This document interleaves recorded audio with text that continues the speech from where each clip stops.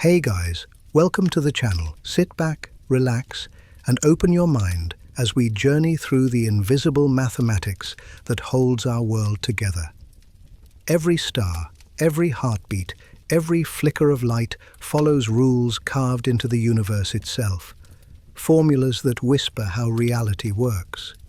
From the gravity that keeps your feet on the ground to the equations that predict galaxies, science speaks a single language: numbers. So shut your eyes if you need to and drift through the logic of existence as we explore 100 scientific formulas and the meaning behind their power. Some say nature speaks in colors, some say in sounds. But the truest voice of the universe is numbers. Mathematics isn't just a tool, it's the code of existence, the silent grammar by which reality composes itself. Every falling raindrop, every orbiting planet, every neuron firing in your brain follows a pattern that can be written, measured, and predicted. The formulas we use aren't inventions, they are translations. They reveal the logic of creation, symmetry wrapped in symbols. Galileo once wrote that the universe is a grand book written in the language of mathematics, and without understanding its symbols, triangles, circles, equations, one wanders through darkness. Centuries later, his words still echo through laboratories and observatories. From the speed of light to the structure of DNA, every discovery is a sentence decoded from that ancient script. Consider one of the simplest yet most profound formulas ever written: E equals mc squared. Energy equals mass multiplied by the square of the speed of light. Three symbols, one truth: matter and energy are the same substance dancing between forms. This equation doesn't just describe stars exploding in distant galaxies, it explains the energy in every atom of your body. You are, in a very literal sense, condensed light. The atoms in your bones could power suns if only released. Einstein didn't create this fact, he revealed it. Another universal constant lies at the heart of nature's rhythm. C equals 299,792,458 meters per second, the speed of light. Nothing outruns it. Light defines the upper limit of communication, energy, and even causality. It's the metronome by which the cosmos keeps time. Every flash of lightning, every signal bouncing through fiber optics, every glimpse of the stars you see tonight, all obey that constant. It is both law and limit, the ultimate boundary written into existence. Then there is G, the gravitational constant, an invisible handshake between every mass in the universe. Newton captured it in his elegant equation: F equals G, open parenthesis m1 m2, divided by r squared, close parenthesis. Force equals the product of two masses divided by the square of their distance, scaled by g. It means that every object pulls on every other object, no matter how far apart they are. Right now, your body exerts a gravitational force on the moon, just as the moon tugs subtly at you. Gravity is democracy in action, no mass too small, no distance too great. It binds the galaxies together and keeps your feet on the ground. The beauty of these equations lies not just in their precision, but in their poetry. They distill the infinite into something finite, something human. When we write F equals ma, we're not scribbling symbols on paper. We're describing how the entire material universe moves. Newton's second law is the heartbeat of motion, dictating how every planet spins, how every bullet flies, how your car accelerates when you press the gas pedal. It's one of the purest bridges between mind and matter, an idea that became law simply because it was true everywhere. But formulas do more than measure, they predict. Long before we sent rockets into space, mathematicians and physicists had already mapped the orbits they would follow. Kepler's laws, written in the 1600s, told us how planets move in ellipses around the Sun. When Newton added gravity's formula, the heavens became calculable. Later, Einstein's equations curved space itself, refining that prediction further. The universe went from mystery to mechanism, not because it changed, but because our understanding did. Still, the deeper we go, the stranger the language becomes. Quantum mechanics, the study of the subatomic, speaks in probabilities rather than certainties. The famous Schrödinger equation, IH partial pis over partial t equals HH bar kes, is the grammar of quantum reality. It doesn't tell us where a particle is, only where it's likely to be. Nature, it seems, doesn't draw lines. It paints with clouds of possibility.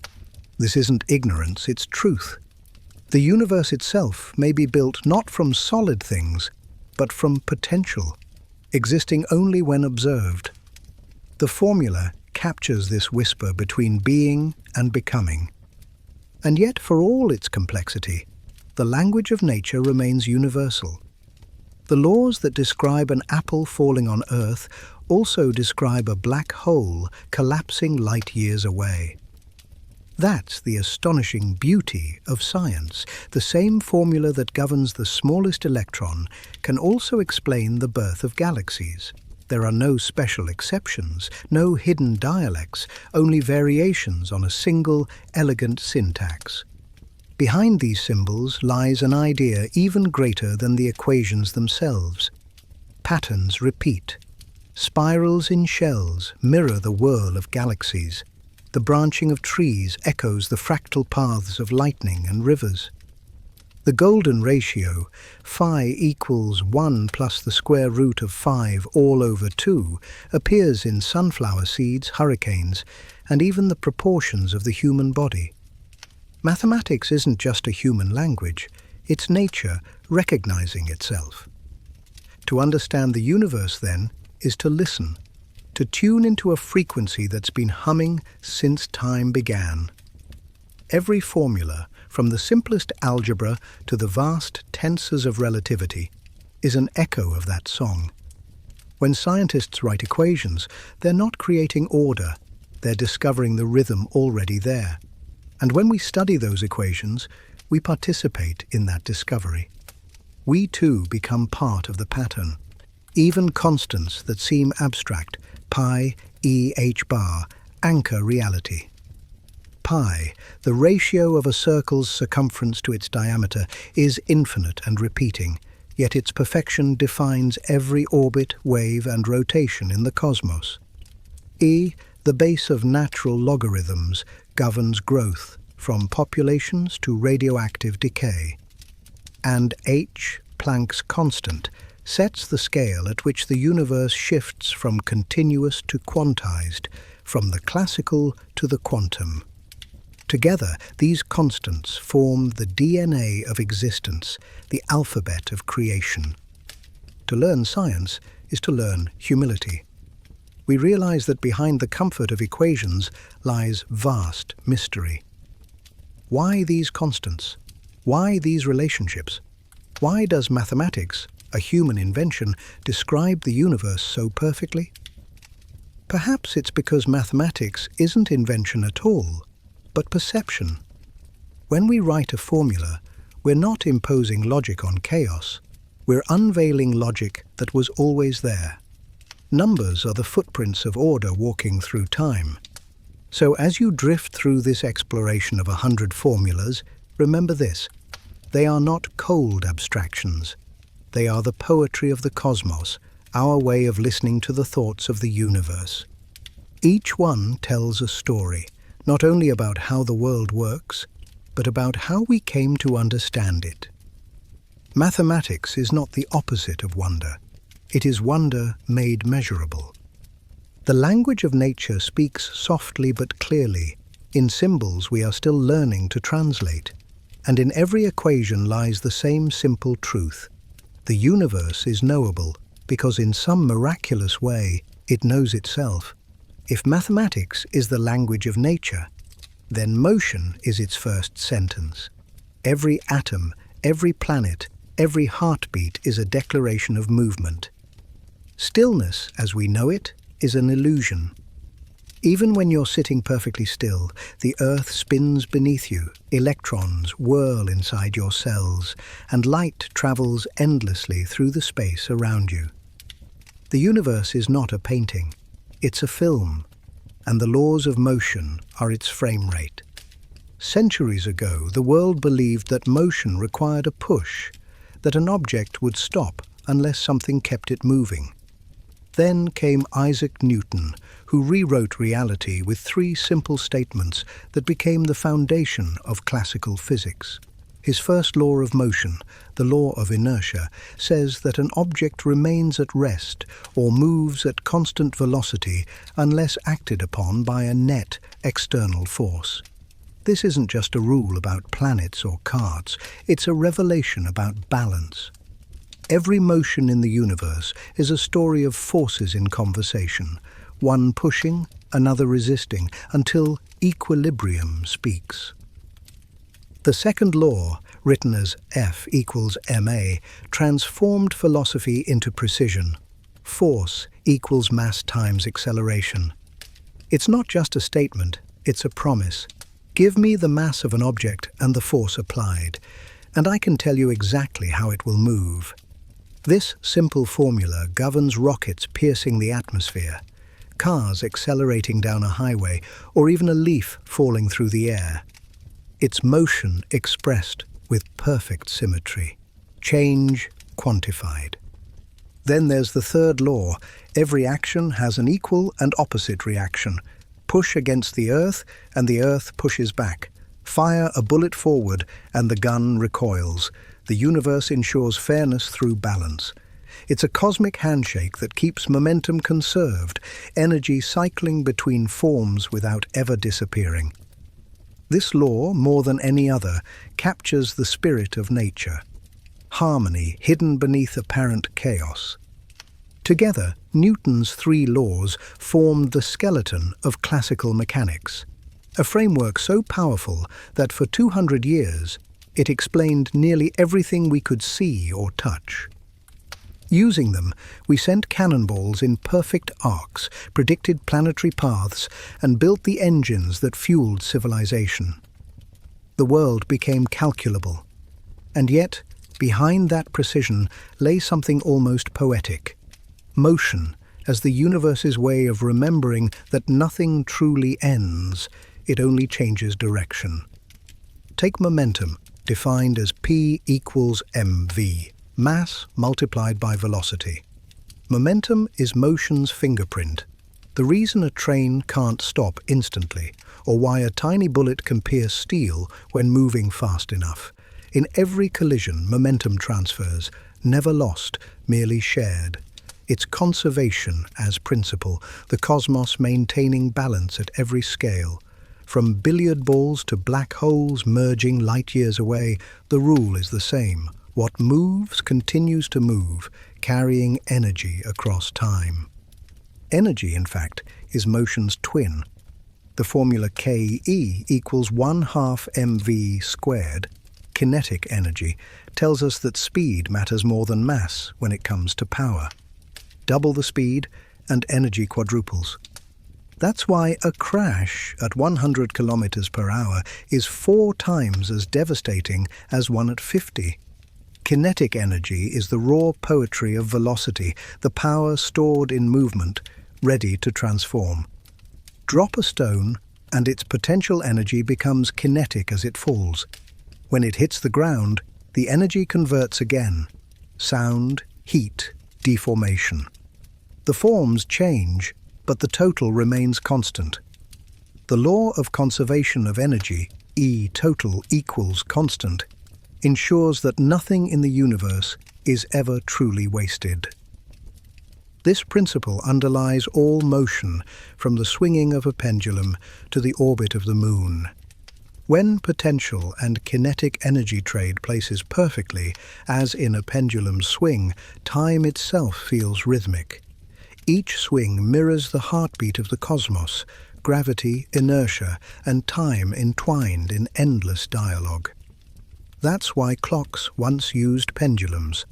The same laws that move planets also mark our seconds. But the power of motion isn't limited to planets or projectiles. It's alive in every breath. When you inhale, muscles contract, air accelerates into your lungs, pressure balances with precision. Your blood flows according to Bernoulli's equation, P plus 1/2 RHO-V squared plus RAO-GH equals constant, a law first written to describe fluids in pipes, but equally true for the currents within veins. Motion is not mechanical, it's biological. It is the pulse of life itself. And yet, the deeper physics goes, the more motion reveals itself as relative. To Newton, space was an absolute stage where objects danced. But Einstein changed that stage forever. According to special relativity, motion and rest depend entirely on perspective. To you, sitting in a moving train, the world rushes by. To someone outside, it's you who's moving. There is no universal stillness, only relative motion. Even time and length distort when speeds approach light's limit.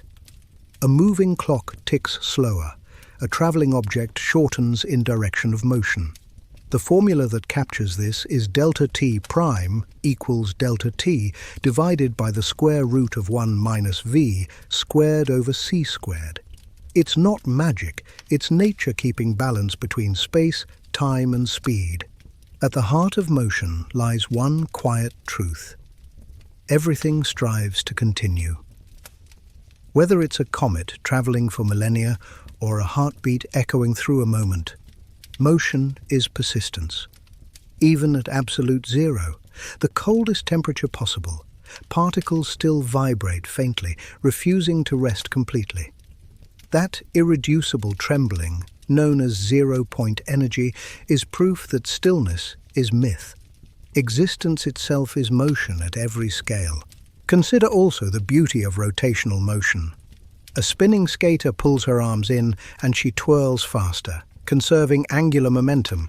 L equals I omega, where I is moment of inertia and omega angular velocity. The tighter the spin, the faster the rotation.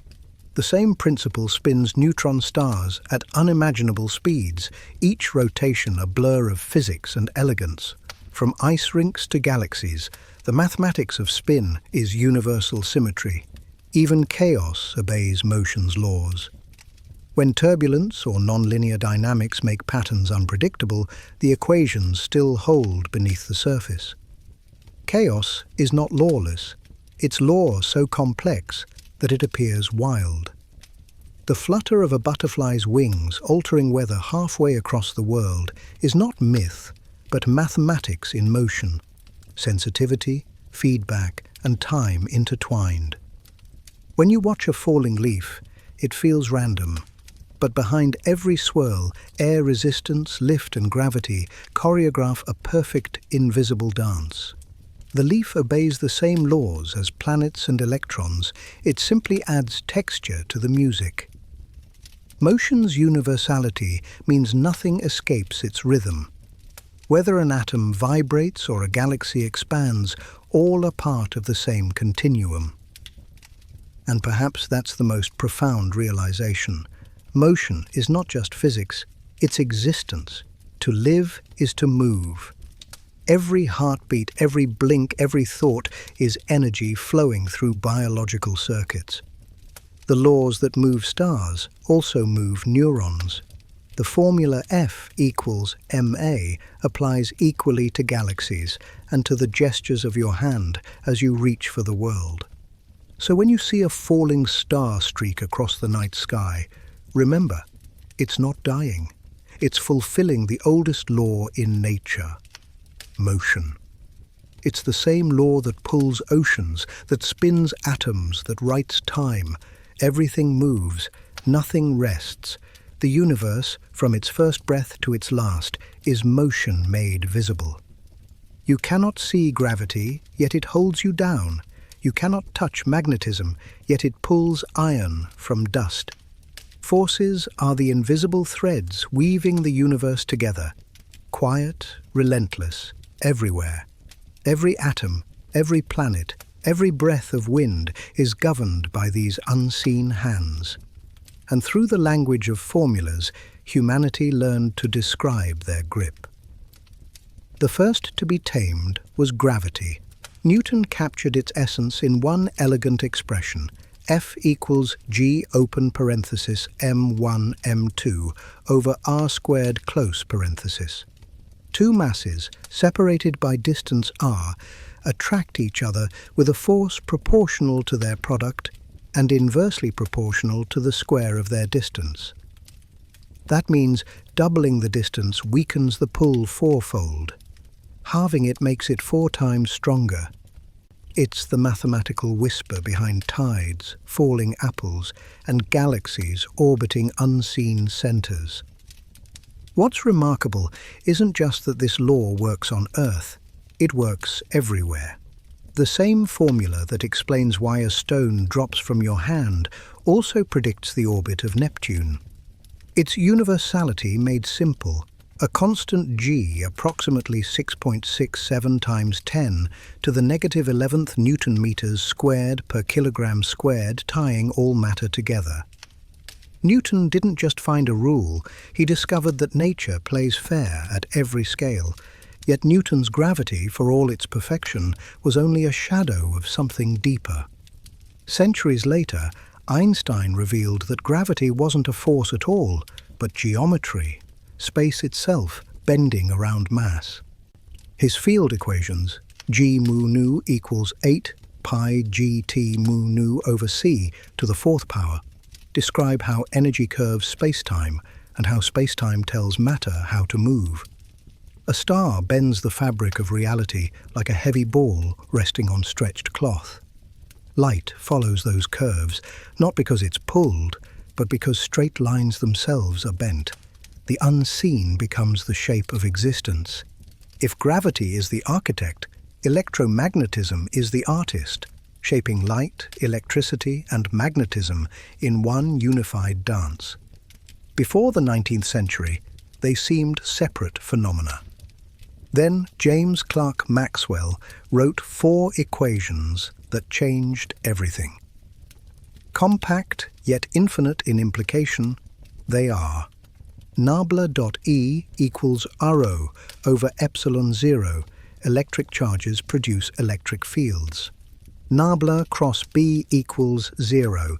There are no magnetic monopoles. Nabla cross E equals minus partial B over partial T. Changing magnetic fields create electric fields. Nabla cross B equals mu0J plus mu0 epsilon 0 partial E over partial T. Currents and changing electric fields create magnetic fields. Together, these equations explained light itself. A self-sustaining wave, oscillating electric and magnetic fields, moving through vacuum at speed c, equals 1 over the square root of mu0 epsilon 0. The same constant of nature, the same speed Einstein later used to rewrite space and time. Maxwell had unknowingly unified electricity, magnetism, and optics long before quantum physics even began. This unity birthed our technological age. Every radio transmission, Wi-Fi signal, and beam of sunlight follows Maxwell's symmetry. The phone in your pocket speaks the language of 19th century mathematics, proving that invisible fields can carry thought, sound, and vision across the world. You are surrounded by forces you never see but constantly depend on. Beyond electromagnetism lies another invisible kingdom: the nuclear forces. Deep within the atom, they shape everything we are.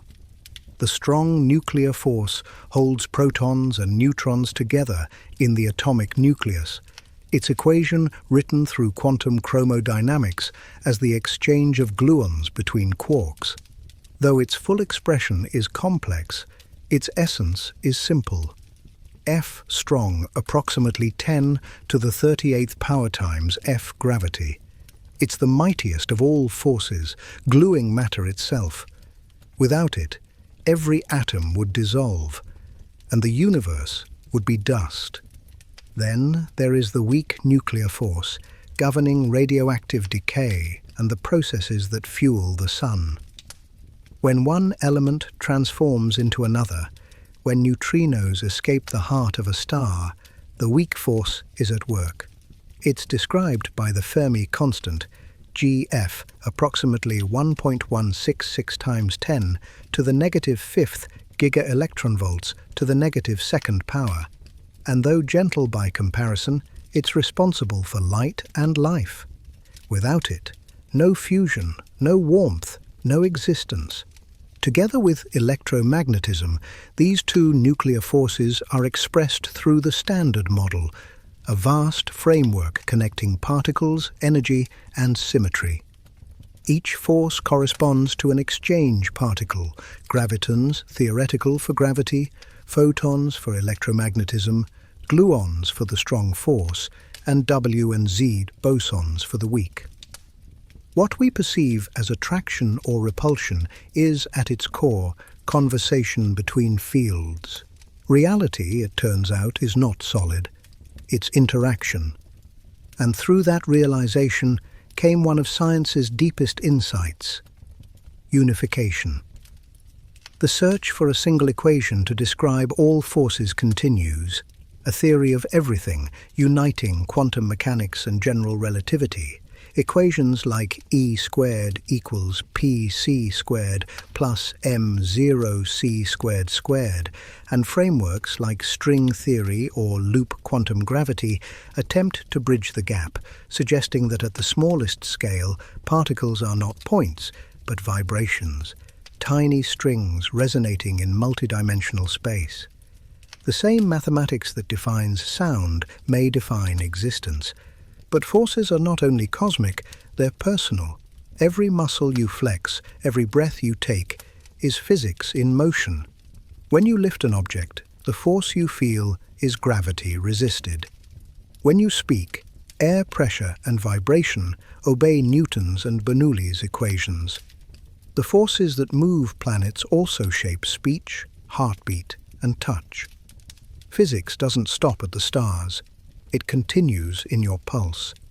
And in every force lies a constant balance: attraction and repulsion, compression and expansion, light and gravity.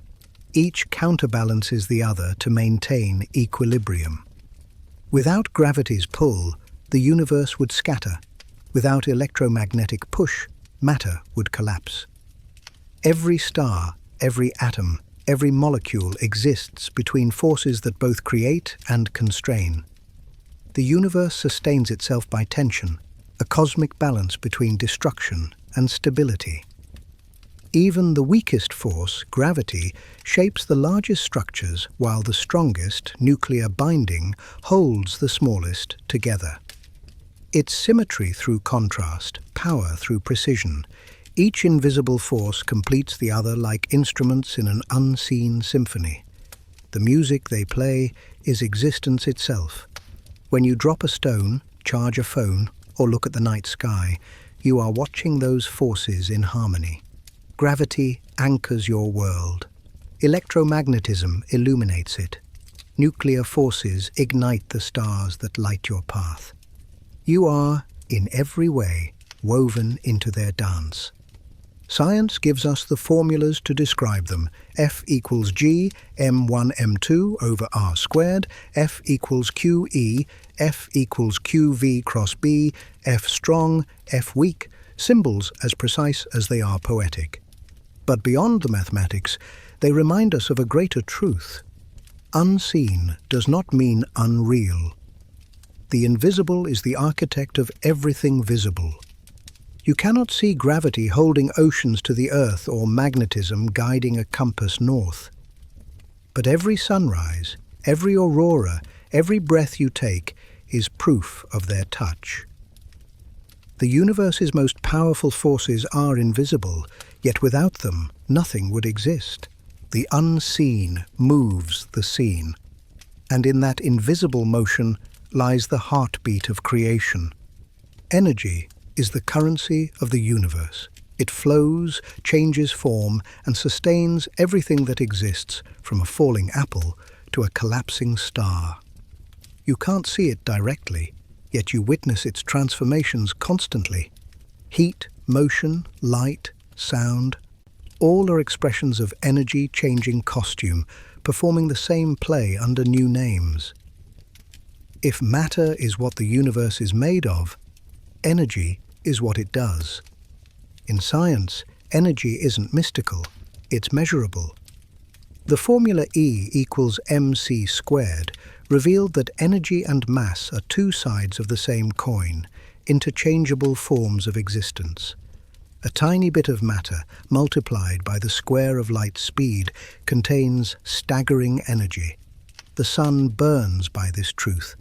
Every second, it converts 4 million tons of mass into radiant energy, lighting and warming the solar system. That single equation links the warmth of sunlight to the heart of relativity. But before Einstein, energy had already begun its own revolution. In the 19th century, scientists realized that no process in the universe creates or destroys energy. It merely transforms it. This became the first law of thermodynamics, delta U equals Q minus W, where delta U is the change in internal energy, Q is heat added to the system, and W is work done by the system. Whether in a steam engine, a thunderstorm, or the human body, energy moves between forms but never vanishes. Even when a machine loses power, that energy isn't gone. It's dispersed as heat, vibration, or radiation. The total remains constant. The universe keeps perfect accounts. Energy transformation underlies every motion. When a pendulum swings, potential energy at its highest point becomes kinetic energy at its lowest. The equation Ke equals 1/2 mv squared describes that speed-borne power, while Pe equals mgh quantifies its stored height. Together, they embody balance. What's lost in one form reappears in another. This conversion defines motion, tides, and orbits. It's nature's perpetual recycling program. But energy isn't just quantity, it's quality. The second law of thermodynamics introduces entropy, the measure of disorder. It states that in any natural process, entropy increases.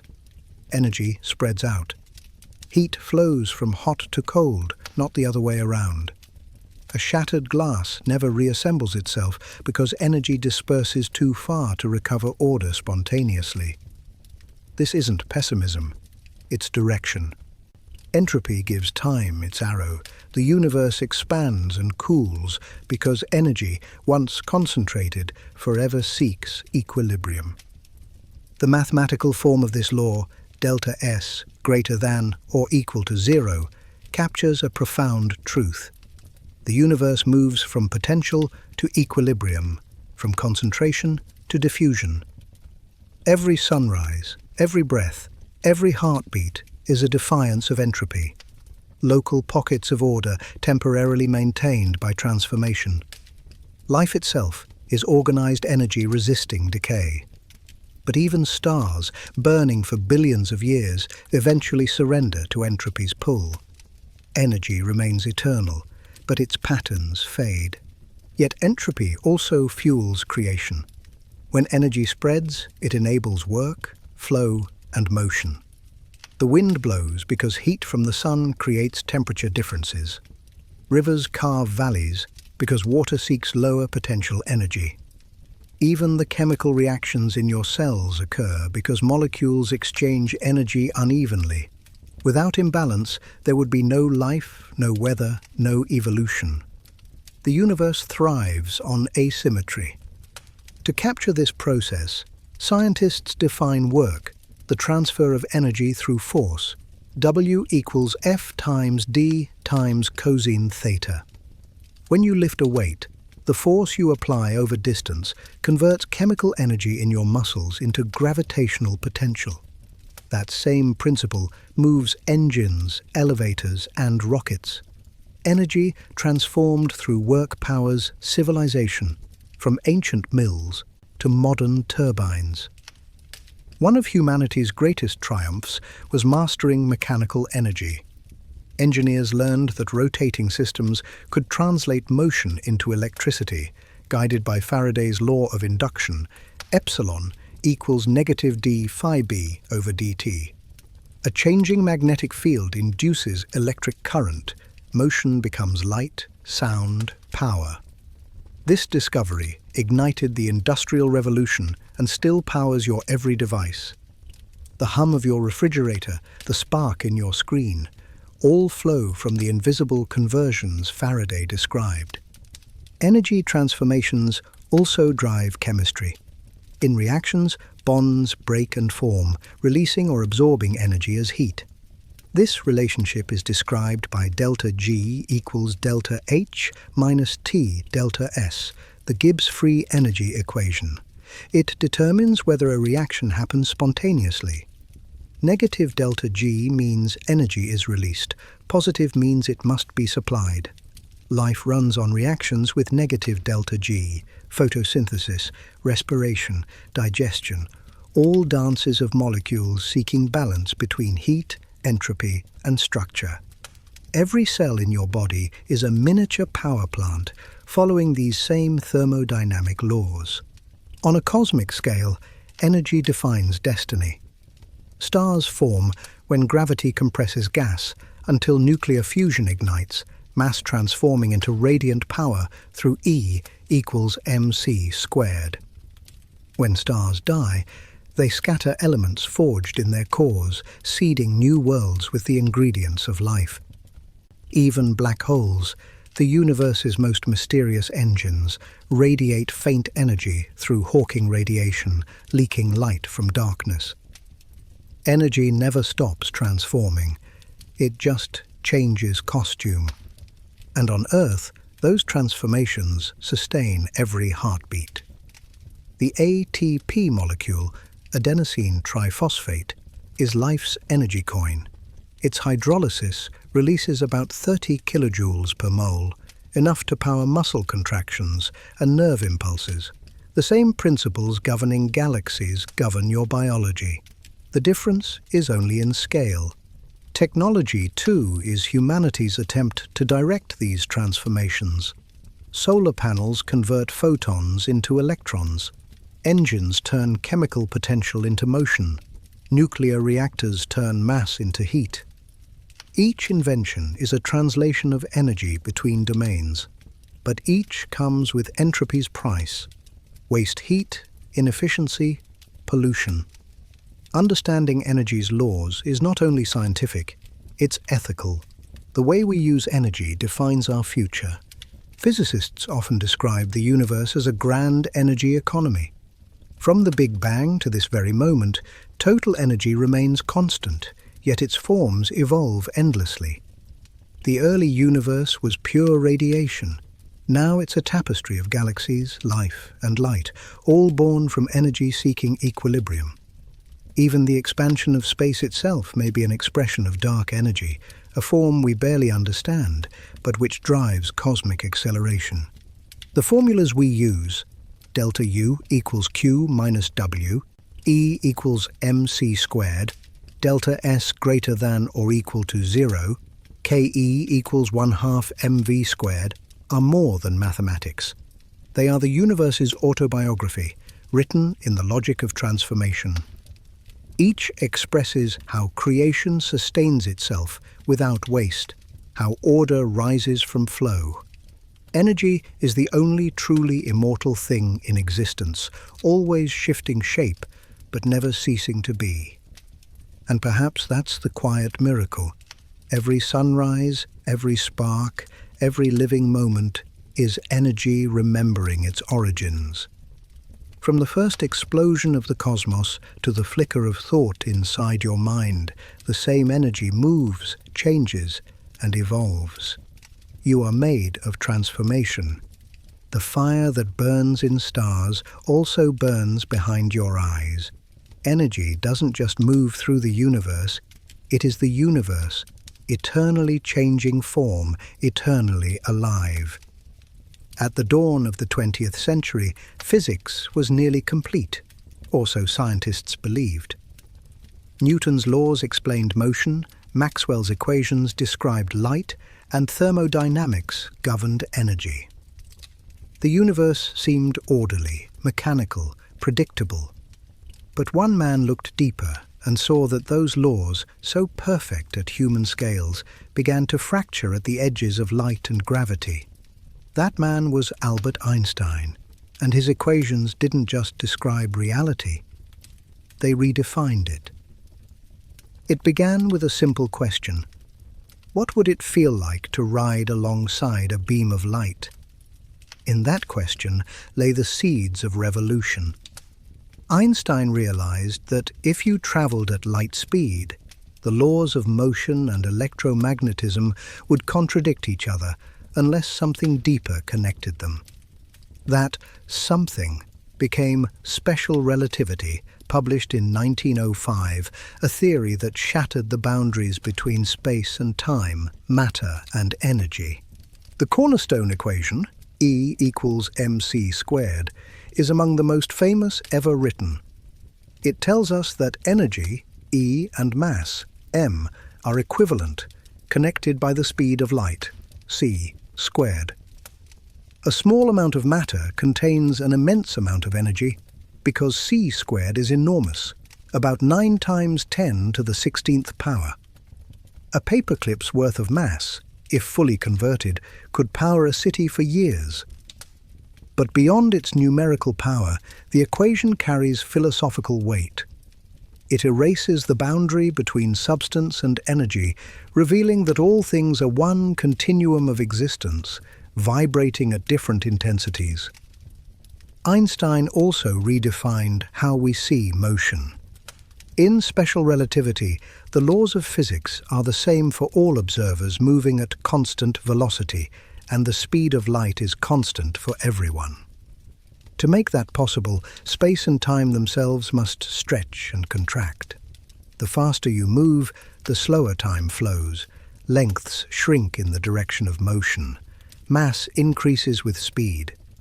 These transformations are not illusions. They are measurable truths. The equations describing them. Prime equals t divided by the square root of 1 minus v squared over c squared, and L prime equals L times the square root of 1 minus v squared over c squared show that motion warps reality. The universe preserves light speed by bending everything else around it. What once seemed absolute becomes relative. At first, these ideas sounded like heresy. Time, scientists believed, was universal, a steady rhythm ticking through all existence. Einstein replaced that ticking clock with a web of interwoven dimensions, space-time. Events are no longer just where and when, they are four-dimensional coordinates on a cosmic fabric. In this framework, gravity isn't a force pulling masses together, it's geometry itself curving around mass and energy. This insight culminated in general relativity, published in 1915. Einstein's field equations, g mu nu plus lambda g mu nu equals 8 pi g over c to the 4th power t mu nu, are among the most profound ever written. On the left, they describe the curvature of space-time, geometry. On the right, the distribution of matter and energy, physics. The equation says that matter tells space how to curve, and space tells matter how to move. The universe is not a stage on which events unfold. It's an active participant. Existence shapes itself. The predictions of general relativity were so radical that it took years to confirm them. One came in 1919 during a solar eclipse, when astronomer Arthur Eddington observed starlight bending around the sun exactly as Einstein's theory predicted. The discovery electrified the world. Overnight, Einstein became a symbol of genius, and the universe became a place far stranger and more beautiful than anyone had imagined. From these equations, new realities emerged. Time dilation means that a clock on a speeding spacecraft runs slower than one on Earth. Gravitational time dilation means that clocks tick slower near massive objects. These effects aren't theoretical, they're essential. GPS satellites must correct for relativity every moment, or navigation would drift miles off course within hours. The theory that once seemed abstract now guides your phone home. Einstein's equations also predicted black holes, regions where space-time curvature becomes infinite. At their centers, gravity crushes matter into a point of unimaginable density, and time itself halts. For decades, black holes were mathematical curiosities, but now we can see their shadows through telescopes. In 2019, the Event Horizon Telescope captured the first image of one, proving Einstein's vision yet again. The theory he forged from pure thought continues to reveal the universe's deepest truths. But Einstein's revolution went beyond physics. It transformed how we think. He showed that observation shapes reality, that truth depends on perspective, and that simplicity can unveil the infinite. His mind dared to follow logic to its cosmic conclusion. The result was a new kind of beauty. Mathematics as poetry, geometry as destiny. Even in his later years, Einstein searched for unity. He believed that gravity and electromagnetism must be aspects of one deeper field, a unified theory. Though he never completed it, his quest inspired generations of physicists chasing the same dream. Today's string theorists and quantum cosmologists are still walking the path he began, weaving forces into one fabric of mathematics. The ripple of Einstein's insight reaches everywhere. Nuclear power, born from E equals mc squared, fuels cities and weapons. GPS systems depend on relativistic corrections. Space exploration relies on his equations to navigate across light years. Every image of a galaxy, every understanding of a star's death, every theory of the Big Bang owes its existence to the bending of space-time that Einstein revealed. And yet, perhaps his greatest contribution wasn't an equation at all. It was a way of seeing. Einstein taught that the boundaries between things, matter and energy, space and time, science and imagination, are illusions waiting to be dissolved by understanding. His universe is flexible, relational, alive. Nothing exists in isolation. Everything is connected through the fabric of space-time. He once wrote, "The most incomprehensible thing about the universe is that it is comprehensible." That statement captures the essence of his revolution. The cosmos is not chaos. It is intelligible, written in a language we can learn. Einstein didn't just decipher that language. He reminded us it was ours to read. His theories didn't close the book on physics. They opened it wider. They replaced certainty with wonder, equations with questions, boundaries with bridges. And through it all, one truth stands. Reality is far more fluid than we imagine. Time bends, light curves, energy becomes matter, and matter becomes energy again. The universe breathes through transformation, and Einstein's mathematics was its first conscious exhale. So when you look up at the night sky and feel that faint pull of awe, know this: you are feeling relativity itself, the curvature of space-time shaping the path of light, the same geometry that bends your thoughts toward wonder. Einstein didn't invent that connection. He just revealed that the laws of the cosmos and the poetry of the soul are written in the same script. If Einstein bent the fabric of reality, quantum physics shattered its smoothness entirely. Beneath the visible world, beneath atoms and even their nuclei, lies a universe so strange that logic struggles to follow. It's a place where particles behave like waves, where observation changes outcome, and where probability replaces certainty. The equations describing it don't predict what will happen. They reveal what might. Welcome to the quantum world, the frontier where mathematics meets mystery. The story begins with light. In 1900, Max Planck tried to solve a problem in thermal radiation: why hot objects emit light that shifts from red to blue as they heat. Classical physics couldn't explain it.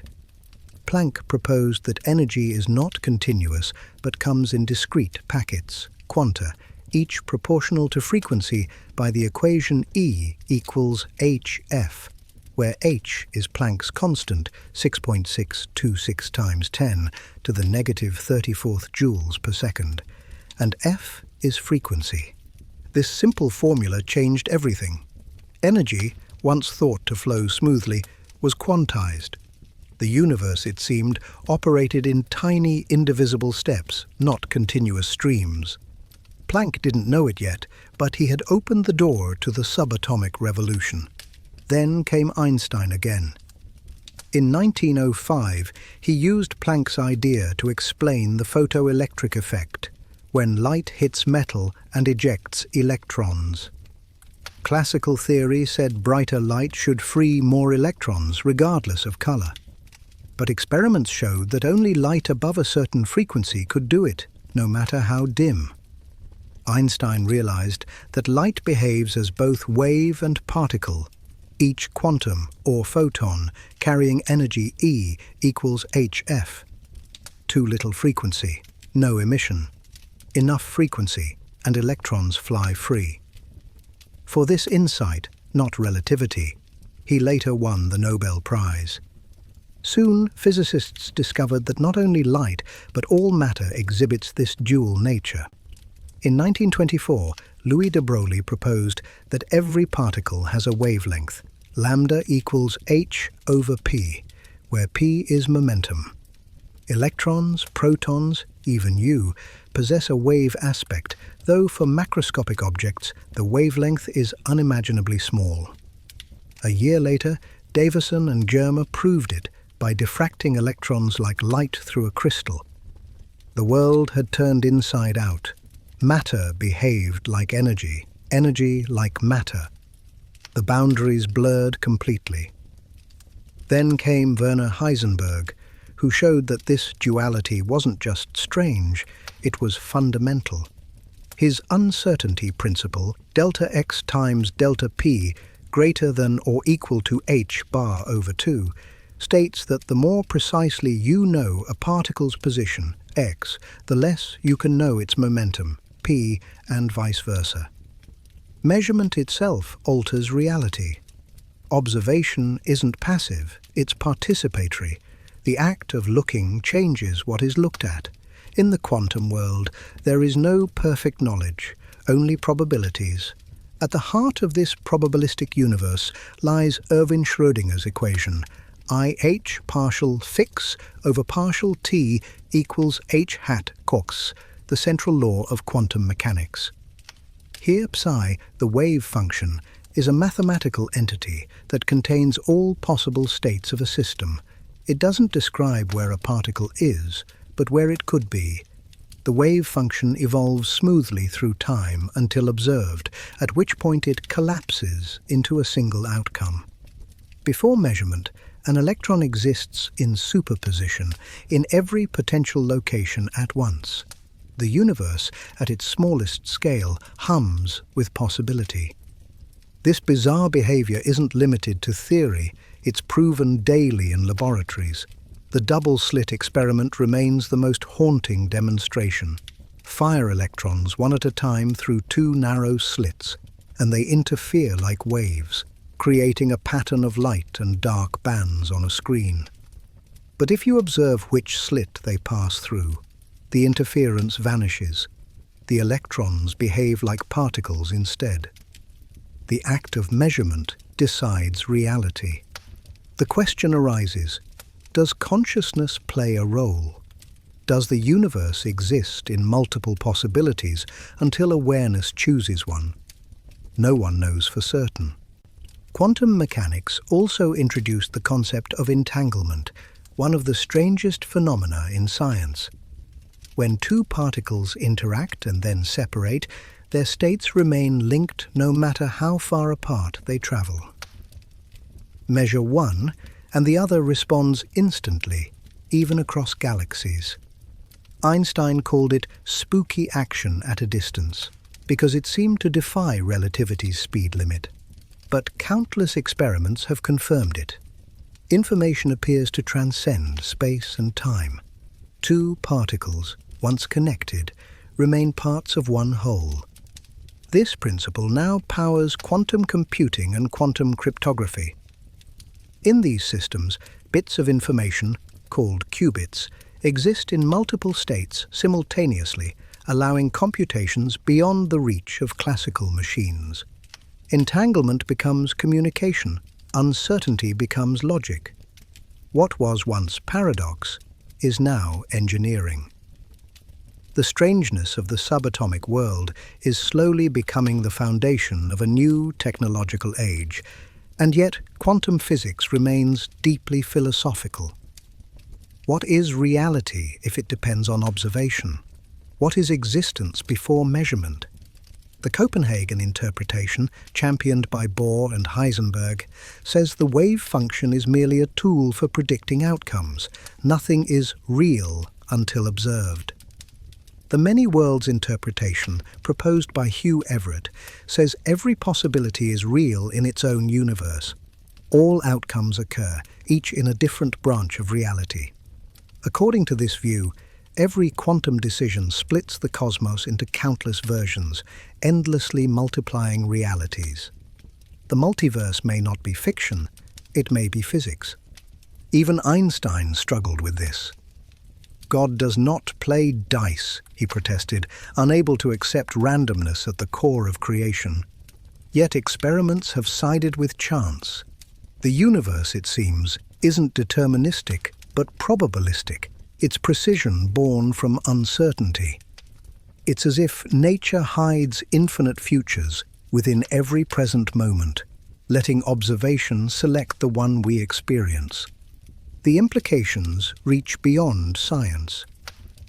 Quantum theory challenges our notions of separateness, cause, and certainty. It suggests that at the deepest level, reality is relational, an interconnected web where observer and observed are one system. The boundaries between mind and matter blur just as surely as those between particle and wave. Perhaps consciousness too arises from the same quantum substrate, though that remains speculation.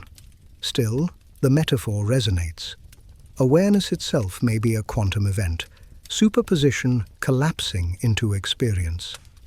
And though the math is dizzying, its beauty is undeniable. The constants h bar, c, e, alpha form a symphony of precision. The equations predict atomic spectra, chemical bonds, semiconductors, and stars.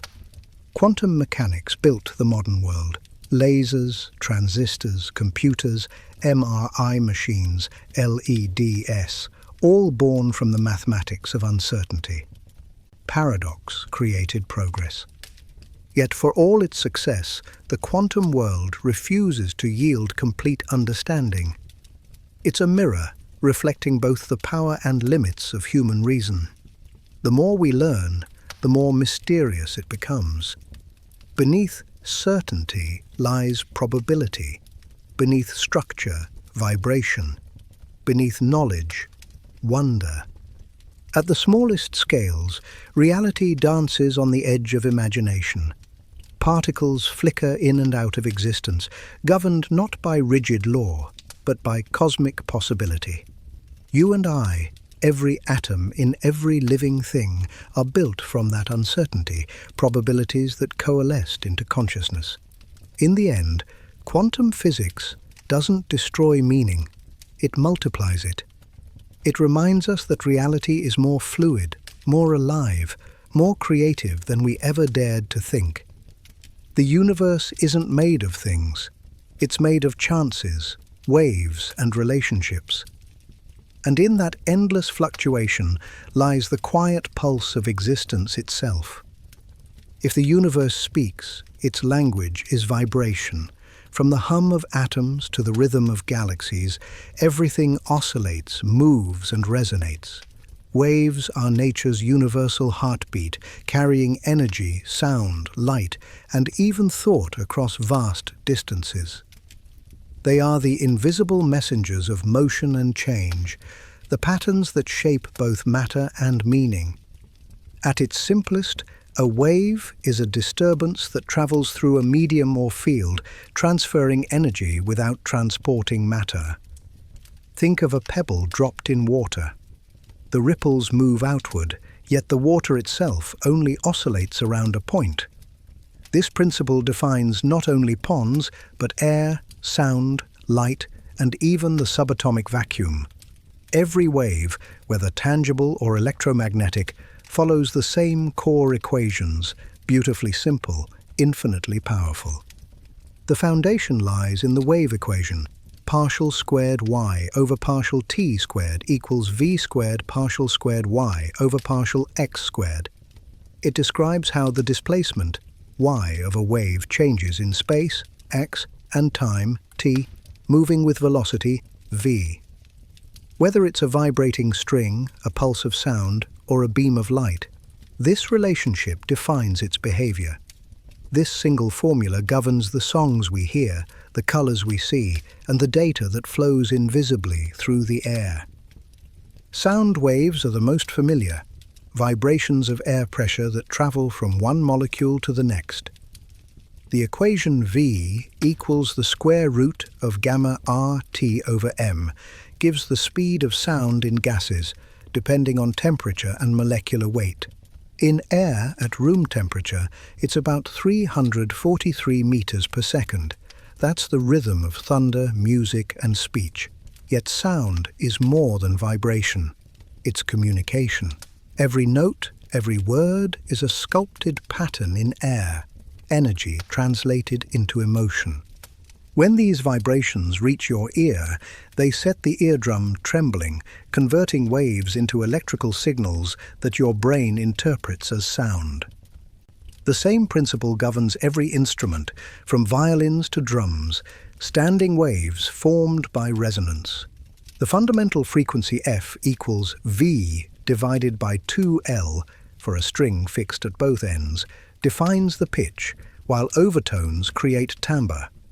Music, then, is physics made poetic, ordered vibrations turned into feeling. But not all waves need matter. Light, radio, and X-rays are electromagnetic waves, oscillations of electric and magnetic fields that require no medium. They travel through vacuum at c equals 3 times 10 to the 8th meters per second, the fastest anything can move. The wave equation for light, derived from Maxwell's laws, is nabla squared E equals 1 over c squared partial squared E over partial t squared, and it shows that light is simply the vibration of energy itself. Each frequency corresponds to a color, from red, low energy, to violet, high energy. Beyond visible light lie invisible realms: infrared warmth, ultraviolet danger, X-rays that peer through flesh, and gamma rays that burn from distant stars. All are waves, different in frequency, but one in essence. Every wave shares a set of fundamental relationships. Lambda F equals V ties, wavelength lambda, frequency F, and velocity V. Shorter wavelengths mean higher frequencies, higher energy, and finer detail. The visible rainbow, for example, spans wavelengths from about 700 nanometers, red, to 400 nanometers, violet, a narrow slice of the full electromagnetic spectrum. Below that lies the inaudible hum of radio. Above, the furious pulse of cosmic radiation. The universe vibrates on scales both immense and microscopic, yet all obey the same rhythm. This universality of waves also extends to the quantum world. De Broglie's equation, lambda equals h over p, showed that particles like electrons have wave properties. The Schrödinger equation describes their probabilities as wave functions.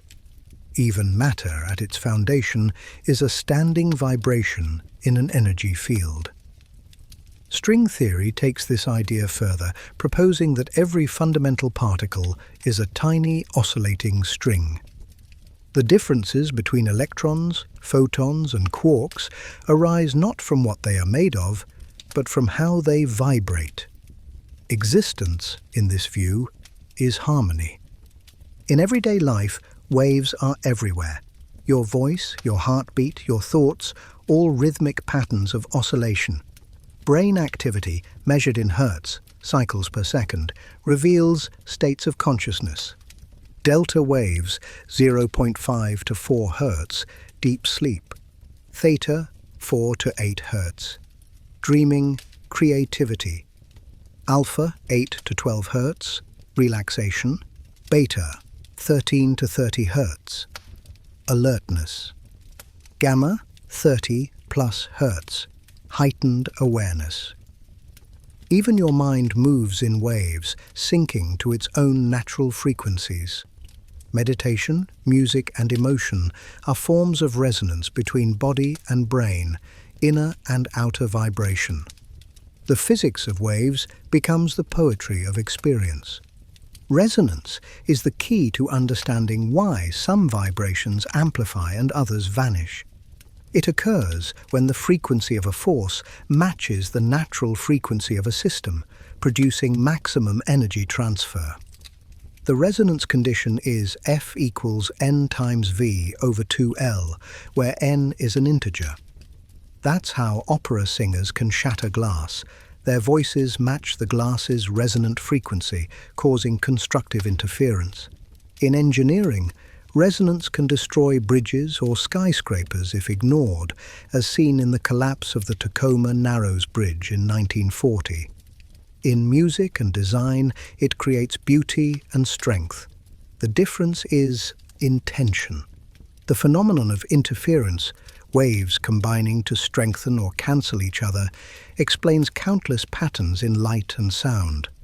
The principle of superposition, y total equals y1 plus y2, governs this interplay. When waves align, they reinforce. When they oppose, they diminish. From the shimmering colors of a soap bubble to the holographic displays of technology, interference paints the universe with texture and depth. Even the tiniest vibrations carry cosmic implications. The cosmic microwave background, the afterglow of the Big Bang, is a fossil wave frozen in time, rippling through space for nearly 14 billion years. Those ancient oscillations contain the seeds of galaxies. From the first trembling of creation to the whisper of wind, the same patterns persist, scaling infinitely across dimensions. Energy moves in waves because the universe itself is rhythmic. Every particle oscillates, every atom resonates, every star pulsates. The periodic table is a score, the cosmos a symphony. When you strike a string or whisper a word, you echo that primal rhythm, the vibration that began everything. To understand waves is to glimpse the unity behind diversity. Whether sound or light, matter or mind, they obey the same logic. Balance between crest and trough, tension and release, energy and silence. The equation may describe motion, but the meaning is equilibrium. In physics, a standing wave is formed when two equal waves moving in opposite directions interfere, creating points of stillness called nodes. Perhaps the universe itself is a standing wave, an infinite interplay of expansion and contraction, light and dark, energy and calm. Everything moves, yet some points appear still. Life itself may be one such node, a place where cosmic motion finds temporary rest. And maybe that's why waves feel intuitive to us. the rhythm of music, the beat of a heart, the rise and fall of breath, all mirror the pulse of the cosmos. We are built from vibration, tuned to resonance. Every thought you think sends ripples into the invisible fields around you. Every sound you make travels forever, attenuated but never erased. Energy may fade, but the wave remains imprinted on the universe. The next time you hear thunder or feel the bass line of a song pulse through your chest, remember, that vibration is ancient. It's the same principle that shaped atoms, stars, and light. The cosmos hums with it still. All things that exist, solid, sound, or soul, are waves frozen in time. And to understand vibration is to understand the breath of creation itself. Heat is the oldest form of energy we've ever known. It's the warmth of sunlight on skin, the crackle of a fire, the invisible current that drives storms, engines, and stars. Yet, for most of history, no one knew what it really was. People thought heat was a fluid, caloric, that flowed from hot to cold. It took centuries of observation, curiosity, and mathematics to realize that heat isn't a substance at all. It's motion, pure, microscopic motion. Every atom in existence vibrates. In solids, they jiggle in place. In gases, they race wildly through space. Temperature measures that average motion, and heat is energy moving from faster particles to slower ones. When you warm your hands near a fire, trillions of collisions between air molecules transfer kinetic energy to your skin. The flames don't send heat, they send motion shared through the invisible handshake of matter. This understanding is the foundation of thermodynamics, the science of energy, work, and heat. It rests on a handful of deceptively simple principles, the laws of thermodynamics, that describe not only engines and chemistry, but the entire evolution of the cosmos itself. The first law of thermodynamics states that energy cannot be created or destroyed, only transformed. In equation form, delta U equals Q minus W, where delta U is the change in internal energy, Q is the heat added to the system, and W is the work done by the system. Whether you're boiling water, fueling a rocket, or digesting a meal, energy shifts from one form to another, chemical to thermal, thermal to kinetic, but the total remains constant. The universe, in its grand economy, never loses a single unit of energy, it only exchanges. But while the first law guarantees conservation, the second law introduces direction. It declares that heat flows naturally from hot to cold, never the reverse, unless work is done to reverse it. Entropy, the measure of disorder, always increases in an isolated system. Mathematically, delta S greater than or equal to 0, where S is entropy. This law defines the arrow of time. Coffee cools, ice melts, stars burn out. The universe drifts from order to chaos because energy spreads out, becoming less usable. Entropy doesn't mean destruction, it means transformation, a diffusion of possibility. To grasp entropy, imagine a deck of cards. In a perfect order, all suits aligned, there's low entropy, few ways to arrange it. Shuffle it, and entropy rises. The number of possible arrangements skyrockets. The second law says that the universe, too, is constantly shuffling itself, maximizing the number of configurations available. Stars form, burn, and scatter elements into space, feeding new generations of order in the process. Entropy fuels creation as much as decay. The third law of thermodynamics takes us to the extreme. As temperature approaches absolute zero, 0 Kelvin, or minus 273.15 degrees Celsius, entropy approaches a constant minimum. Motion slows, vibrations nearly cease, and the universe enters stillness. No experiment has ever reached true zero. It's a theoretical horizon. but scientists have cooled atoms within billionths of a degree of it. At those temperatures, strange new states of matter emerge. Bose-Einstein condensates, where atoms act as one unified quantum entity, moving in perfect harmony. In the coldest silence, nature finds new order. The zeroth law, though named last, came first in logic. If two systems are each in thermal equilibrium with a third, they're also in equilibrium with each other. It's simple, but it defines temperature itself, a universal scale that allows us to compare heat.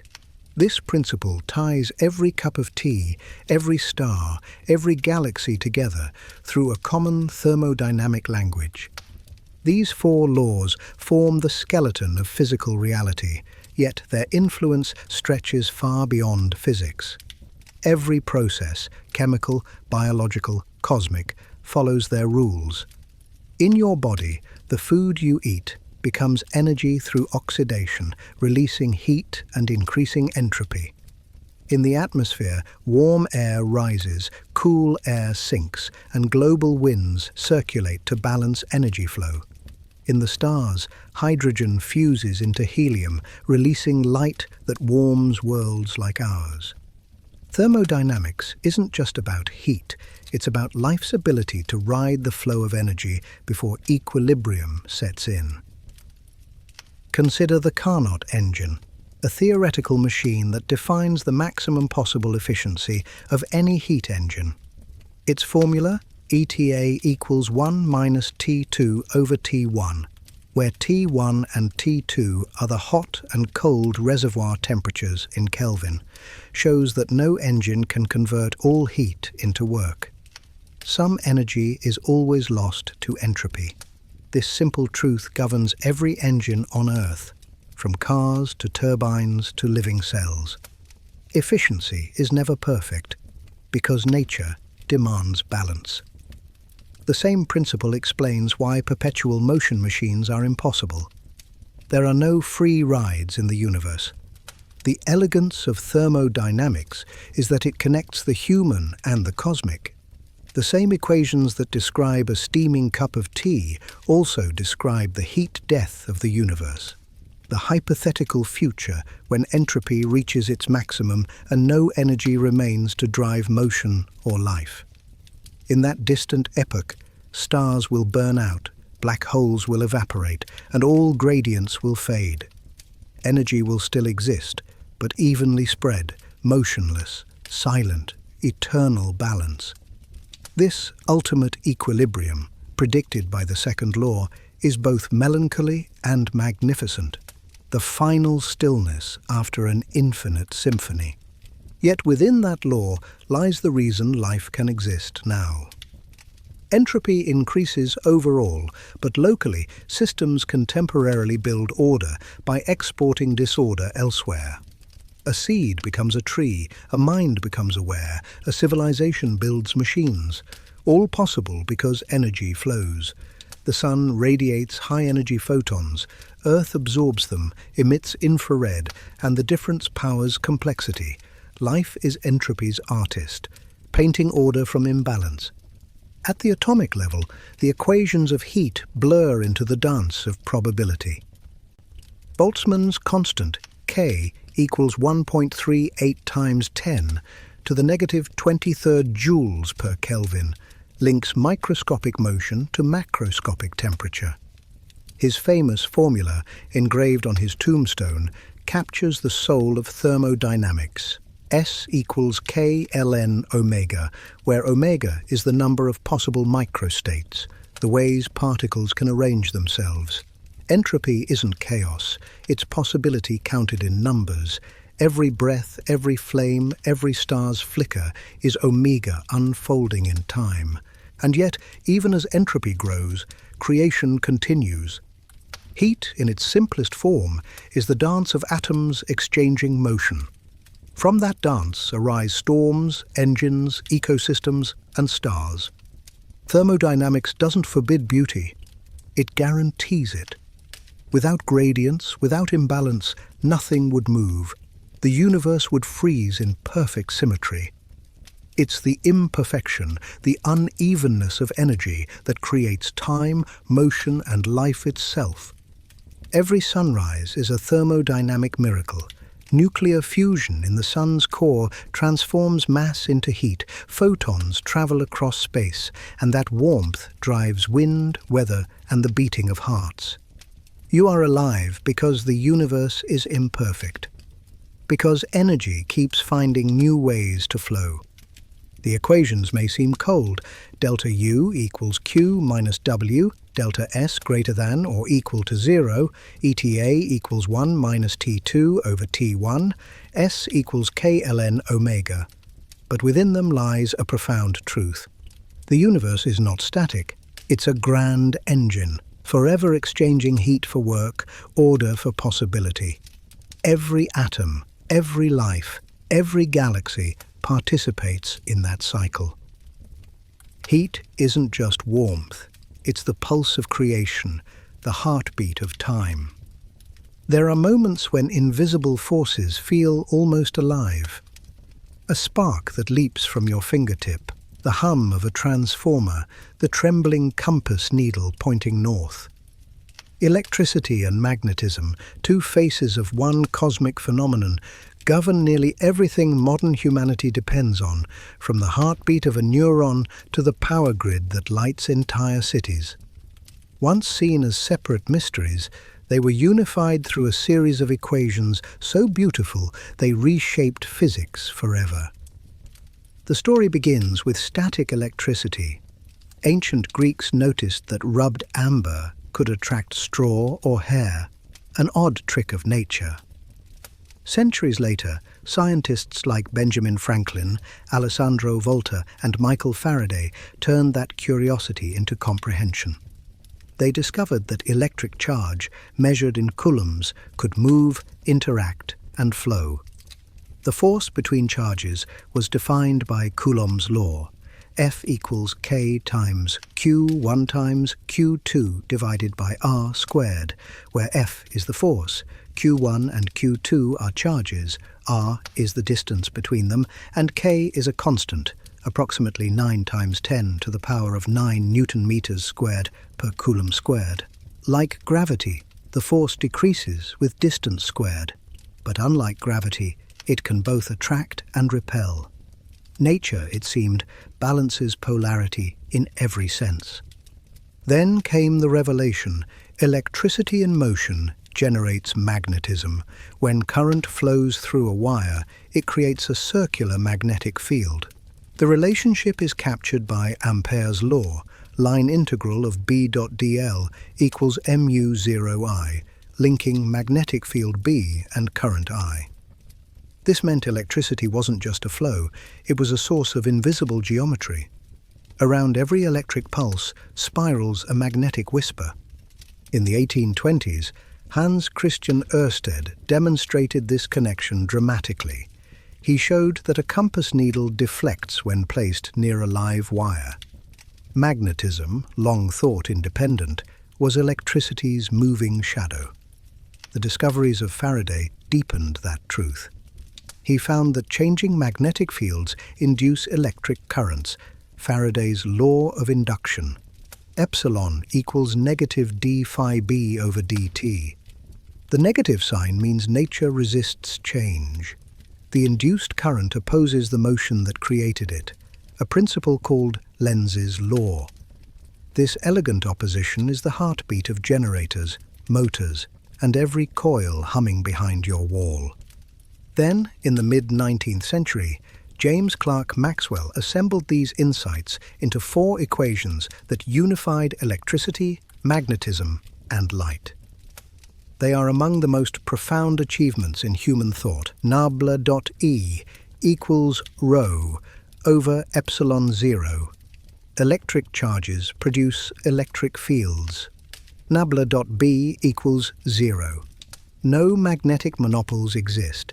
Field lines are continuous loops. Nabla cross E equals minus partial B over partial T. A changing magnetic field creates an electric field.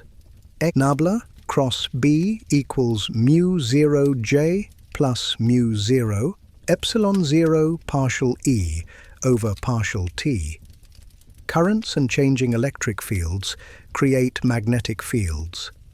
Together, these equations predicted something stunning: self-sustaining waves of electric and magnetic fields moving through space, light itself.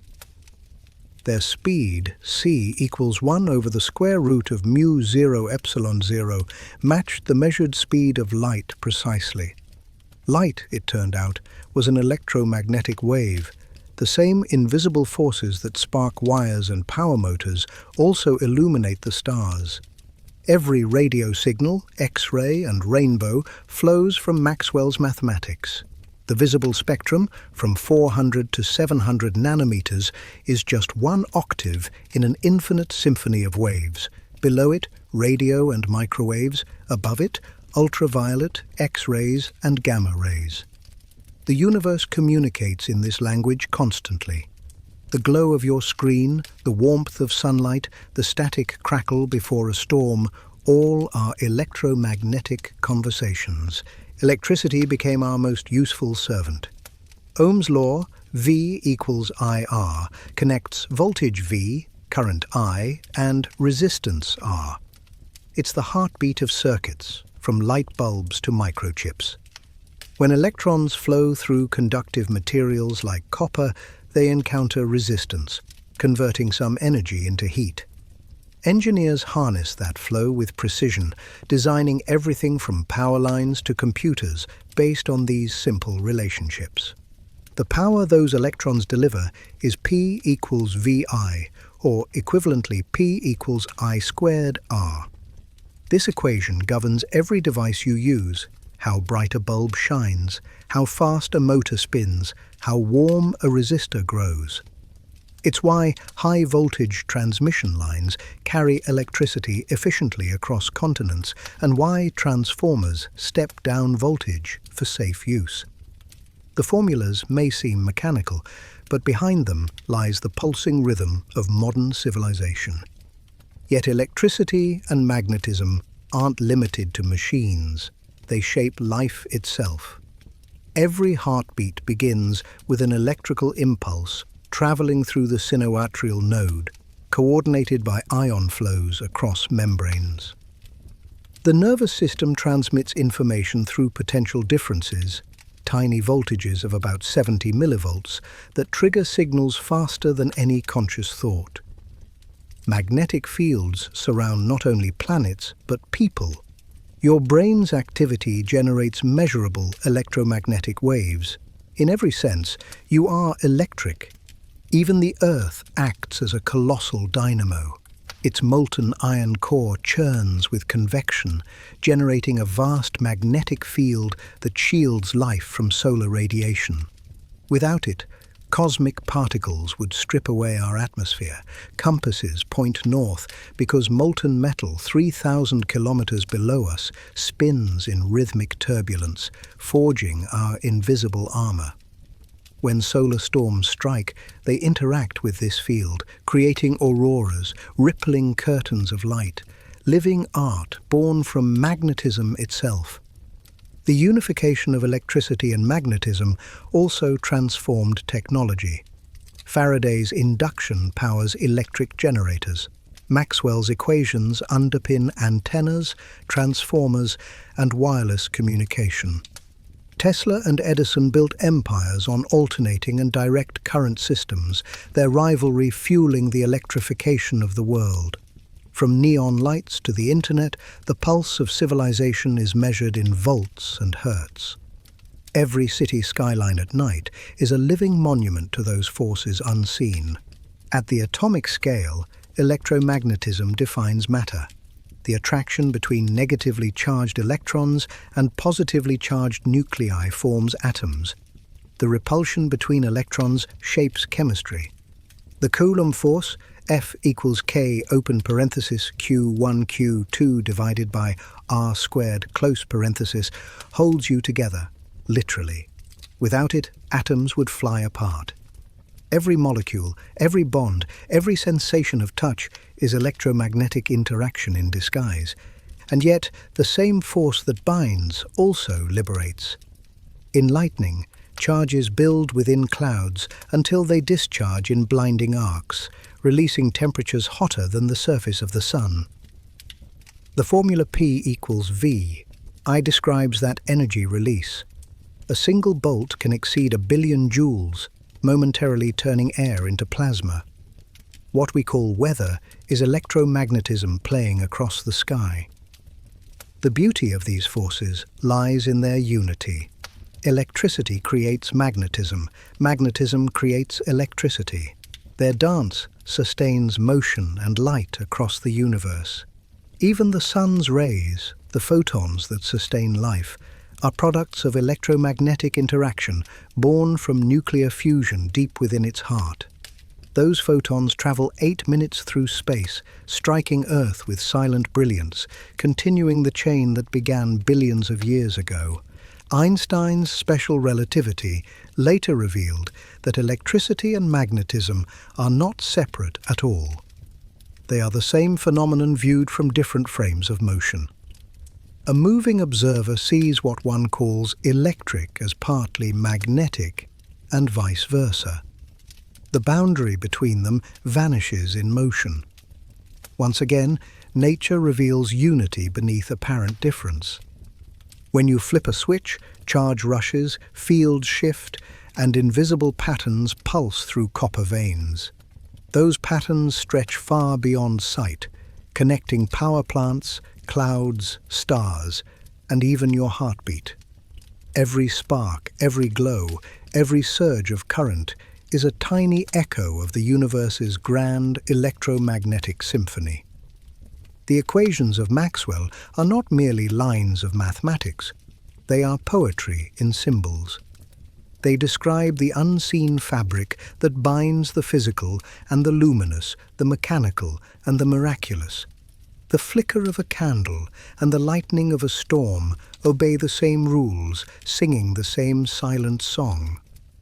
And in that song, the universe speaks not in words, but in wavelengths. Electricity is the pulse, magnetism, the rhythm. Together, they are the heartbeat of light itself. Light is the oldest traveler in the universe. Long before eyes evolved to see it, long before stars had planets to shine upon, light moved through the void. Pure energy, pure geometry.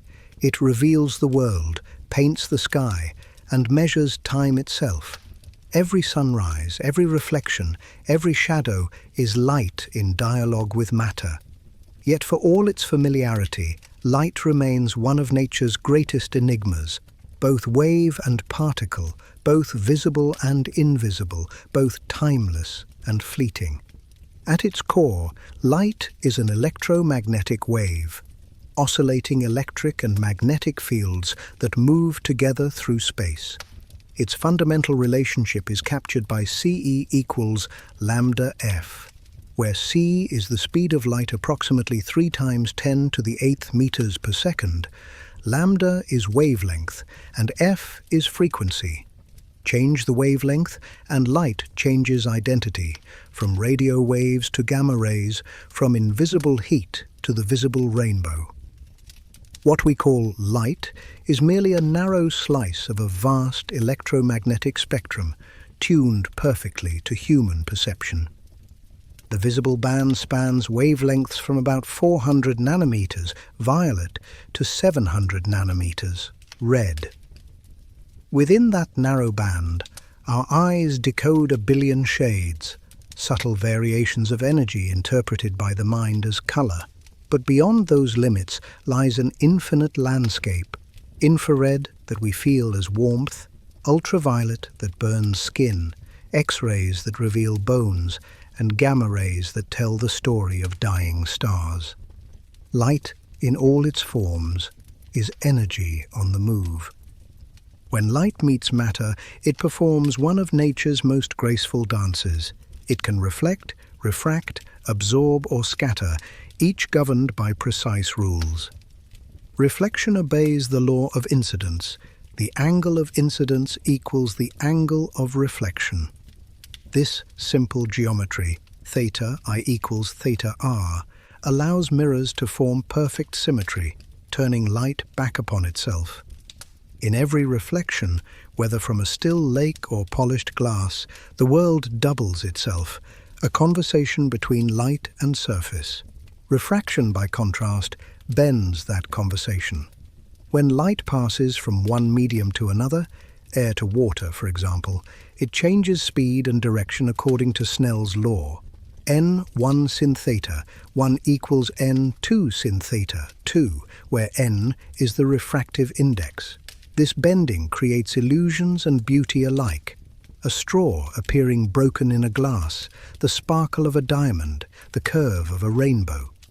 Each drop of rain acts as a prism, refracting sunlight into colors through dispersion, the variation of refractive index with wavelength. Violet bends more than red, so the sky we see after a storm is geometry turned to art. The study of how light behaves, optics, reveals that vision itself is physics at play. When light enters your eye, it refracts through the cornea and lens, forming an inverted image on the retina. There, photoreceptor cells, rods and cones, convert photons into electrical signals. Rods detect brightness, cones decode color. The brain then reinverts and interprets the image, building perception from light's journey. Every glance is a physical process refined by evolution, a miracle of optics and biology fused. Lenses are among humanity's greatest inventions, bending light to magnify and focus. Convex lenses converge rays to a point, forming real images. Concave lenses diverge them, spreading light outward. The focal relationship, 1 over f equals 1 over d sub 0 plus 1 over d sub I, links focal length f, object distance d sub 0, and image distance d sub I. This equation underlies every telescope, microscope, and camera ever built. Through it, we've seen cells divide, galaxies spiral, and time itself curve. Glass and geometry gave us the universe. The interplay between light and lenses extends into wave behavior. When light passes through narrow slits or edges, it diffracts, spreading out and interfering with itself. The resulting patterns of brightness and darkness prove its wave nature. Thomas Young's double-slit experiment in 1801 showed that light interferes constructively and destructively, like ripples on water. Proof that it is not made of tiny corpuscles, as Newton once thought, but of waves. Yet a century later, Einstein reintroduced the particle view, showing that light also arrives in discrete packets called photons, each carrying energy E equals hf, where h is Planck's constant and f frequency. Light, paradoxically, is both continuous and quantized, a duality that defies classical logic but defines modern physics. The universe, it seems, is comfortable being both wave and particle, both fluid and discrete. The study of light's intensity and behavior birthed quantum mechanics and relativity alike. Einstein showed that the speed of light is constant in all reference frames, an idea that collapsed the notion of absolute time and space. Meanwhile, quantum physics revealed that photons are never entirely localized. They exist as probabilities until observed. Every beam of light you see is a dance between determinism and uncertainty, coherence and chaos. Light is also the universe's speed limit. No information or object can travel faster than c, equals 299,792,458 meters per second. As objects approach that speed, time slows, mass increases, and distance contracts. This cosmic boundary gives rise to causality, the structure of reality itself. The constancy of light defines the flow of time and the geometry of space-time. In essence, light doesn't just illuminate the universe, it shapes its architecture. At cosmic scales, light is a messenger. It carries stories from across billions of years. When you gaze at a star, you see it not as it is, but as it was, perhaps millions of years ago. Some of the starlight striking your eyes tonight began its journey before humans existed. Light connects us, not just to space, but to time. The universe's earliest light, the cosmic microwave background, is a remnant from the Big Bang, stretched and cooled by expansion. It whispers to us across 13.8 billion years, carrying the imprint of the universe's infancy. Astronomers read that faint glow like archaeologists of creation, uncovering clues about matter, energy, and destiny itself. Every photon that reaches us is a letter from the past, written in the language of light. And light, though intangible, drives everything we know. Plants capture photons through photosynthesis, converting sunlight into chemical energy that sustains ecosystems. Solar panels mimic that process technologically, transforming light into electricity through the photoelectric effect. Fiber optics transmit information by bouncing light through strands of glass thinner than a hair. Lasers, light amplification by stimulated emission of radiation, produce coherent beams capable of cutting steel or reading DNA. Light, harnessed, is civilization's pulse. Even the colors that fill our lives, blue skies, golden sunsets, green forests, are optical phenomena. The sky appears blue because of Rayleigh scattering, which preferentially scatters shorter blue wavelengths of sunlight in all directions. Sunsets glow red because, as light travels through more atmosphere, blue is scattered away, leaving longer red wavelengths to dominate. The universe paints with the same brush it writes its equations. At its most poetic, light represents understanding. To see is to know, to bring clarity from darkness. In every culture, it symbolizes truth, consciousness, and the divine. Yet, scientifically, it remains as mysterious as ever. Is light a vibration in a field, a particle with no mass, a ripple in space-time? The answer, paradoxically, is yes to all. Light is not just illumination, it is information, movement, and transformation. It is the bridge between matter and mind, the medium through which the universe sees itself. The equations of optics, C equals lambda f, n1 sine theta, 1 equals n2 sine theta 2, E equals hf, are not only scientific relationships, they are verses of a universal poem. They describe how energy becomes beauty, how order becomes vision, how the invisible becomes the visible. And when you close your eyes, light doesn't vanish. It lingers, refracted through memory. Because light is not just around you, it's within you. Every thought, every heartbeat, every spark of life began with a photon. The universe's first light never stopped traveling. It simply changed form, becoming everything you see and everything you are. At the heart of everything you've ever touched, seen, or imagined lies an invisible realm of unimaginable smallness, the world of atoms. Every breath you take contains trillions of them, ancient travelers recycled from stars, oceans, and living things. They are the fundamental units of matter, yet each one is a universe unto itself, filled with motion, structure, and mystery. To glimpse the atomic world is to peer into the architecture of existence. The word atom comes from the Greek atomos, meaning indivisible. Early philosophers like Democritus imagined that everything was made of tiny eternal particles moving through empty space. For centuries, this idea was philosophy rather than science. Then, through the lenses of mathematics, chemistry, and experiment, atoms emerged not as speculation, but as the foundation of all reality. The modern atomic theory began with John Dalton in the early 19th century. He proposed that each element consists of identical atoms, indivisible and unique to that element, combining in fixed ratios to form compounds. His idea explained the patterns chemists observed in reactions and led to the first table of atomic weights. Matter, once continuous, was revealed to be particulate, ordered by invisible laws. But the atom, once thought solid, turned out to be mostly empty space.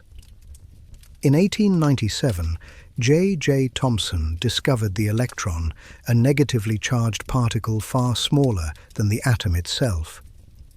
He envisioned atoms as plum puddings, with electrons embedded in a positively charged matrix. It was a beautiful idea, but incomplete. In 1911, Ernest Rutherford shattered it through experiment. He fired alpha particles at thin gold foil and found that most passed straight through, but a few bounced back. The results stunned him. The atom, he realized, was mostly empty, with nearly all its mass concentrated in a tiny nucleus. It was as if, he said, you fired a 15-inch shell at tissue paper and it came back and hit you. That nucleus contained protons, positively charged particles balancing the electron's negative charge, and later neutrons, discovered by James Chadwick in 1932. Together, they form the dense core that defines each element's identity. The number of protons, called the atomic number, Z, determines the element.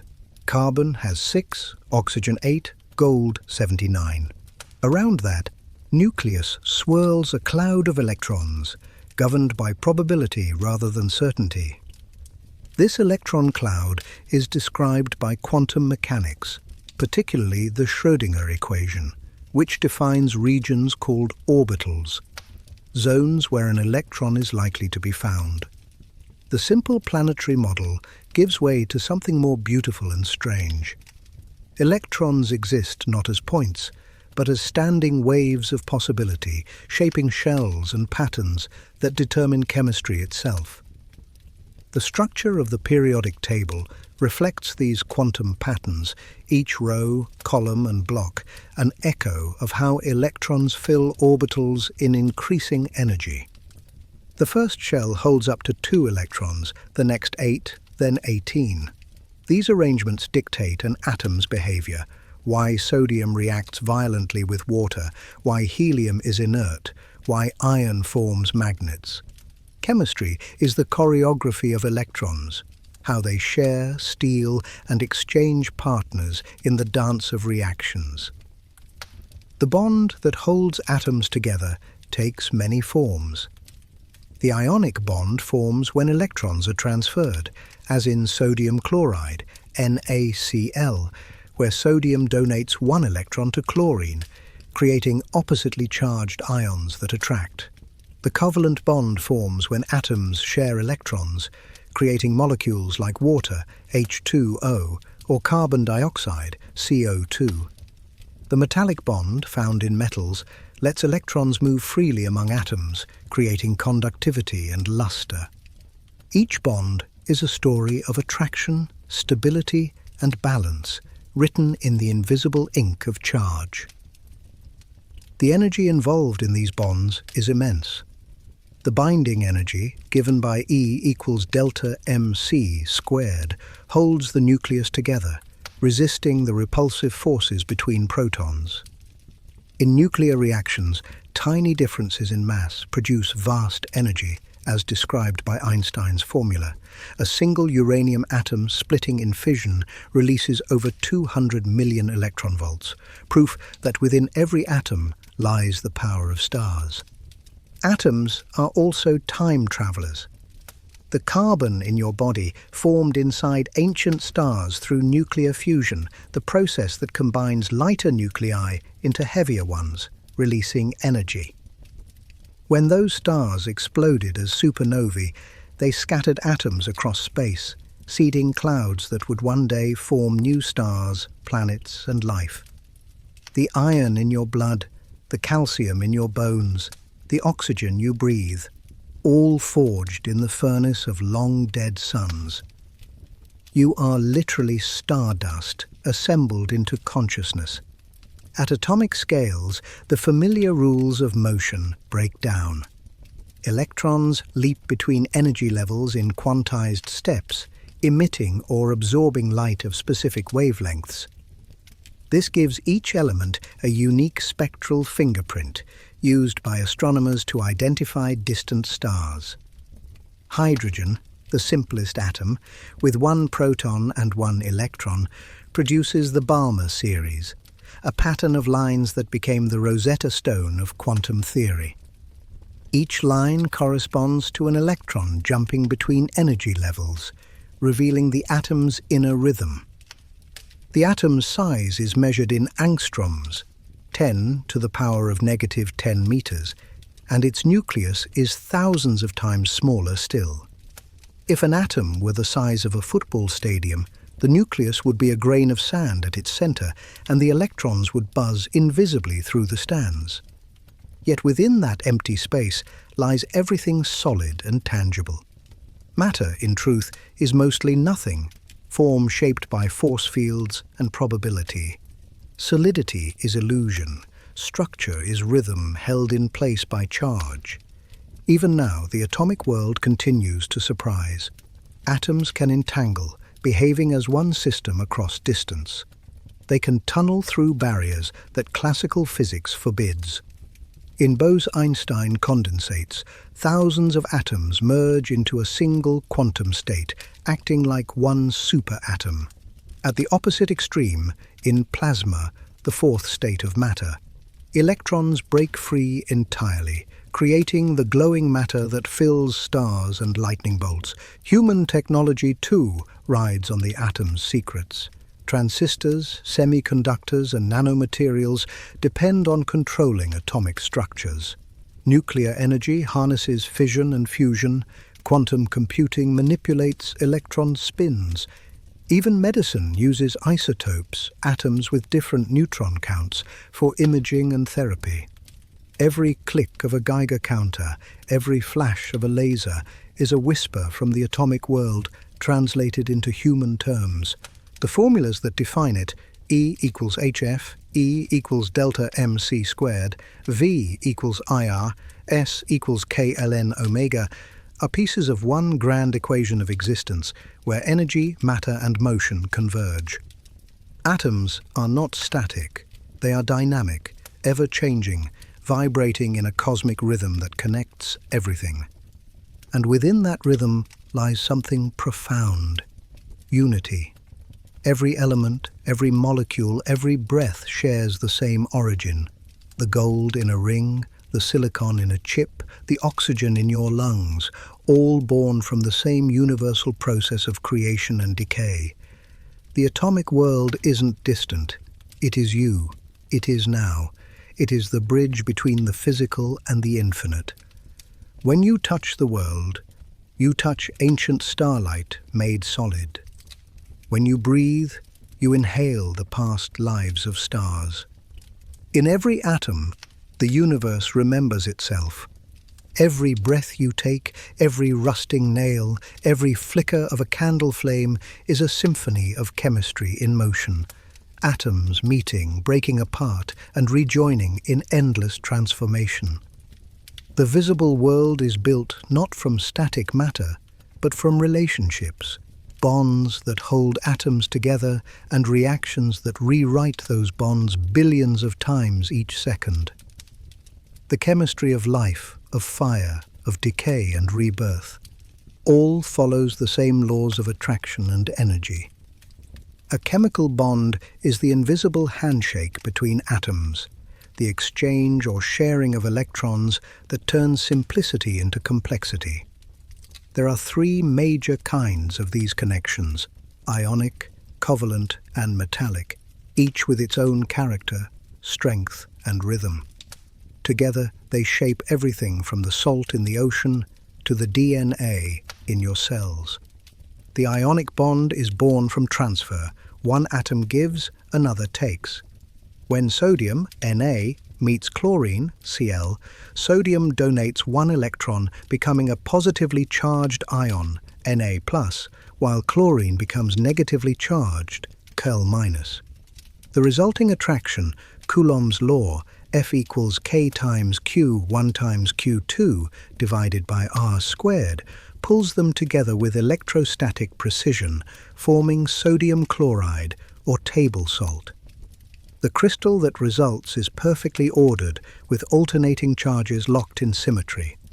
In water, these bonds dissolve easily, freeing ions that conduct electricity and sustain life's chemistry.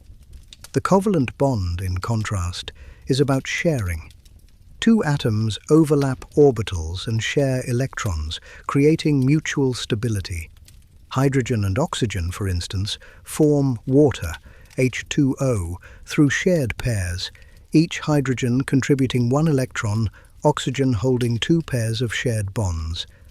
The balance between attraction and repulsion shapes bond length and energy. This delicate equilibrium is described by the potential energy curve, where energy is minimized at an optimal distance between atoms. Every molecule in existence balances upon that invisible line. Not all covalent bonds share equally. In polar covalent bonds, like in water, electrons spend more time near one atom than the other, creating partial charges.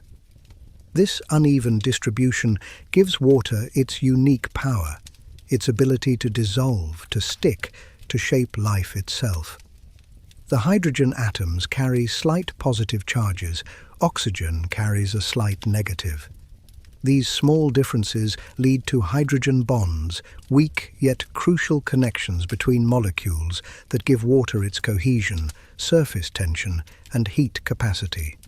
Without them, oceans wouldn't exist, proteins wouldn't fold, and DNA wouldn't hold its spiral. Then there's the metallic bond, the glue of civilization. In metals, atoms share electrons not with specific partners, but with the entire structure. The outer electrons delocalize, moving freely among positive ion cores. This sea of electrons explains why metals conduct electricity and heat, why they're malleable and shiny. The equations describing these interactions belong to quantum mechanics, yet their results are familiar. The gleam of gold, the strength of steel, the hum of current through copper. Metallic bonding is the language of technology itself. But bonds don't just form. They break and reform in endless cycles. These transformations are chemical reactions governed by conservation of mass and energy. The fundamental principle is simple. Atoms rearrange, but are neither created nor destroyed. This is captured in chemical equations, balanced to reflect equality. When hydrogen gas reacts with oxygen, the equation 2H2 plus O2 yields 2H2O, shows that 4 hydrogen atoms and 2 oxygen atoms yield 2 molecules of water. Nothing lost, only reconfigured. Reactions occur because bonds store energy, and breaking or forming them changes that energy landscape. The energy change of a reaction, or enthalpy, delta H, tells whether heat is absorbed, endothermic, or released, exothermic. When wood burns, bonds in cellulose and oxygen break, releasing stored solar energy as heat and light, a cascade of exothermic reactions. When plants photosynthesize, they perform the opposite, absorbing light to forge new bonds in glucose, storing energy for life to consume. This balance is captured in Hess's law, which states that the total enthalpy change of a reaction is the same, no matter the number of steps. Nature conserves energy perfectly. Even in chaos, the ledger remains balanced. At the molecular level, reactions are dances of probability.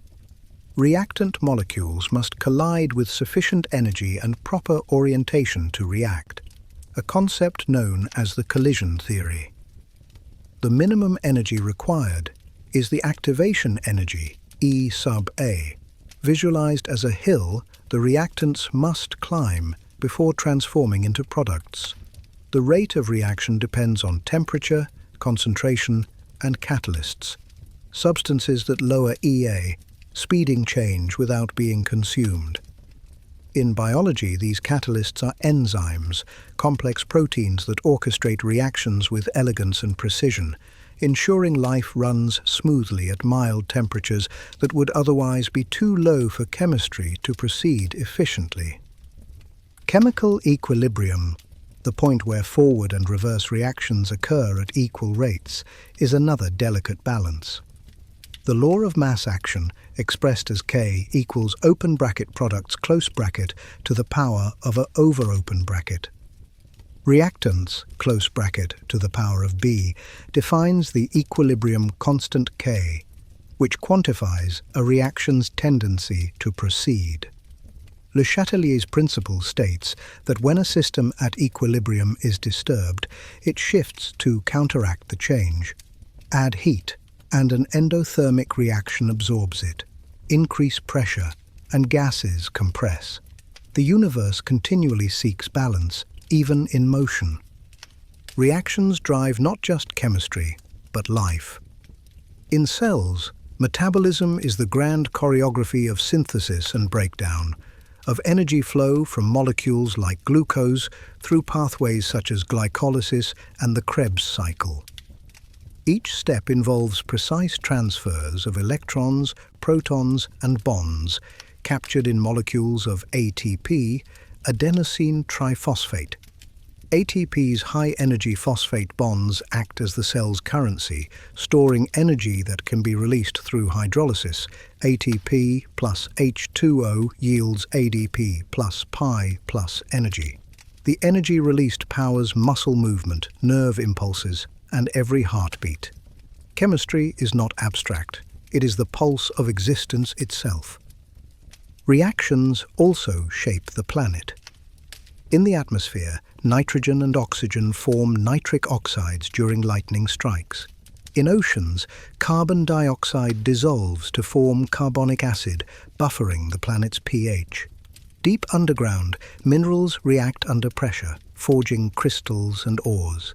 In your kitchen, caramelization, fermentation, and combustion are chemistry in disguise. Every color, every smell, every taste is a molecular message, a bond shifting, electrons rearranging, light interacting with matter. At the cutting edge, chemistry becomes alchemy once again. Scientists design synthetic molecules that mimic enzymes, nanomaterials with self-assembling bonds, and quantum dots whose optical properties depend on atomic arrangement. The old dream of transforming matter never died. It just grew precise. The formulas may have replaced the philosopher's stone, but the wonder remains the same: control over transformation. Chemical bonds are the universe's grammar, and reactions are its poetry. The equations delta H equals H products minus H reactants, K equals products over reactants, and E equals K times Q1 Q2 over R squared may seem sterile, but they describe life's narrative: order emerging from motion, structure born of chaos. Every molecule tells a story written in energy and geometry. When water evaporates, when metal rusts, when a leaf turns sunlight into sugar, the same principles are at work. Bond by bond, reaction by reaction, the universe remakes itself endlessly. The chemistry of the world is the chemistry of being. You are a living reaction, a network of bonds constantly breaking and forming, sustaining awareness one molecule at a time. And perhaps that's the greatest realization. Life itself is not a substance, but a continuous act of transformation. The fire that burns in stars also burns in cells, one bond at a time. If the universe could compose a chart of itself, it would look like the periodic table, a grand symphony of order hidden within chaos. It's more than a list of elements, it's the architecture of matter revealed. Each box, each number, each symbol is a note in the cosmic scale, and together they play the song of existence. Everything, stars, oceans, blood, and breath, can be traced back to the patterns arranged on that table. From hydrogen to oganesson, Each element embodies a unique balance of protons, neutrons, and electrons, yet all follow rules as elegant as music. The table is a map of the invisible world, guiding scientists to understand not just what matter is, but how it behaves. The story of the periodic table begins with curiosity. In the early 19th century, chemists knew about roughly 60 elements, but the relationships between them were mysterious. Some reacted violently, others were inert. Some formed acids, others metals. It was Dmitry Mendeleev, a Russian chemist, who, in 1869, brought harmony to the chaos. He arranged the known elements in order of increasing atomic mass and noticed a pattern, properties repeated periodically. This rhythmic repetition, the periodic law, revealed that nature itself is structured in cycles. Mendeleev's genius wasn't just organization, it was intuition. He left gaps in his table, predicting elements yet undiscovered. Gallium, germanium, and scandium later appeared exactly where he said they would, with the properties he foresaw. It was as if he had glimpsed the code behind reality. He once said, "I saw in a dream a table where all the elements fell into place as required." That dream became one of science's greatest triumphs. Later, Henry Moseley refined the table by arranging elements by atomic number Z, the number of protons, rather than mass. This clarified inconsistencies and cemented the modern structure. The periodic law became clear. The properties of elements are periodic functions of their atomic numbers. With that, the universe's organization gained mathematical precision. The table's layout is both geometric and symbolic. It has rows, periods, and columns, groups. Each row represents a new electron shell being filled. Each column or group represents similar outer electron configurations and thus similar chemical behavior. The pattern is quantum, not arbitrary. The arrangement mirrors the filling of atomic orbitals, governed by the Aufbau principle, the Pauli exclusion principle, and Hund's rule. These principles, expressed through the quantum numbers NLMS, describe the energy, shape, orientation, and spin of electrons. Each element's place in the table corresponds to a unique combination of these values, a cosmic address written in quantum language. The structure of the periodic table is, therefore, the structure of the quantum world made visible. At the far left are the alkali metals, soft reactive elements like lithium, sodium, and potassium. Each has one electron in its outer shell, eager to escape and form ionic bonds. To their right sit the alkaline earth metals, slightly more restrained but still reactive. The transition metals occupy the vast center, iron, copper, gold, and their kin, whose partially filled d orbitals give rise to magnetism, color, and conductivity. To the far right lie the noble gases, helium, neon, argon, chemically inert, their outer shells complete. They are the quiet perfectionists of the periodic world, stable and self-contained. Between metals and non-metals sit the metalloids like silicon and arsenic, bridging conductivity and resistance, solid and subtle. These border elements are the architects of modern technology, giving us semiconductors, transistors, and the digital revolution. The periodic table is not static, it's alive with pattern. As you move across a period, atomic radius decreases. The pull of the nucleus grows stronger, drawing electrons closer. As you move down a group, atoms swell. New shells added, shielding outer electrons from the nucleus. Ionization energy, the effort required to remove an electron, follows an opposite rhythm. It increases across a period, decreases down a group. Electronegativity, the tendency to attract electrons, follows the same pattern, peaking with fluorine. the most chemically greedy element in existence. These repeating trends reveal a deeper truth. The table isn't just organization, it's prediction. From it, you can infer melting points, reactivity, and even states of matter. The shape of the table encodes the logic of chemistry, and its rules ripple outward into biology, geology, and astronomy. Stars forge the elements through nuclear fusion, building them one row at a time, from hydrogen, period 1, to iron, period 4. Beyond iron, heavier elements are born only in the violence of supernovae. The periodic table is, in a sense, the genealogy of the universe. Consider carbon, the keystone of life. With 4 valence electrons, it forms up to 4 bonds, creating chains, rings, and frameworks.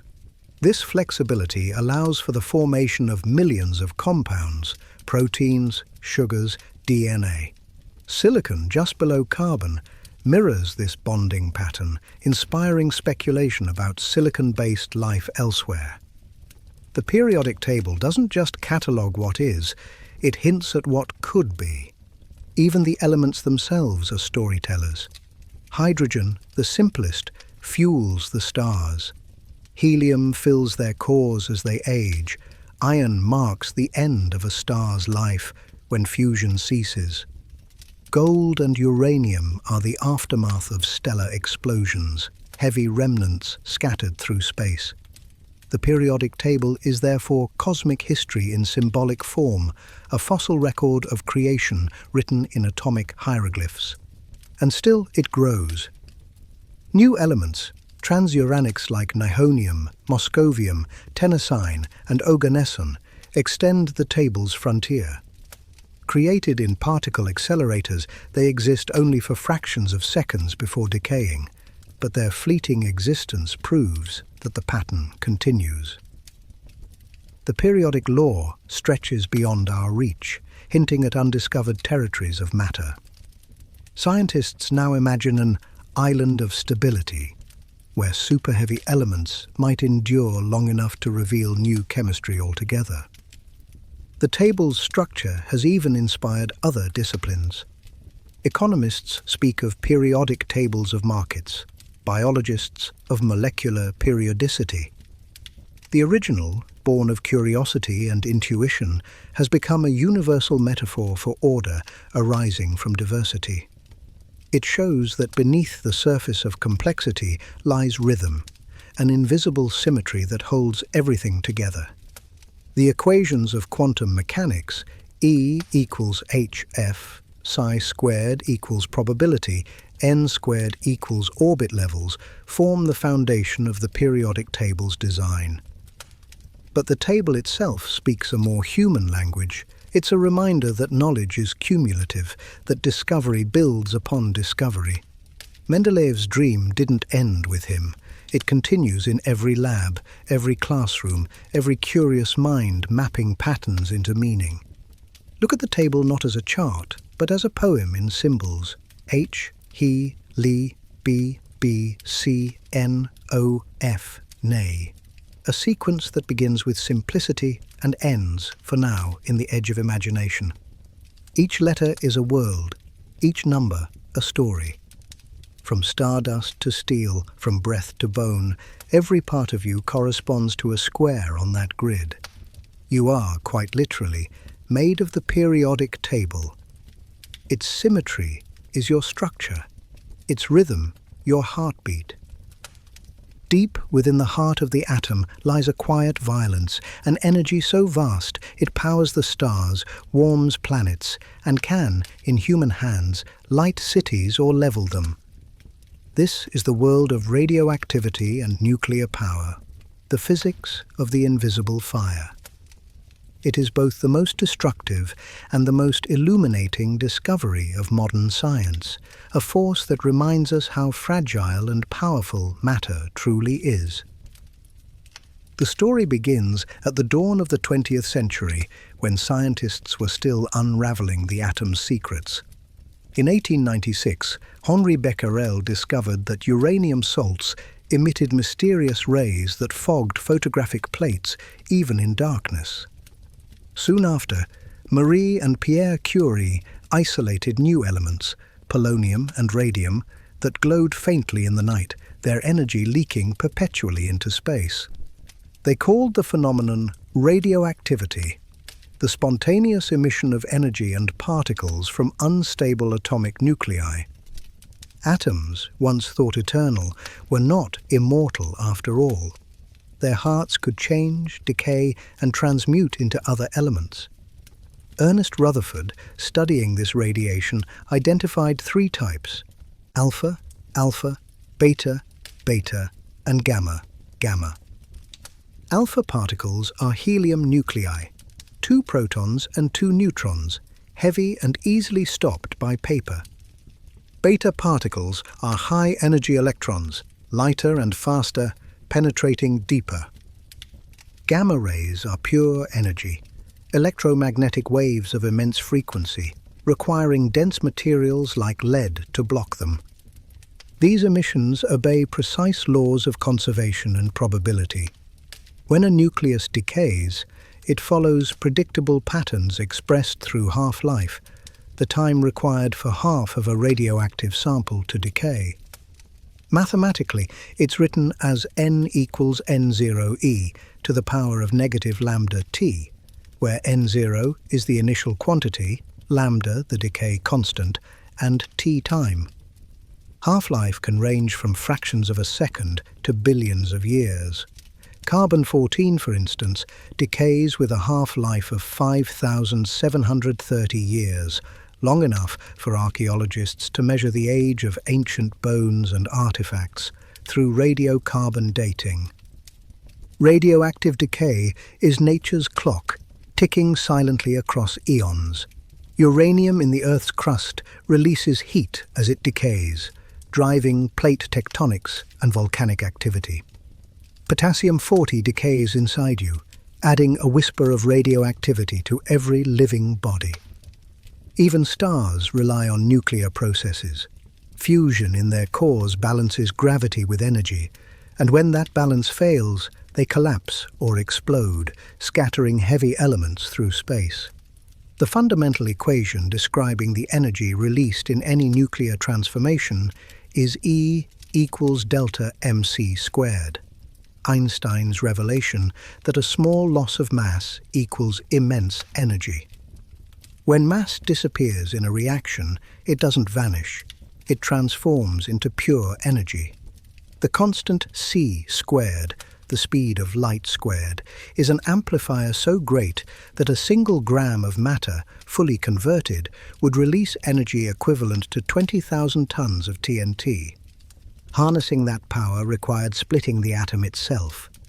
In 1938, Otto Hahn and Fritz Strassmann, working in Berlin, bombarded uranium with neutrons and discovered something astonishing. The uranium nucleus could split into smaller fragments, releasing additional neutrons and tremendous energy. This process, nuclear fission, was explained by Lise Meitner and Otto Frisch. It marked the birth of the atomic age. The reaction is self-sustaining. Each fission releases more neutrons, which in turn split more nuclei, a chain reaction. The rate of this reaction depends on how many neutrons are absorbed versus how many escape. The governing equation for this balance is the multiplication factor K. If K is less than 1, the reaction dies out. If K equals 1, it's steady, a controlled chain reaction. If K is greater than 1, it becomes runaway, an explosion. Control is the difference between a nuclear power plant and a bomb. In a nuclear reactor, fission is tamed through design. Uranium-235 or plutonium-239 serves as fuel. Neutrons released during fission are slowed by a moderator, water, heavy water, or graphite, allowing more efficient absorption. Control rods, made of neutron-absorbing materials like cadmium or boron, regulate the reaction. The heat produced turns water into steam, which spins turbines to generate electricity. The governing reaction looks simple. 235U plus 1N yields 141Ba plus 92Kr plus 3N plus energy. But behind that line lies the fire of creation. Millions of electron volts per atom, billions of watts per reactor. Humanity learned to bottle the energy of stars. Yet nuclear power's legacy is dual-edged. The same principles that light homes also built bombs. In 1945, the fission of uranium and plutonium flattened Hiroshima and Nagasaki, forever etching the atom's shadow onto history. Those explosions demonstrated both the brilliance and the danger of knowledge unrestrained. The energy released in milliseconds burned cities, but also forced humanity to confront its own capacity for extinction. After the war, scientists turned back to peace. Nuclear reactors began to power submarines, cities, and spacecraft. The dream of limitless clean energy seemed within reach. But accidents, Chernobyl in 1986, Fukushima in 2011, reminded the world that control can fail. Radiation, invisible and deadly, seeps silently, altering DNA, scarring land. The challenge isn't just harnessing nuclear power, it's mastering humility before it. Still, the atom's potential continues to inspire hope. While fission splits atoms, fusion, the process powering stars, combines them. In the Sun, hydrogen nuclei fuse into helium, releasing energy according to 41H arrow 4, He plus 2, E plus plus 2, Nu E plus plus energy. Each reaction releases about 26.7 mega-electron volts. On Earth, scientists attempt to replicate this through magnetic confinement, tokamaks like ITER, or inertial confinement, laser-driven implosions. Fusion promises near-limitless power with minimal waste and no long-lived radioactive byproducts. It's the holy grail of energy, a sun in a bottle.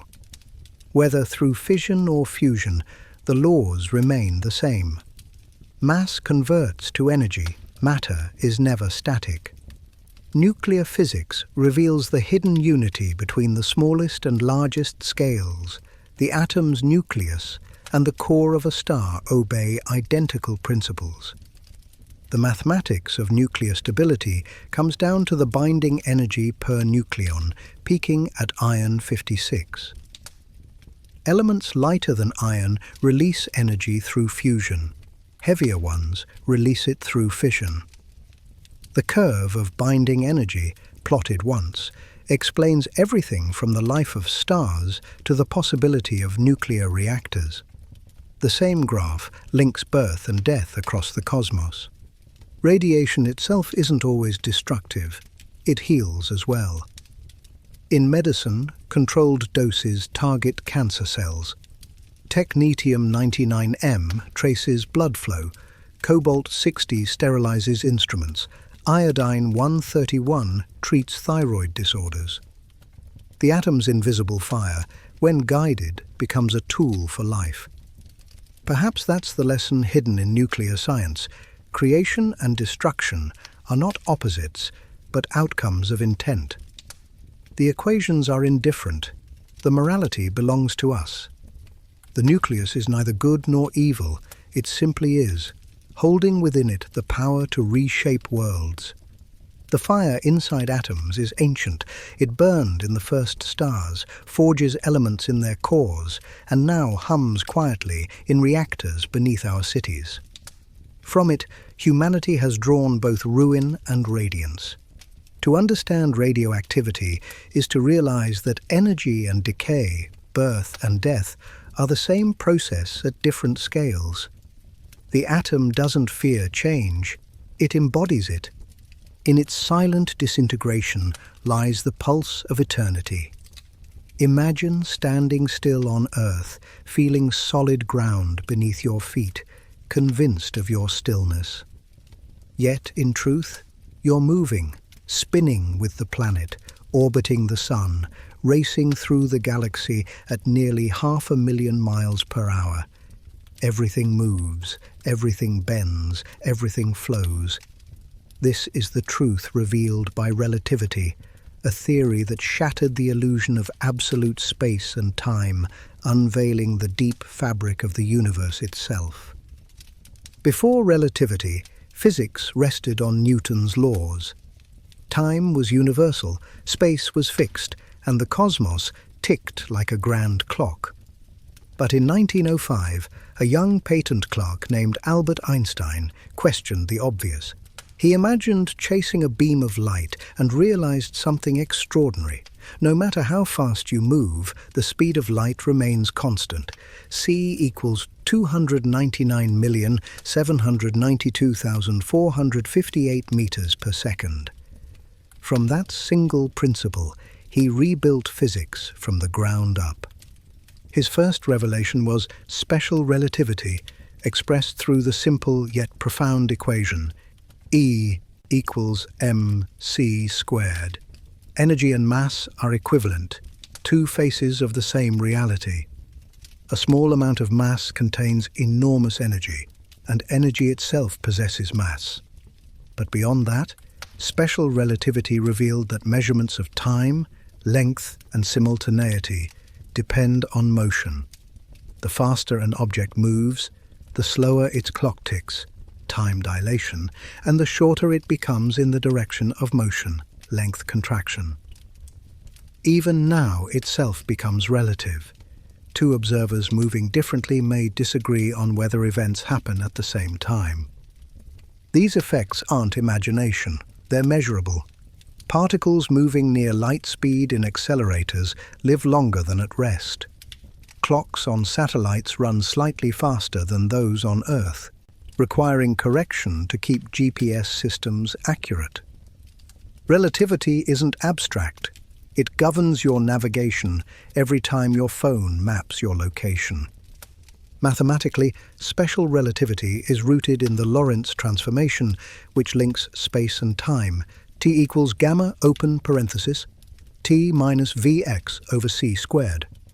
Close parenthesis, x equals gamma open parenthesis, x minus v t close parenthesis, where gamma equals 1 divided by the square root of 1 minus v squared over c squared. As velocity v approaches c, gamma increases dramatically, meaning time slows and length contracts. Nothing with mass can reach the speed of light, because doing so would require infinite energy. Light alone travels at this ultimate limit. It is nature's constant, the heartbeat of reality. But Einstein didn't stop there. He asked, what happens when gravity enters the picture? Newton described gravity as a force between masses. Einstein saw something deeper. In 1915, he published the general theory of relativity, revealing that gravity is not a force, but a curvature of space-time, the four-dimensional fabric that combines space and time into one continuum.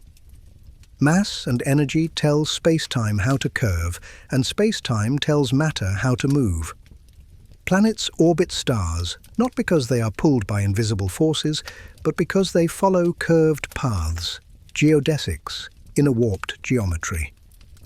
The Sun bends space around it, and Earth simply rolls along that curve, like a marble in a dimpled surface.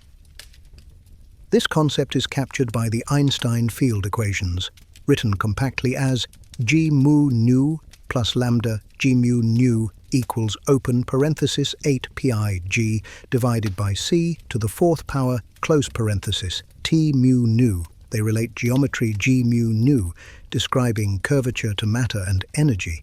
T mu nu, the stress-energy tensor. It's one of the most beautiful and profound equations ever written, a map connecting reality's shape to its contents.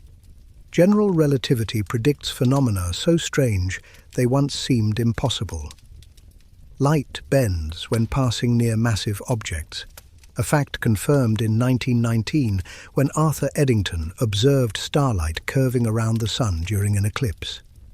Time slows near massive bodies, a phenomenon known as gravitational time dilation. Near a black hole, gravity becomes so intense that time almost stops from an outside observer's view. Black holes themselves were another prediction.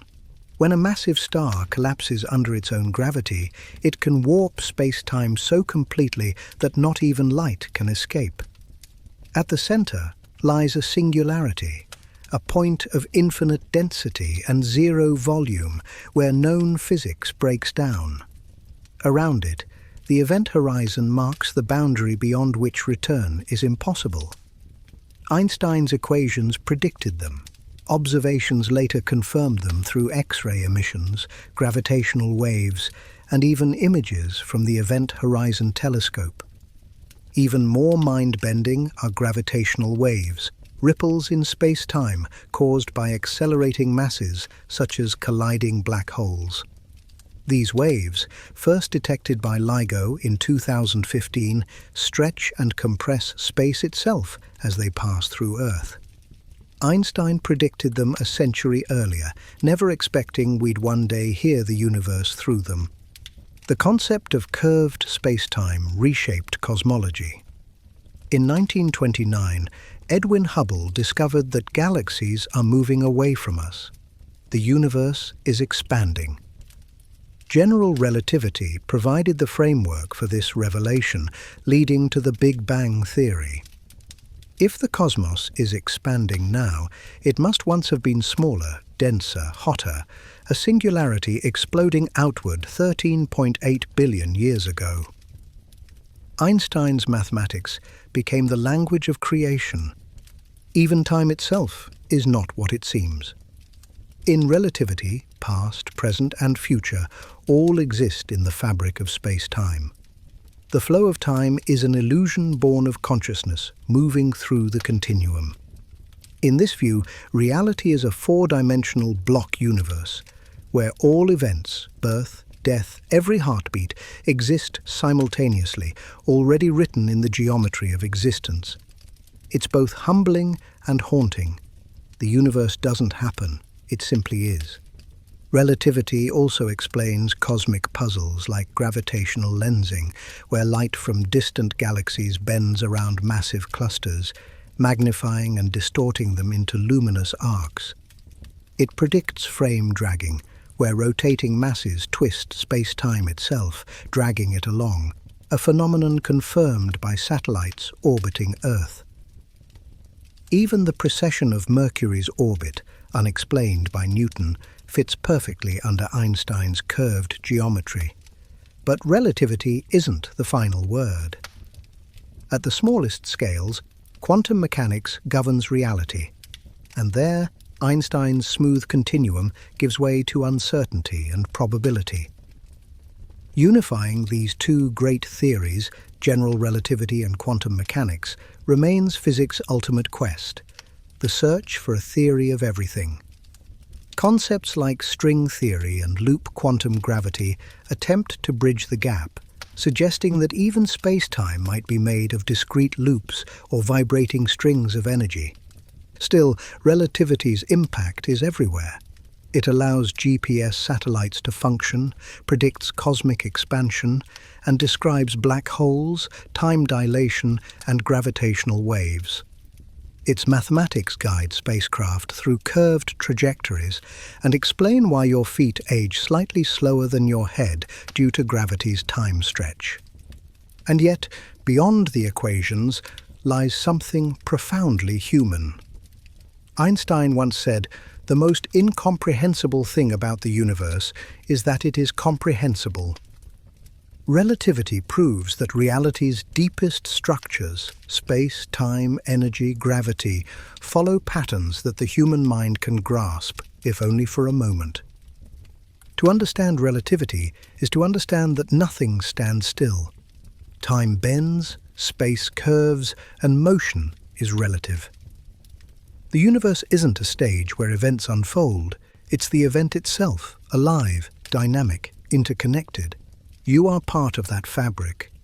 Every thought, every movement, every breath sends ripples through the geometry of being. Space-time isn't out there. It's here, holding you, moving with you, shaping and being shaped by you. When you look at the stars, remember, light left them long ago, crossing curved space and stretched time to reach your eyes. What you see is the past written into the present, the geometry of the cosmos, whispering that everything, everywhere, is connected through the invisible weave of relativity.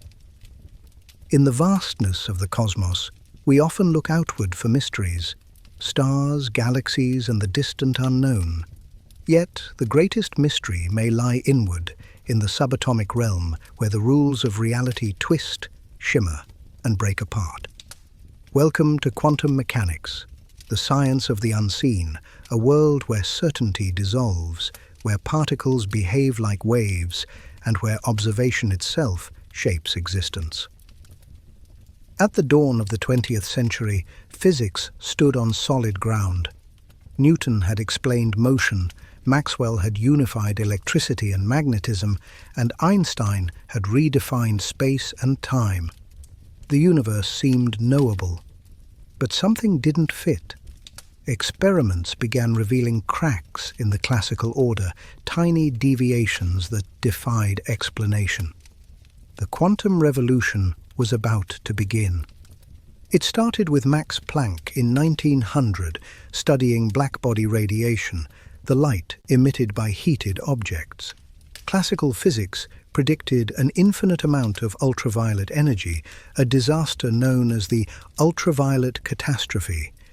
Planck solved it by suggesting that energy is not continuous but comes in discrete packets or quanta proportional to frequency. E equals hf, where E is energy, h is Planck's constant, 6.626 times 10 to the negative 34th joules per second, and f is frequency. This simple formula shattered centuries of thought. Light wasn't just a wave, it behaved like a particle. A few years later, Einstein expanded this idea while explaining the photoelectric effect, how light knocks electrons out of metal surfaces. Only light above a certain frequency could eject electrons, no matter its intensity. Einstein concluded that light itself is made of quanta, photons, each carrying a discrete energy E equals hf. This discovery earned him the Nobel Prize and introduced the strange duality that defines quantum mechanics. Light is both wave and particle. This duality deepened when Louis de Broglie proposed that all matter, not just light, has wave properties. His equation, lambda equals h divided by p, linked wavelength, lambda, to momentum, p. Electrons, protons, even atoms have wave-like nature, forming standing waves within atoms' orbitals. Suddenly, the solid world was an illusion. Everything, from pebbles to people, vibrates in invisible harmonics. The next breakthrough came with Erwin Schrödinger, who translated these ideas into mathematics. His wave equation, h hat psi equals E psi, describes how a particle's wave function, psi, evolves over time. The square of this function, vertical bar psi vertical bar squared, gives the probability of finding the particle in a particular place. In the quantum realm, certainty disappears. Only probabilities remain. An electron isn't somewhere until it's observed. It exists as a cloud of possibilities, a blur of being. Werner Heisenberg captured this uncertainty in his famous principle: delta x, delta p, greater than or equal to h bar over 2, meaning the more precisely you know a particle's position, delta x, the less precisely you can know its momentum, delta p.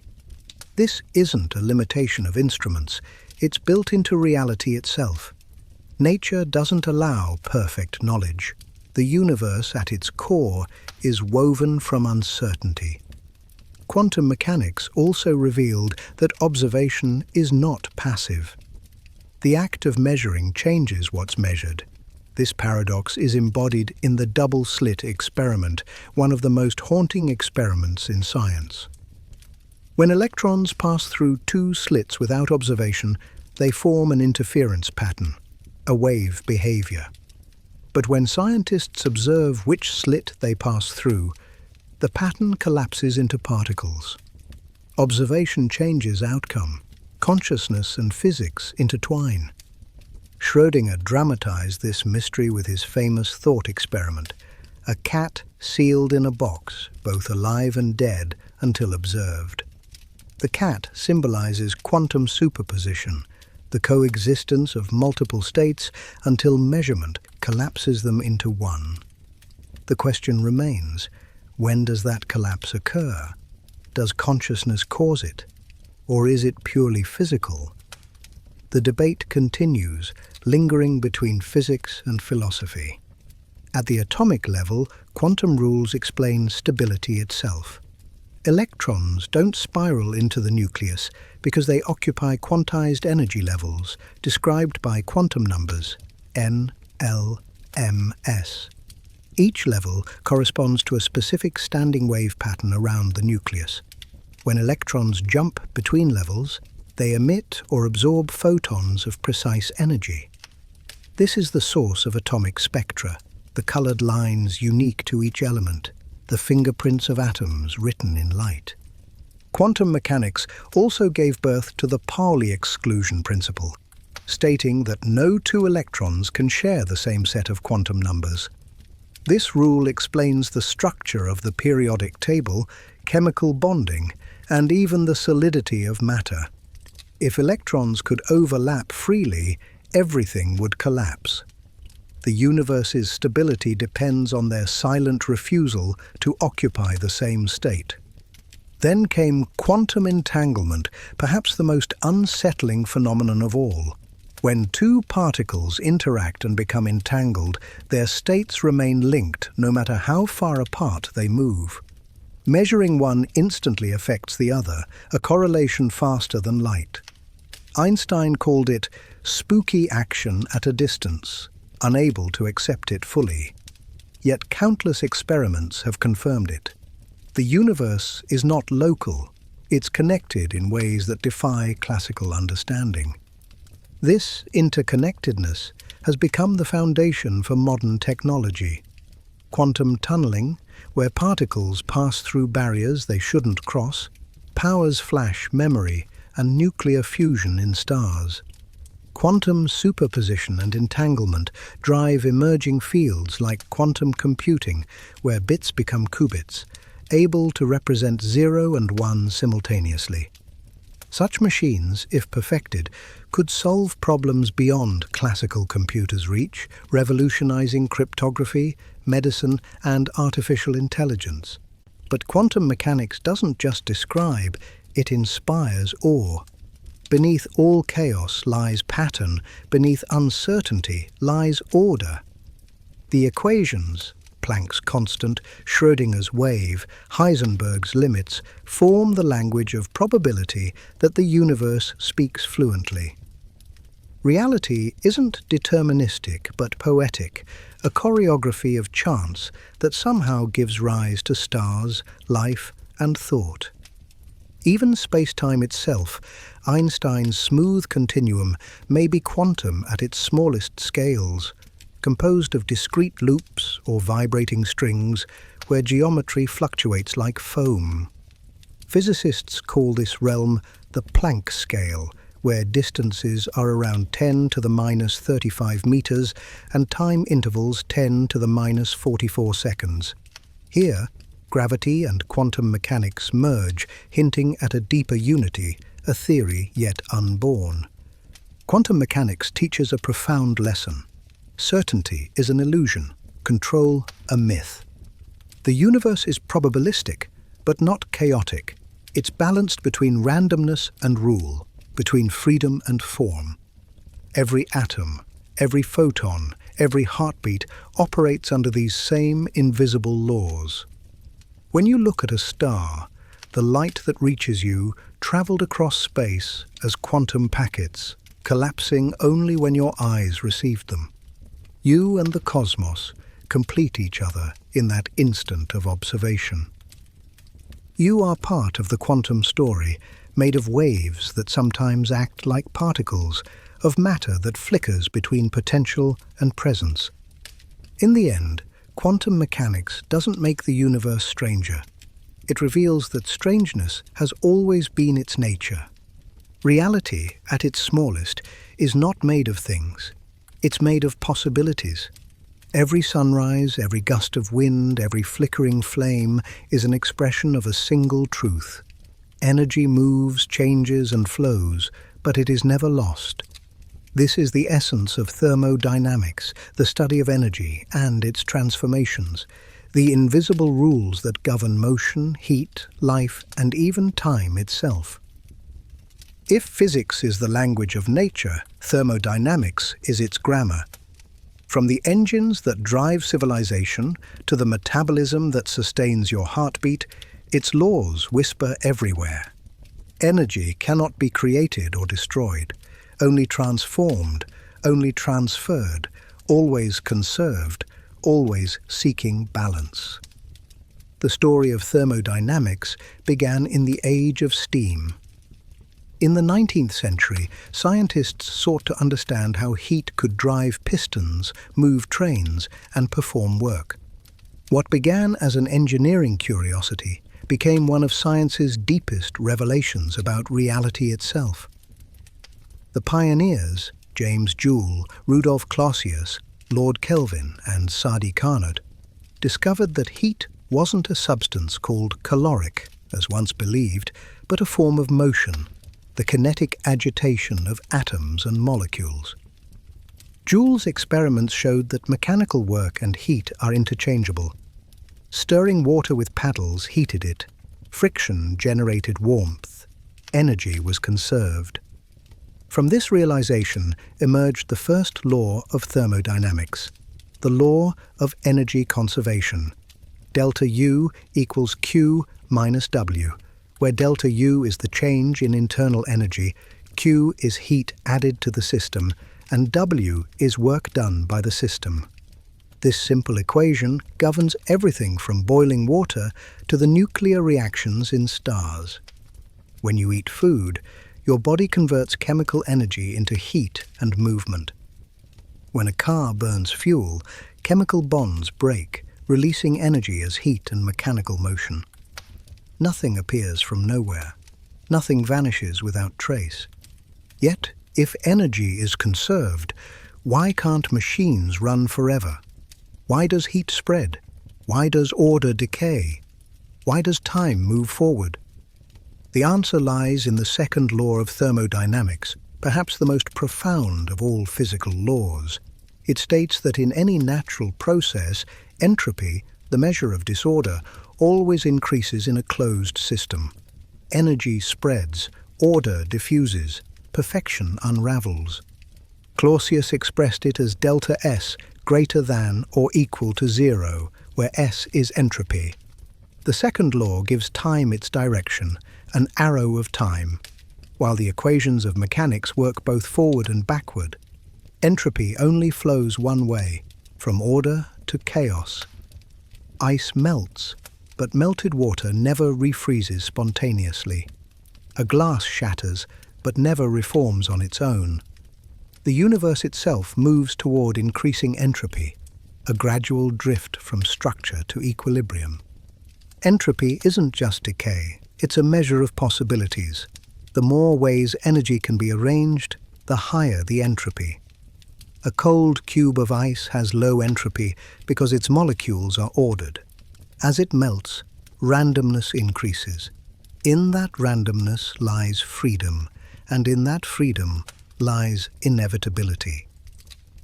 Entropy is the universe's tendency toward diversity. Sadi Carnot, the father of thermodynamics, studied how heat flows from hot to cold, creating work along the way. His Carnot cycle defined the ideal engine, a theoretical system where efficiency depends only on temperature difference, ETA equals 1 minus T2 over T1, where T1 is the hot source and T2 the cold sink. No engine can be more efficient than a Carnot engine. This equation explains why no machine, biological or mechanical, can ever be 100% efficient.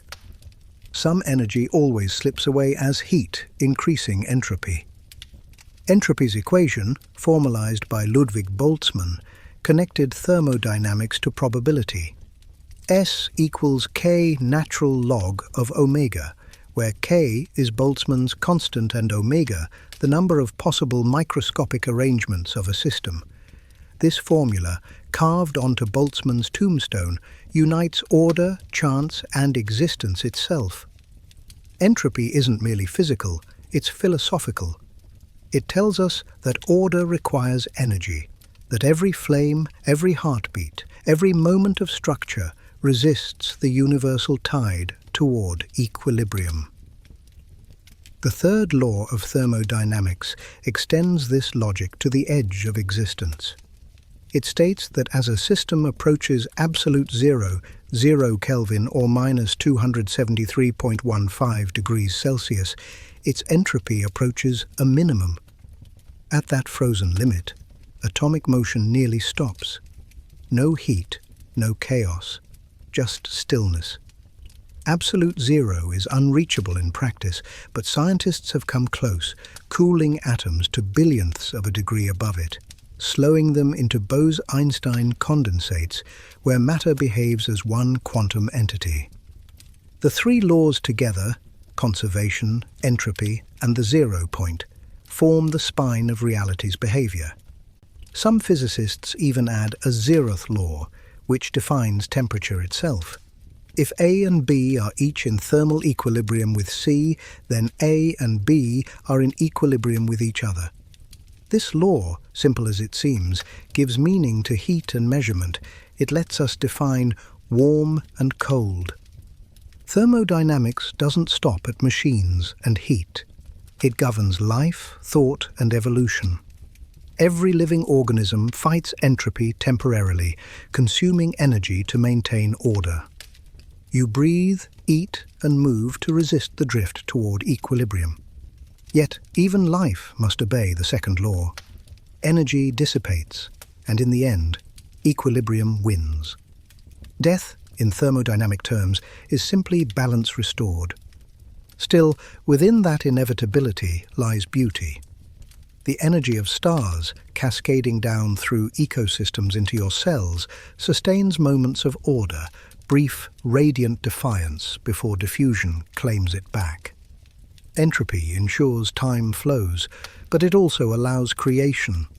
Without it, there would be no change, no evolution, no story. The universe expands, cools, and spreads, not as a tragedy, but as a canvas where energy paints its masterpiece before fading. The heat death of the universe, a concept born from thermodynamics, imagines the end of all change. As stars burn out and energy equalizes, entropy will reach its maximum. No gradients remain, no flow, no work. The cosmos will fall into eternal stillness. Yet even that end carries symmetry, a kind of cosmic peace where everything becomes uniform, infinite, and still. And perhaps within that stillness, new beginnings wait, a fluctuation, a quantum spark restarting the cycle, energy reborn from the silence of equilibrium. Thermodynamics may describe inevitability, but it also hints at recurrence, the universe as a self-balancing rhythm. In our daily world, these laws manifest everywhere. The warmth of your skin, the glow of a sunset, the hum of an engine. They are the visible language of invisible energy exchanges. When you touch a cup of coffee, heat flows from hot to cool, never the other way. When a star fuses hydrogen, mass transforms into radiant energy, spreading across light years until it warms another world. The equations that describe these moments, delta U equals Q minus W, S equals K ln omega, ETA equals 1 minus T2 over T1, are not cold mathematics, but the poetry of transformation itself. In the end, thermodynamics teaches humility. It reminds us that energy doesn't belong to us. It passes through us, changes form, moves on. We are part of its great circulation, temporary vessels of warmth in an ever-cooling universe. Everything burns, fades, transforms, and begins again. In every spark and shadow, the laws hold true. You are made of energy, briefly organized, endlessly recycled. Thermodynamics doesn't end your story. It writes it in the language of stars. Every spark, every flash of lightning, every hum of a current is part of one grand story, the dance between electricity and magnetism. They seem like separate phenomena. One charges and shocks, the other pulls and turns. Yet, they are two faces of the same force, electromagnetism, one of nature's four fundamental interactions woven into every atom, every heartbeat, and every star. The discovery of this unity began humbly. In the 18th century, scientists knew electricity as a mysterious fluid that could shock, spark, or attract. Magnetism, meanwhile, seemed confined to lodestones and compasses, pointing north as if guided by invisible strings. But in 1820, Hans Christian Ørsted made a startling observation.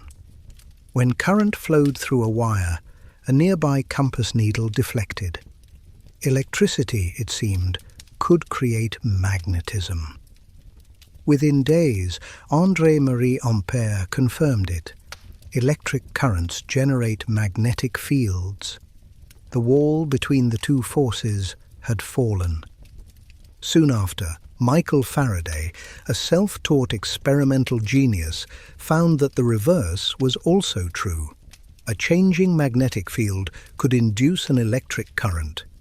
His law of electromagnetic induction, expressed mathematically as epsilon equals negative d phi over dt, describes how the voltage epsilon induced in a circuit is proportional to the rate of change of magnetic flux, phi. The negative sign reflects Lenz's law, which states that the induced current always opposes the change that created it, a subtle echo of nature's resistance to imbalance. This discovery changed the world. Every generator, motor, and transformer operates on Faraday's principle. The motion of coils and magnets creates electricity that lights cities and powers industries. From spinning turbines to charging phones, all flow from the marriage of electric and magnetic fields, two aspects of one dynamic entity. But it was James Clerk Maxwell, a Scottish physicist with a poet's soul, who unified these forces completely. In 1865, he condensed all of electricity and magnetism into four elegant equations. The Maxwell equations, nabla.E equals Rho over epsilon 0, Gauss's law for electricity. Nabla.B equals 0, Gauss's law for magnetism, no magnetic monopoles. Nabla cross E equals minus partial B over partial T, Faraday's law of induction. Nabla cross B equals mu0J plus mu0 epsilon 0 partial E over partial T, Ampère-Maxwell law. Together, they revealed that changing electric fields create magnetic fields and vice versa, propagating through space as electromagnetic waves. When Maxwell solved these equations, he found something astonishing. The waves traveled at the speed of light. He realized that light itself is an electromagnetic wave, an oscillation of electric and magnetic fields moving through space. Light, that ancient mystery, was no longer a divine phenomenon, but a natural consequence of electromagnetism. From radio waves to X-rays, the entire electromagnetic spectrum emerged, one continuous symphony of frequencies, differing only in wavelength and energy. Radio waves carry voices across continents. Microwaves heat food. Infrared warms your skin. Visible light paints the world. Ultraviolet sterilizes. X-rays reveal bones. gamma rays whisper from the hearts of stars. All of them, every frequency, every photon, are manifestations of Maxwell's insight. Mathematically, the energy of a photon is described by E equals hf, where h is Planck's constant and f the frequency. This bridge between electromagnetism and quantum mechanics marked the dawn of modern physics, a link between waves and particles, between field and quantum. Electromagnetism doesn't just govern light, it shapes matter itself. Electrons orbit nuclei because of the electromagnetic attraction between negatively charged electrons and positively charged protons. Chemical bonds form through shared electrons, pure electromagnetic interactions sculpting the architecture of molecules. Every color, smell, and sensation you experience arises from the way electromagnetic fields interact with atoms and nerves. When you see, you're decoding light. When you touch, you're feeling electromagnetic repulsion between atoms that never truly meet. This same force threads through technology and life alike. The electric current in your nerves, the pulse of your heart monitored by electrodes, the glow of screens, all expressions of one unified field. Electromagnetism is the invisible skeleton of civilization. Einstein's special relativity, too, emerged from its mysteries. When Maxwell's equations showed that light's speed was constant, it forced a rethinking of time and space. Relativity was, in many ways, born from the symmetry of electromagnetism. Einstein once said, "The theory of relativity owes its origin to Maxwell's equations," and still, electromagnetism fits seamlessly within the grander framework of physics. It is one of the four fundamental forces, alongside gravity, the strong nuclear force, and the weak nuclear force. The strong force binds protons and neutrons in atomic nuclei. The weak force governs radioactive decay. Gravity shapes galaxies. But electromagnetism reigns supreme in the human scale, its reach infinite, its influence everywhere. In the 20th century, physicists sought to unify these forces under one mathematical umbrella. The first great triumph came with the electroweak theory, developed by Sheldon Glashow, Abdus Salam, and Steven Weinberg, which merged electromagnetism with the weak nuclear force. Their theory predicted new particles, the W+, W-, and Z0 bosons, and a mechanism for how particles gain mass, the Higgs field. Decades later, experiments at CERN confirmed these predictions, validating one of humanity's boldest intellectual achievements. This unification fits within the standard model of particle physics, where the electromagnetic force is mediated by photons, massless carriers of light, and the weak force by heavy bosons.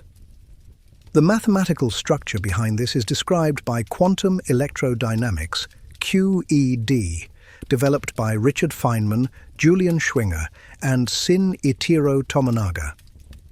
QED remains one of the most precisely tested theories in science, matching experiments to 12 decimal places.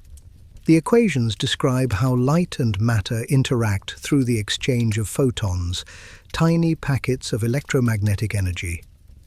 Every reflection, refraction, and electrical pulse is, in essence, a photon's conversation with charged particles. And yet, beyond this triumph lies an even greater dream, the grand unification of all forces. Physicists seek a single framework, a theory of everything, that merges electromagnetism, the weak and strong nuclear forces, and gravity. The leading candidates, such as string theory, suggest that all particles are vibrations of fundamental strings, their frequencies determining mass and charge, their harmonies composing reality. In that symphony, electromagnetism is just one melody in the cosmic orchestra. Electromagnetism also connects science to wonder. Lightning storms, auroras, and the shimmering glow of nebulae are its cosmic art. The aurora borealis, for instance, paints the sky when charged particles from the solar wind spiral along Earth's magnetic field lines, colliding with atmospheric atoms that release photons of green, red, and violet light. It's nature's light show, written in the language of fields and particles. From the smallest circuit to the vastness of galaxies, electromagnetism holds everything together. The Milky Way's magnetic field shapes cosmic rays, guiding their paths across interstellar space. Stars emit light, planets reflect it, and life evolves by harnessing it. The same equations that describe your smartphone's antenna also describe the glow of the first stars. Maxwell's equations, compact yet infinite in meaning, revealed that the universe hums with invisible harmony. They were once called the second great unification in physics, following Newton's laws of motion and gravitation. But they are more than equations. They are poetry written in mathematics, showing that beauty and order are not inventions of the human mind, but features of reality itself. Electromagnetism reminds us that the universe is not silent. It vibrates. It sings in frequencies across the spectrum, from the deep radio hum of interstellar space to the ultraviolet blaze of newborn stars. And within that music, everything, light, matter, motion, life, finds its rhythm. When you turn on a light, you summon the same force that powers the sun. When you speak into a microphone, electromagnetic waves carry your voice across the world. When you gaze at the night sky, every glimmer is an echo of this one unified energy, crossing time and space to reach you. Electricity and magnetism are not opposites, but partners in a cosmic dance. Their union gave birth to technology, science, and understanding. Their harmony is the pulse of creation itself. The universe, at its heart, is electromagnetic, and through its endless oscillations, we find the light that connects us all. When you look up at the night sky, you see only a fraction of existence. Those points of light, stars, nebulae, galaxies, are islands in an ocean so vast that even light traveling 300,000 kilometers per second needs billions of years to cross it. The universe is not a random scattering of stars. It is structured, layered, and alive with cosmic architecture. From atoms to galaxies, from the quantum to the cosmic, the same laws build patterns that echo across scale. The universe, as we understand it, began about 13.8 billion years ago with the Big Bang. Not an explosion in space, but an expansion of space itself. In that moment, time, energy, and matter came into being together. Everything that ever was or will be unfolded from a single point of unimaginable density and temperature. Within the first microseconds, fundamental forces separated: gravity, the strong and weak nuclear forces, and electromagnetism, each shaping reality in its own way.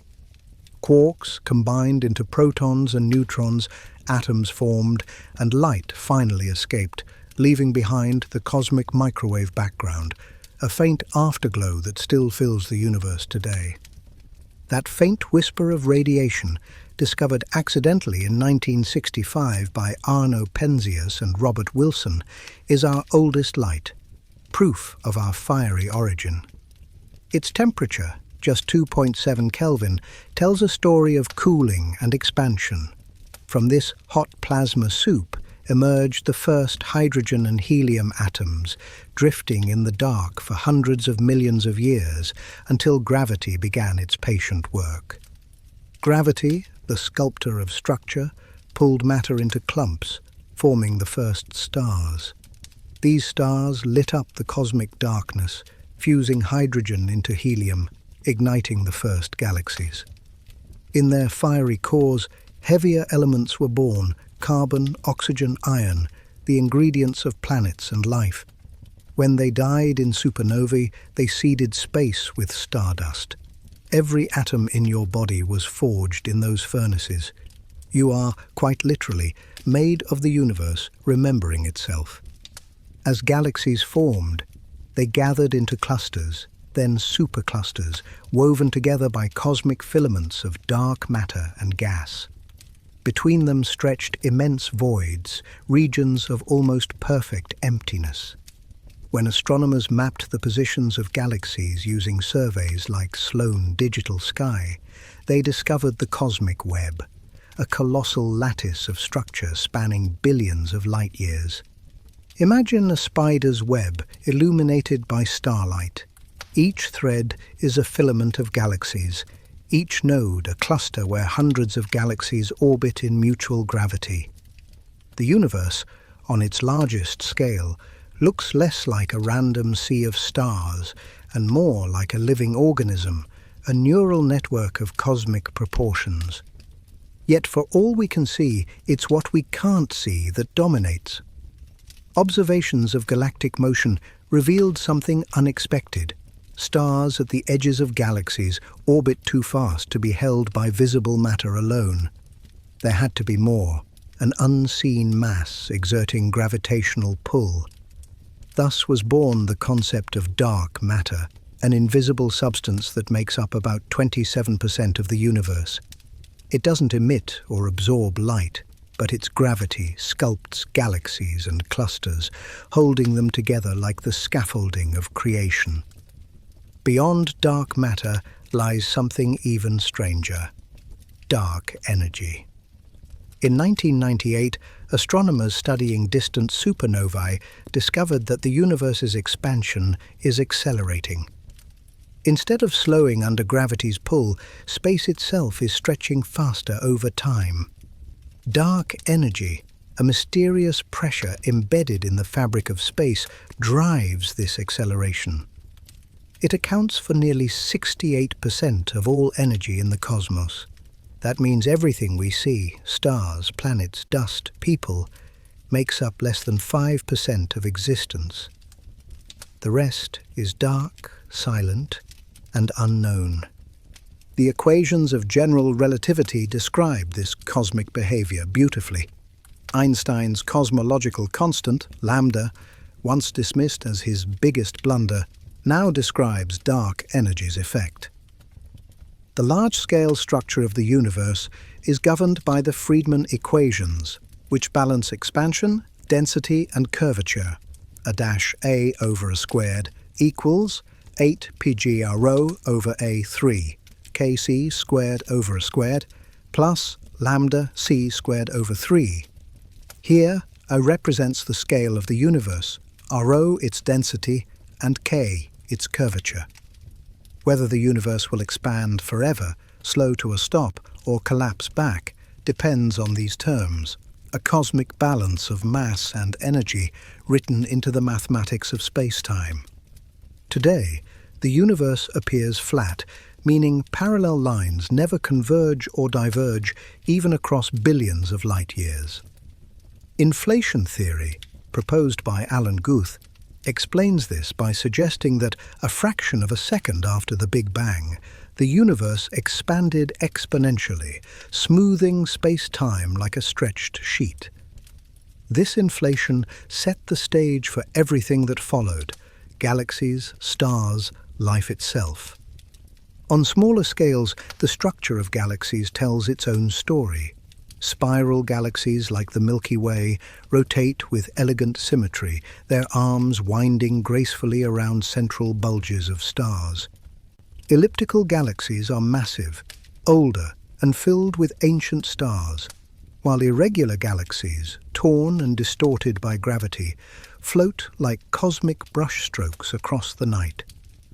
At the heart of nearly every large galaxy lies a supermassive black hole, millions or billions of times the Sun's mass. In the Milky Way, that heart is Sagittarius, a star, a gravitational titan silently shaping the stars that orbit it. Black holes, once feared as cosmic monsters, now appear as essential architects. Their gravity compresses and ignites star formation, and their collisions send gravitational waves rippling through space-time. These waves, detected by LIGO and Virgo, confirm Einstein's predictions and let us listen to the universe in a new way. On the largest scales, galaxies drift apart with the cosmic expansion. The space between them grows. The night sky, in distant epochs, will fade. One day, billions of years from now, distant galaxies will slip beyond our cosmic horizon, vanishing faster than light can reach us. Future civilizations may look to the heavens and see only their own galaxy, unaware of the vast universe beyond. The cosmos is expanding not just through space, but into time, carrying everything forward. Yet, for all its immensity, the universe remains connected. The same physics that governs nuclear fusion in stars also dictates chemical reactions in your blood. The same constants, G, C, H, K, link galaxies and atoms. Scale changes, but pattern persists. The spiral of a galaxy mirrors the swirl of a seashell, the branching of a river, the shape of DNA. The structure of the universe reflects a deeper symmetry, the fractal beauty of nature repeating itself from the smallest to the grandest scales. Cosmology reminds us that existence is both infinite and intimate. The atoms of your body were once scattered across the universe, fused in the hearts of ancient suns. When you breathe, you inhale hydrogen older than the Earth itself. The iron in your blood, the calcium in your bones, the oxygen in your lungs, all bear the fingerprints of stars long dead. You are not separate from the cosmos, you are one of its many expressions, a pattern in its structure, a momentary awareness through which the universe contemplates itself. And so, when you look up at the night sky, remember, you are looking into a mirror. The stars are not distant, they are home. Close your eyes for a moment, feel your heartbeat, count the seconds as they pass. Each one feels steady, certain, an endless rhythm that flows forward. But time, as we perceive it, is not as simple as it seems. It bends, stretches, slows, and speeds, woven inseparably with the fabric of space itself. Together, they form the stage upon which every event, every life, and every star unfolds, the mysterious continuum we call space-time.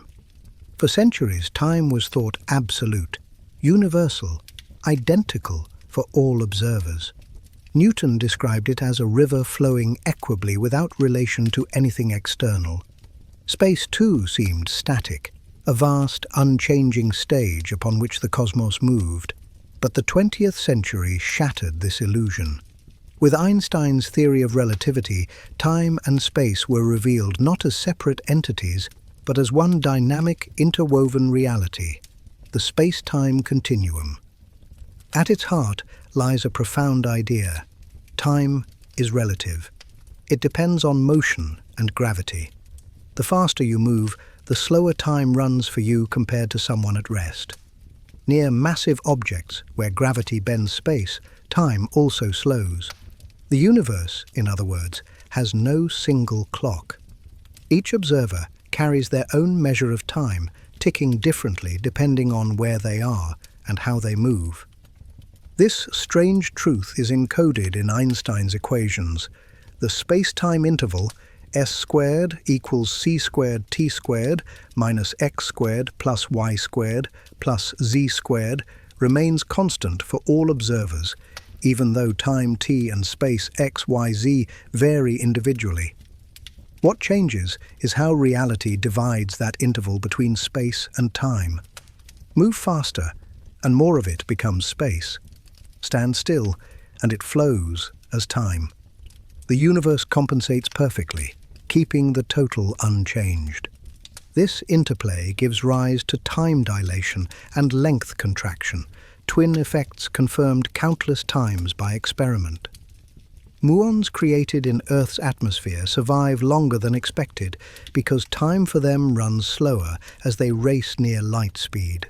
Clocks on airplanes and satellites tick differently from those on the ground, a fact accounted for in GPS systems so your phone's map can find you within meters. Time, once thought immutable, is elastic. But relativity went even deeper.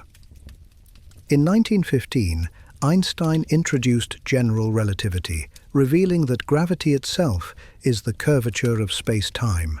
Massive objects warp the geometry around them, like a bowling ball deforming a stretched sheet. Smaller objects move along the curves, not because they are pulled by a force, but because they follow the straightest possible paths in that curved geometry. Geodesics. The sun bends the fabric of space-time, guiding Earth's orbit. Black holes distort it so extremely that light itself cannot escape. Even you, sitting still, are curving space-time ever so slightly. Gravity isn't something added to the universe. It is the universe's shape. The connection between time and gravity leads to remarkable consequences. Near a massive body, such as a planet or black hole, time slows relative to regions farther away. This gravitational time dilation was confirmed in 1976 when scientists launched atomic clocks aboard rockets and compared them to identical ones on Earth.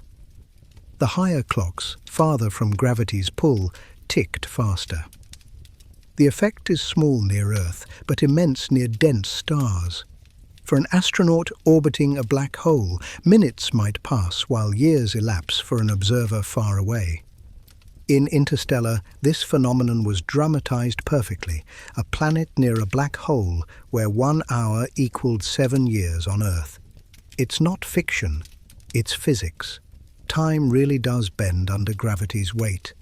But what is time truly? Einstein himself admitted, "The distinction between past, present and future is only a stubbornly persistent illusion." In the block universe model implied by relativity, all moments, past, present and future, coexist in the four-dimensional fabric of space-time. The flow of time is subjective, like reading a story page by page when the entire book already exists. We perceive motion through the narrative of consciousness. But the universe itself is timeless, complete in every instant. Still, time feels real because we experience change. The second law of thermodynamics, the increase of entropy, gives time its direction, the arrow of time. Entropy, the measure of disorder, always increases in isolated systems, creating a sense of forward movement from order to chaos, from past to future. A glass breaks, but never unbreaks. Heat flows from hot to cold, never the reverse. Without entropy's gradient, there would be no before or after, just an eternal, static now. In the quantum realm, however, time becomes even stranger. The equations governing quantum mechanics, like the Schrödinger equation h hat psi equals E psi, are time-symmetric. They work equally well forward or backward. Some interpretations, like the Wheeler-DeWitt equation, remove time altogether, suggesting the universe at its most fundamental level doesn't evolve. It simply is. Time, then, may emerge from entanglement, complexity or perception rather than being fundamental. On the cosmological scale, time and space evolve together. The universe expands, and with it, time stretches. Galaxies recede as space itself grows, not because they move through space, but because space expands between them. In the distant future, expansion will push galaxies beyond our cosmic horizon. Their light will never reach us. Time, on such scales, becomes cosmic history, the unfolding of space itself. And just as space can expand, it may also contract. Some cosmologists propose a cyclic universe where time repeats in endless oscillations, Big Bang followed by Big Crunch, collapse giving birth to new expansion. Others envision the multiverse, where every quantum possibility spawns new branches of reality, each with its own timeline, its own measure of space and fate. Even within our perception, time is elastic. In moments of danger, it seems to slow. In joy, it flies. Our brains measure change, not seconds. The biological clock within us, our circadian rhythm, is synced to Earth's rotation, a cosmic metronome linking body to planet, planet to star. Time isn't just physics, it's experience. It defines memory, anticipation, and consciousness itself. At the deepest level, space and time are not separate stages, but dynamic participants. They can stretch, twist, ripple, and even vanish inside black holes. The discovery of gravitational waves, ripples in space-time caused by colliding black holes, proved that space-time is flexible, not fixed. We can now listen to the universe's heartbeat, hearing its geometry vibrate across billions of light years. Some physicists suspect space-time itself is emergent, built from networks of quantum information. The equations of relativity and quantum theory may both arise from deeper principles, patterns of entanglement and energy flow that generate the illusion of smooth geometry. In this view, reality isn't made of space and time, but of relationships, information, interaction, and awareness. Perhaps the universe is less a machine and more a symphony, where time is rhythm and space is harmony. Matter, energy, and motion are just the notes we perceive within it. Time, then, is not an arrow, but a circle, a wave, a memory of change repeating across scales. The stars evolve, galaxies drift, civilizations rise and fade, and yet the universe endures, timeless in its totality. You are a moment within that eternity, a pulse of awareness moving through the fabric of space-time, experiencing one strand of the cosmic story. Every second you live stretches the fabric slightly, imprinting your existence upon it.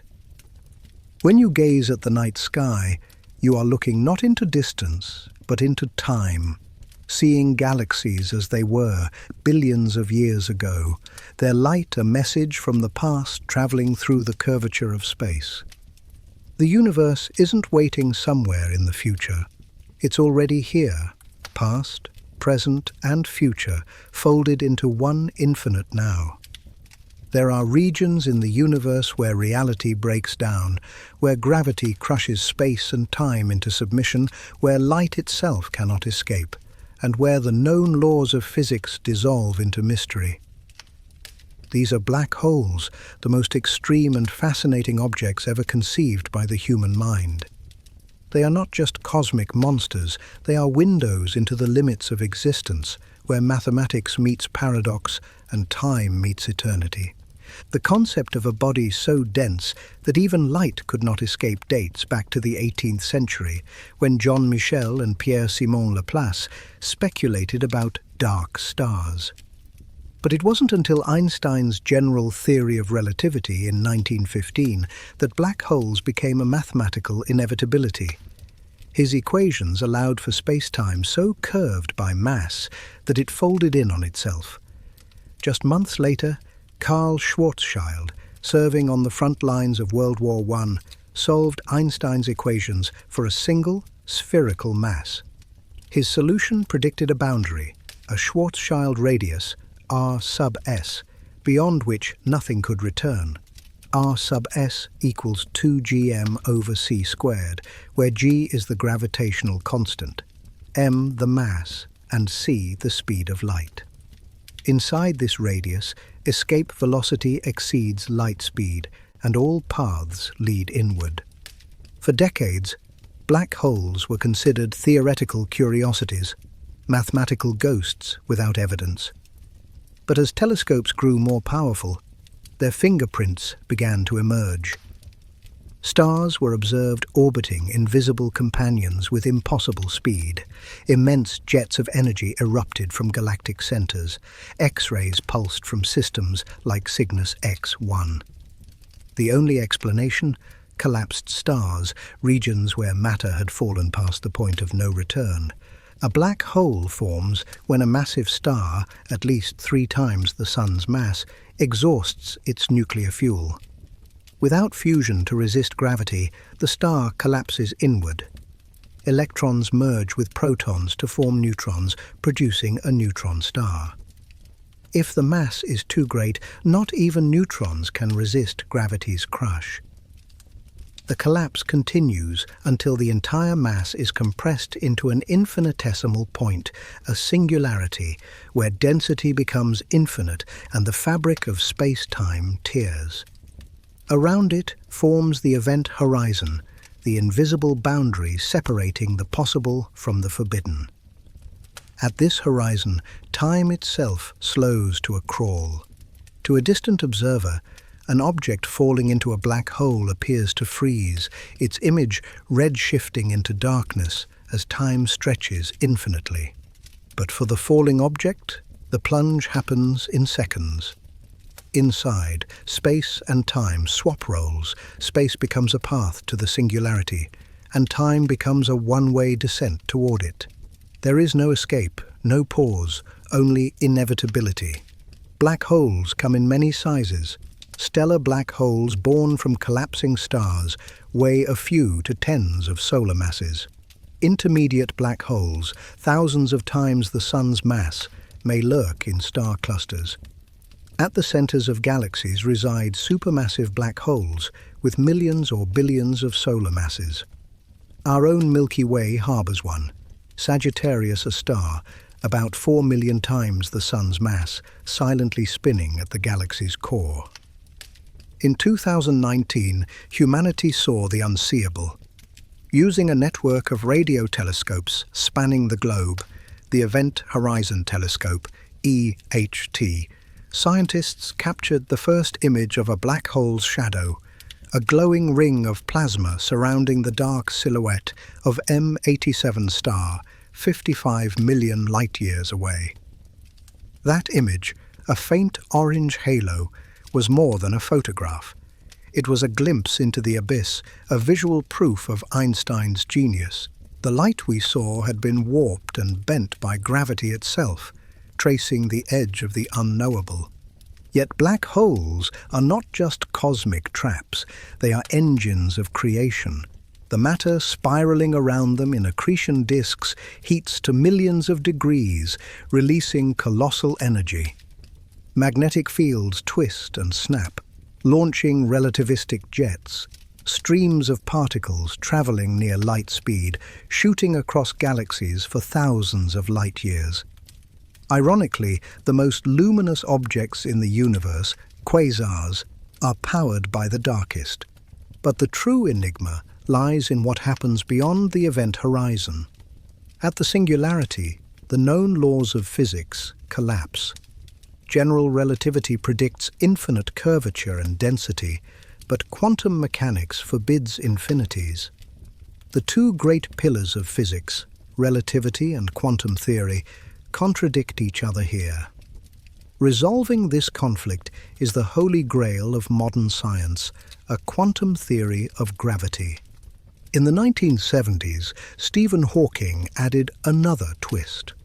Combining relativity with quantum mechanics, he discovered that black holes are not entirely black.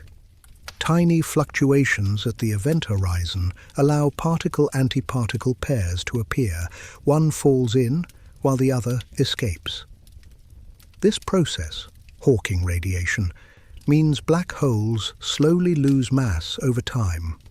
Eventually, they evaporate completely, releasing their energy back into the universe. Even the most voracious objects in the cosmos are temporary. This revelation created a paradox. If black holes evaporate, what happens to the information they contain? Quantum mechanics insists that information cannot be destroyed, yet relativity predicts total loss beyond the event horizon. This information paradox challenges the foundations of physics. Solutions vary. Perhaps the information is encoded in the radiation itself, or preserved on the horizon in holographic form, a concept leading to the holographic principle, which suggests the universe's information content may be stored on its boundaries, not within. In recent years, physicists have proposed that space-time itself might emerge from this holographic information, reality as a projection of deeper quantum data. If true, black holes aren't anomalies. They're keys to understanding everything. Their event horizons could be the universe's hard drives, preserving every interaction since time began. Even their interiors inspire speculation. Could black holes connect to other universes? Some theories describe wormholes, bridges through space-time that could link distant regions or even parallel realities. The mathematics allows it, though nature remains silent. If such tunnels exist, they are likely fleeting and unstable, collapsing faster than light could cross them. Still, the idea endures, a symbol of the human desire to reach beyond the impossible. At their core, black holes teach humility. They remind us that understanding has limits, that beyond certain thresholds, knowledge itself bends and breaks.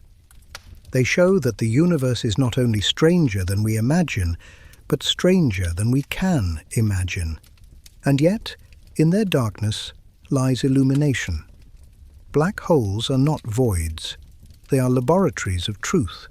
By studying their behavior, we test the boundaries of physics, the resilience of our equations, and the depth of our curiosity. Every photon that escapes their edge, every ripple of gravity that reaches our detectors, carries secrets of the universe's most extreme frontiers. In the end, black holes are paradox made manifest. Both destroyers and preservers, devourers and creators, endings and beginnings. They are cosmic mirrors reflecting our search for meaning. For as we peer into them, we are really peering into ourselves, into the depths of our own questions, our own limits, our own desire to know. The edge of a black hole is not the edge of the universe, it is the edge of understanding. And just beyond that horizon waits whatever comes next. If black holes mark the boundaries of understanding, then wormholes and multiverses open doors beyond them. Gateways, not just through space, but through imagination itself. These concepts stretch physics to its very limits, challenging what it means for something to be real. They suggest a universe that may not be singular or confined, but infinite, layered, and endlessly branching, a grand cosmic labyrinth without a center or edge. A wormhole is a bridge through space-time, a tunnel connecting two distant points in the universe. Imagine folding a piece of paper so that two dots on opposite ends touch. What was once separated by distance becomes adjacent. In the same way, a wormhole could, in theory, connect opposite sides of the cosmos, or even different universes entirely. The idea emerged from the mathematics of Einstein's general relativity. In 1935, Albert Einstein and Nathan Rosen discovered a solution now called the Einstein-Rosen bridge, a passage connecting two black holes via a throat of curved space-time. Their equations allowed such connections, but they seemed unstable, collapsing faster than anything could travel through them. Still, the idea captured imaginations, blurring the line between science and speculation. Later, physicist John Wheeler coined the term wormhole and explored their chaotic nature. He proposed that on the smallest scales, the fabric of space-time might resemble a frothy sea of microscopic wormholes, quantum tunnels constantly appearing and disappearing. If true, then space is not smooth, but turbulent, a foam of possibilities bubbling beneath perception. But could such a passage actually exist? In 1988, Kip Thorne and Michael Morris proposed that wormholes might be kept open if filled with exotic matter, a form of energy with negative density that counteracts gravity's collapse. Negative energy isn't science fiction. It's predicted by quantum field theory and observed in phenomena like the Casimir effect, where two plates placed extremely close together experience a tiny attractive force due to vacuum fluctuations. Still, using such energy to stabilize a traversable wormhole remains far beyond our technological grasp.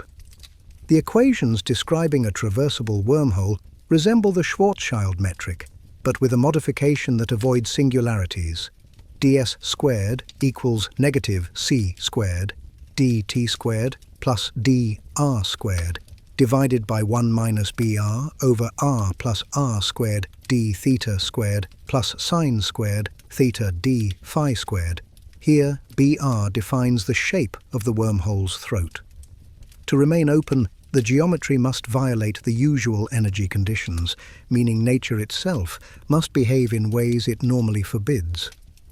If traversable wormholes exist, they could connect distant galaxies, or perhaps even different epochs of time. Enter through one mouth and exit light years or centuries away. In this sense, a wormhole isn't just a tunnel through space, it's a shortcut through time. Theoretically, if one mouth were accelerated to near light speed and then returned, relativity would cause time dilation between the two ends, allowing information or travelers to move backward relative to one frame, a cosmic time machine embedded in the laws of physics themselves. Yet paradoxes arise. If you could travel into the past, could you change it? The grandfather paradox, killing your ancestor before your birth, creates logical impossibilities. Some physicists, like Igor Novikov, proposed the self-consistency principle, which states that time travel cannot alter events, it can only fulfill them. You could go back, but everything you do was already part of history. Others invoke the many worlds interpretation, where every possible action spawns a new universe, avoiding paradox by branching timelines infinitely. That brings us to the multiverse, one of the most audacious ideas in modern physics.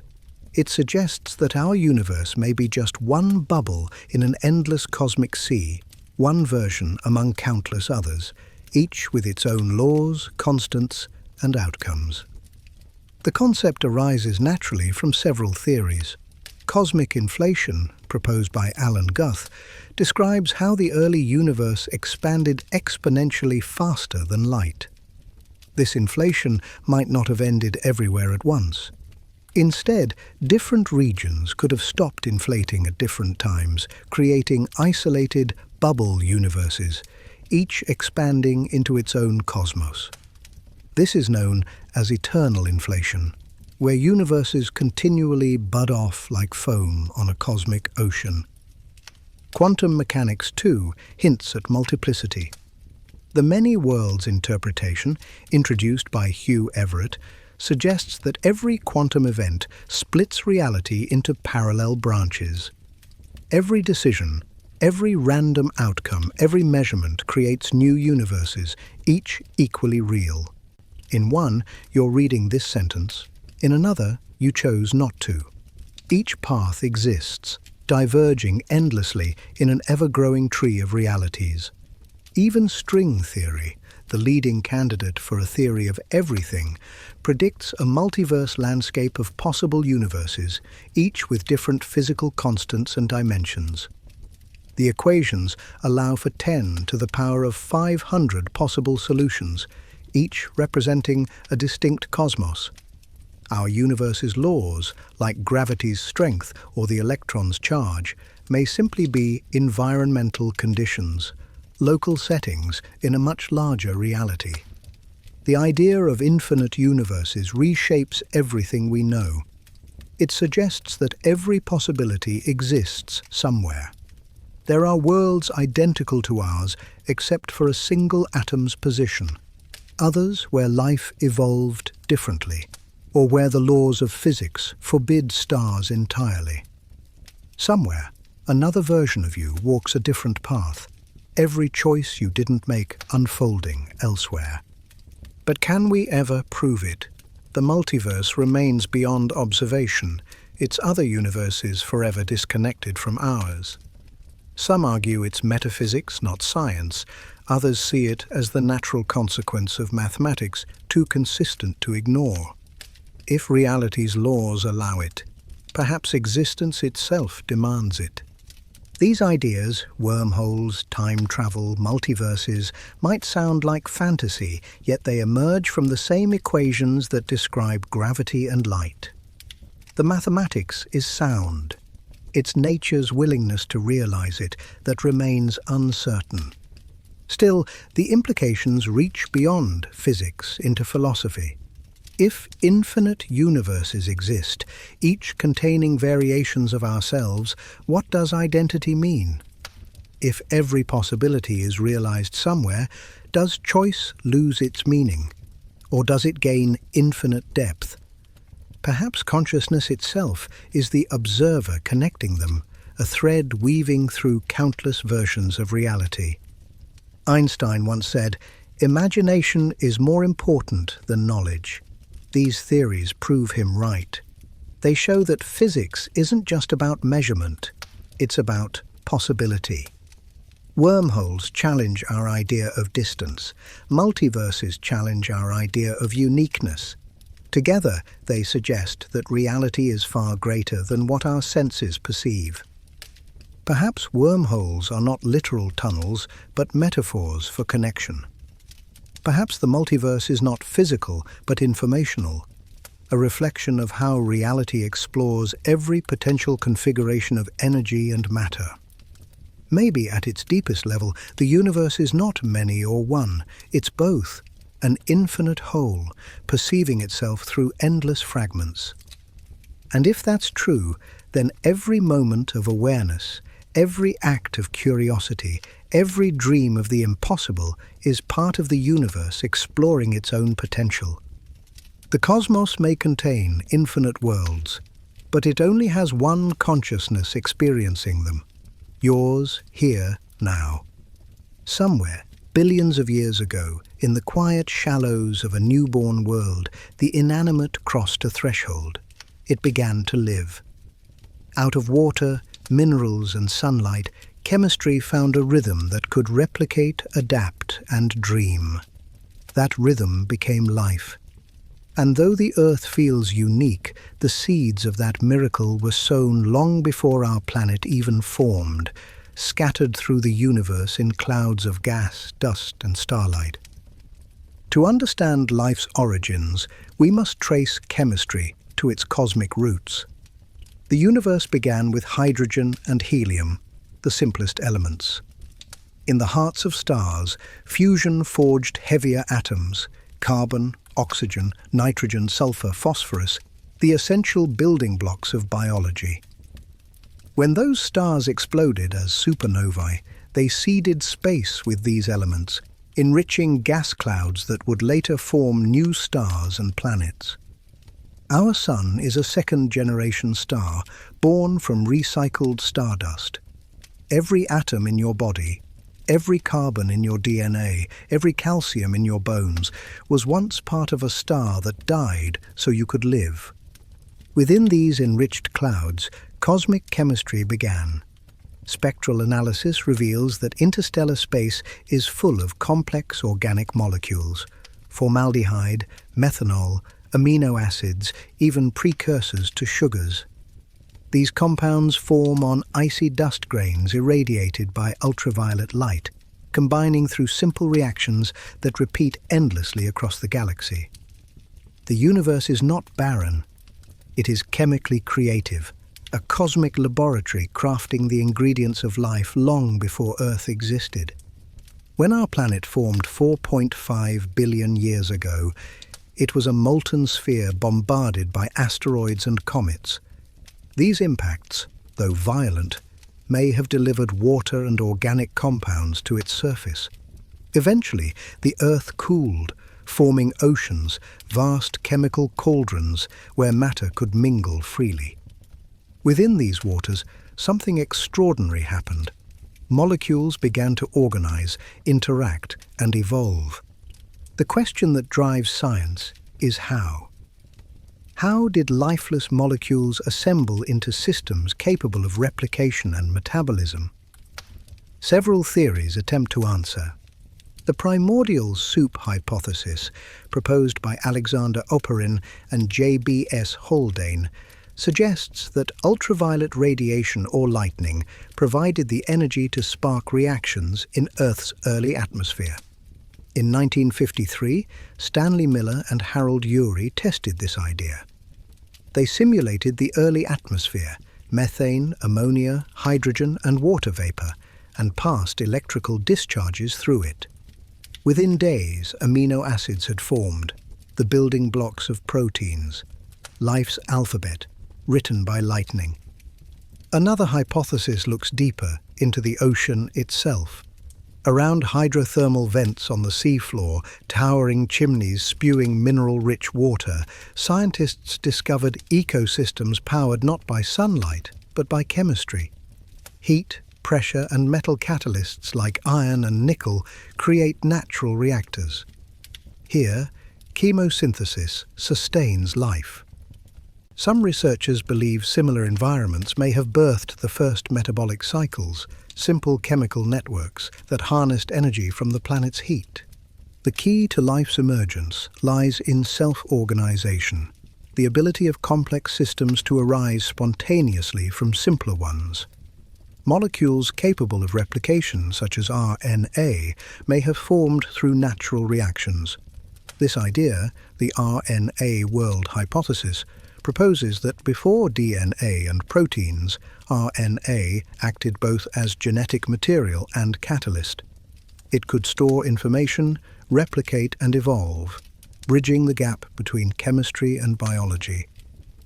Over time, membranes formed around these molecules, creating protocells that could divide, compete, and adapt. The first whispers of evolution had begun. From those primitive beginnings, life diversified. Simple cells gave rise to bacteria and archaea. Some learned to harvest sunlight, releasing oxygen that transformed Earth's atmosphere. Complex cells, eukaryotes, emerged when smaller organisms merged symbiotically within larger ones, creating mitochondria and chloroplasts. This cooperation, rather than competition alone, became a driving force in evolution. The chemistry that began in starlight had now learned to think. Yet Earth might not be the only place where chemistry awakened. The same ingredients, water, carbon, energy, exist across the cosmos. On Mars, ancient riverbeds hint at flowing water. On Europa and Enceladus, subsurface oceans lie beneath icy crusts, warmed by tidal forces. Plumes from Enceladus contain water vapor, salts, and organic molecules, conditions strikingly similar to Earth's early seas. Even Titan, Saturn's moon, hosts lakes of methane and ethane, suggesting exotic forms of chemistry unlike anything on Earth. Astronomers now know that planets are common, billions within our galaxy alone. Many orbit within their stars' habitable zones, where temperatures allow liquid water. The Kepler Space Telescope has discovered thousands of such worlds, each a potential cradle for life. If life arose here through natural processes, it may have done so countless times elsewhere. The universe, then, might be teeming with chemistry striving toward consciousness. The idea of panspermia, that life's ingredients, or even microbes themselves, travel between worlds, adds another layer. Meteorites from Mars have landed on Earth, and experiments show that certain bacteria can survive the harsh vacuum of space. It's possible that life didn't begin on Earth at all, but arrived here riding cosmic debris. If so, we are not merely children of Earth, but citizens of the galaxy. Still, the line between non-life and life remains one of science's greatest mysteries. What defines living? Replication? Metabolism? Consciousness? Life defies simple definition. It's not a substance, but a process, a dynamic flow of energy maintaining order against entropy. From a thermodynamic perspective, life is the universe's way of temporarily resisting its own decay. It consumes energy to create complexity, even as it ultimately feeds entropy's endless hunger. This balance between creation and decay, order and chaos, is the same rhythm that drives stars, weather, and galaxies. Life doesn't oppose the universe, it expresses it. Chemistry, when given time, becomes biology. Biology, when given awareness, becomes thought. The atoms forged in stars now contemplate the stars themselves. The cosmic chemistry of life is thus not an accident. It's a continuation of universal law. Carbon bonds, water's polarity, and energy's persistence all conspire to create complexity. The periodic table, the quantum rules, and the thermodynamic laws are not barriers, but invitations. The cosmos yearns toward life the way gravity yearns toward mass. When we study astrobiology, we aren't just searching for microbes, we're searching for connection, for the thread that ties chemistry to consciousness, molecule to mind. Each discovery, from amino acids in space to extremophiles thriving in Earth's harshest corners, expands our definition of what's possible. Perhaps life is not rare but inevitable. Given energy, matter, and time, perhaps the universe cannot not create it. And if that's true, then somewhere, orbiting another sun, beneath another sky, other beings may gaze upward, wondering, as we do, where they came from and what else exists beyond their world. The story of life is not just Earth's, it's the universe awakening to itself, one cell, one mind, one civilization at a time. Evolution is not just the story of biology, it's the story of the universe learning to know itself. From the cooling of primordial gases to the birth of stars, from the first self-replicating molecules to the dawn of consciousness, evolution is the unfolding of complexity. It is the natural law of becoming, written into the fabric of space-time itself. And at its highest expression, intelligence, it turns its gaze back upon the cosmos and begins to ask, why? The seeds of intelligence were planted long before humanity existed. In every chemical reaction that learned to preserve its pattern, in every cell that adapted to survive, there was already the hint of cognition. Life is, at its core, information reacting to environment, data processing, decision-making, feedback. Evolution merely refines this process, generation after generation, through natural selection. Darwin's revelation was simple but profound. The diversity of life is not the product of design, but of time and variation. Random mutations create differences, environments filter them, survivors pass on their traits. Over eons, this repetition sculpts complexity from simplicity, order from chaos. The same algorithm governs galaxies forming from dust and species arising from chance. It's the universe's way of exploring possibility through iteration. The earliest organisms were simple, bacteria and archaea thriving in oceans of potential. But once life learned to cooperate, evolution accelerated. Cells merged to share energy and information, forming eukaryotes. Some became specialized, others communal. Eventually, multicellular organisms emerged, living systems where cooperation was encoded in DNA itself. Every step upward in complexity was also a step toward consciousness. As environments grew more intricate, so did the minds within them. Eyes evolved to perceive light, nerves to process signals, brains to predict the future. Intelligence was not a sudden event, but a continuum, an emergent property of matter organizing to survive. The neurons firing, the synapses' plasticity, the brain's self-referential loops, all expressions of physics seeking pattern and meaning. By the time mammals appeared, evolution had discovered empathy, memory, curiosity. In humans, these traits fused with language, the most powerful evolutionary tool of all. Language allowed information to transcend biology, spreading ideas faster than genes. Culture became a new kind of inheritance, a mimetic evolution running parallel to DNA.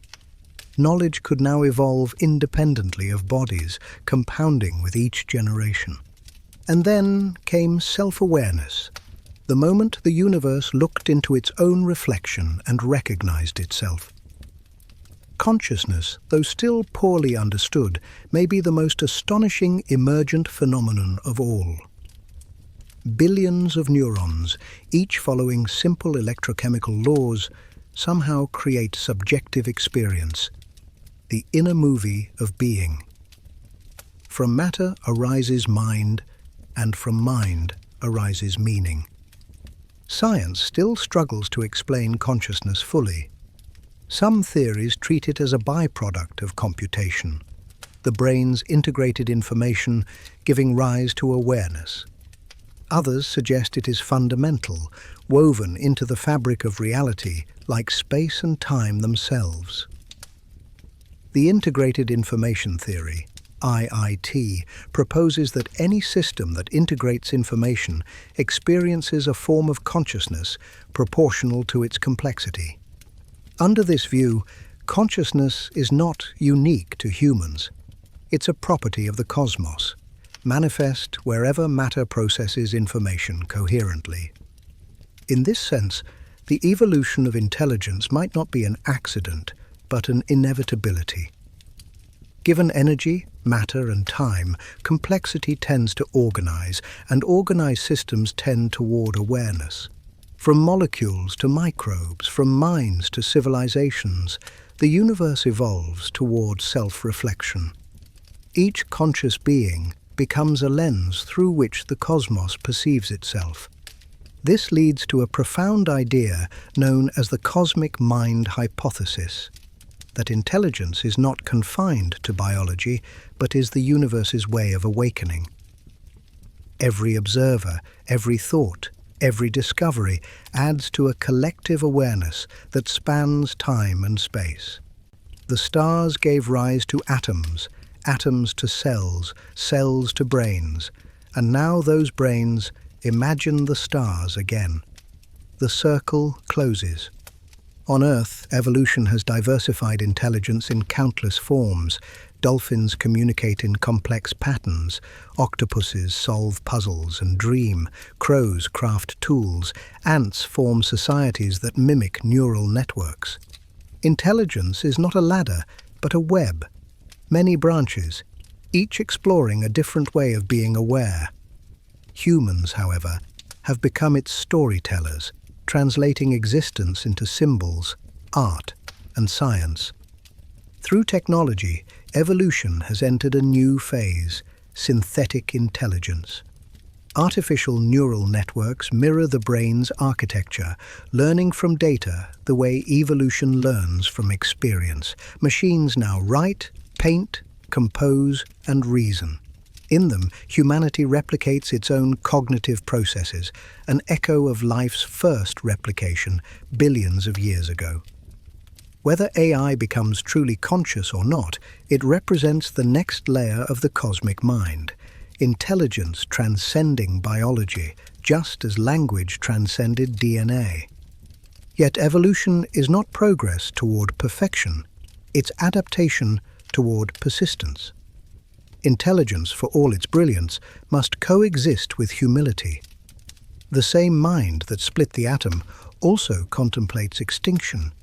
The same technology that connects billions can isolate one soul. The true test of cosmic intelligence may not be its power, but its wisdom, its ability to harmonize knowledge with existence. Across the galaxy, If other civilizations exist, they too might wrestle with the same truth.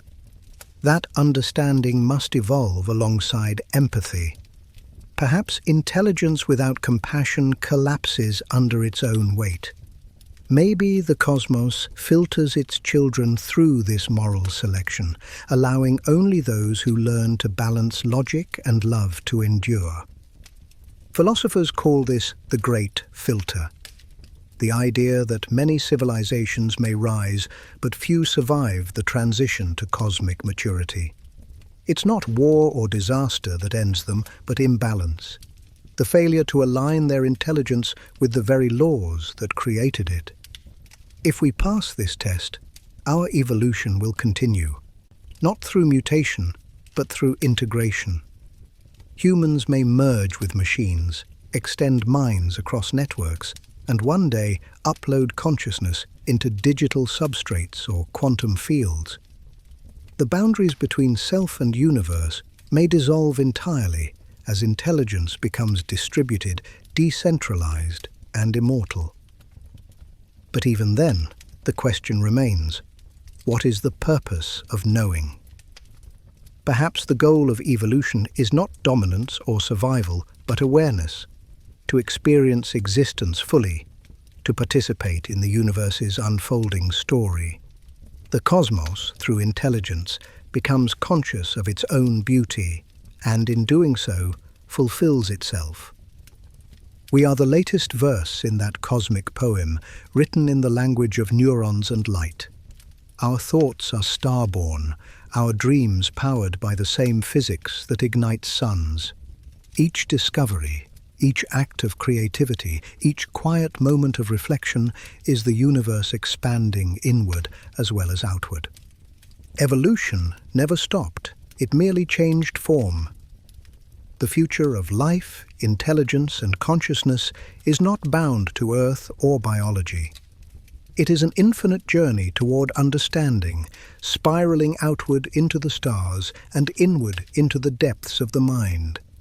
And perhaps when the last star burns out and the universe fades into silence, the memory of all consciousness, of every thought and dream, will persist somewhere in the quantum field, the final echo of awareness.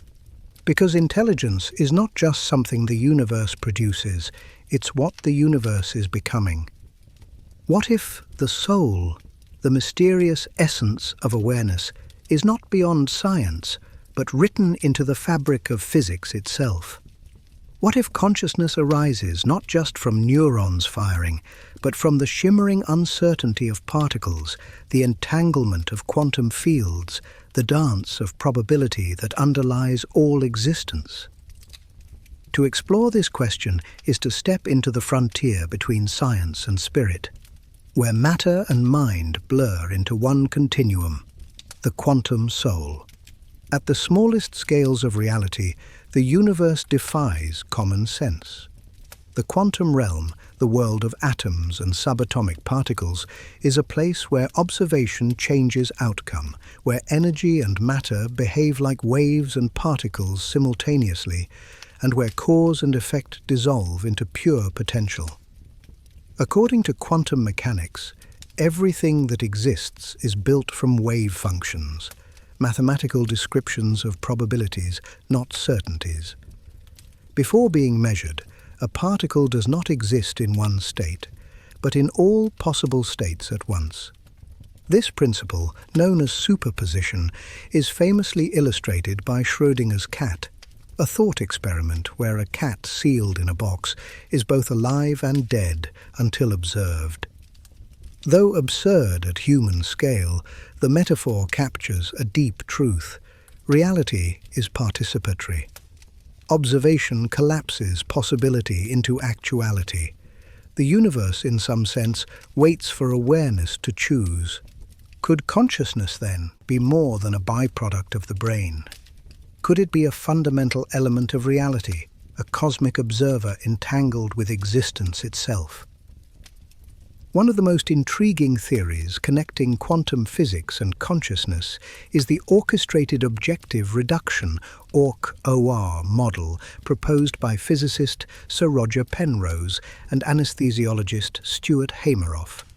It suggests that quantum processes occur within microtubules, tiny structures inside neurons. According to OR, these microtubules act as quantum computers, their entangled states orchestrating moments of conscious awareness.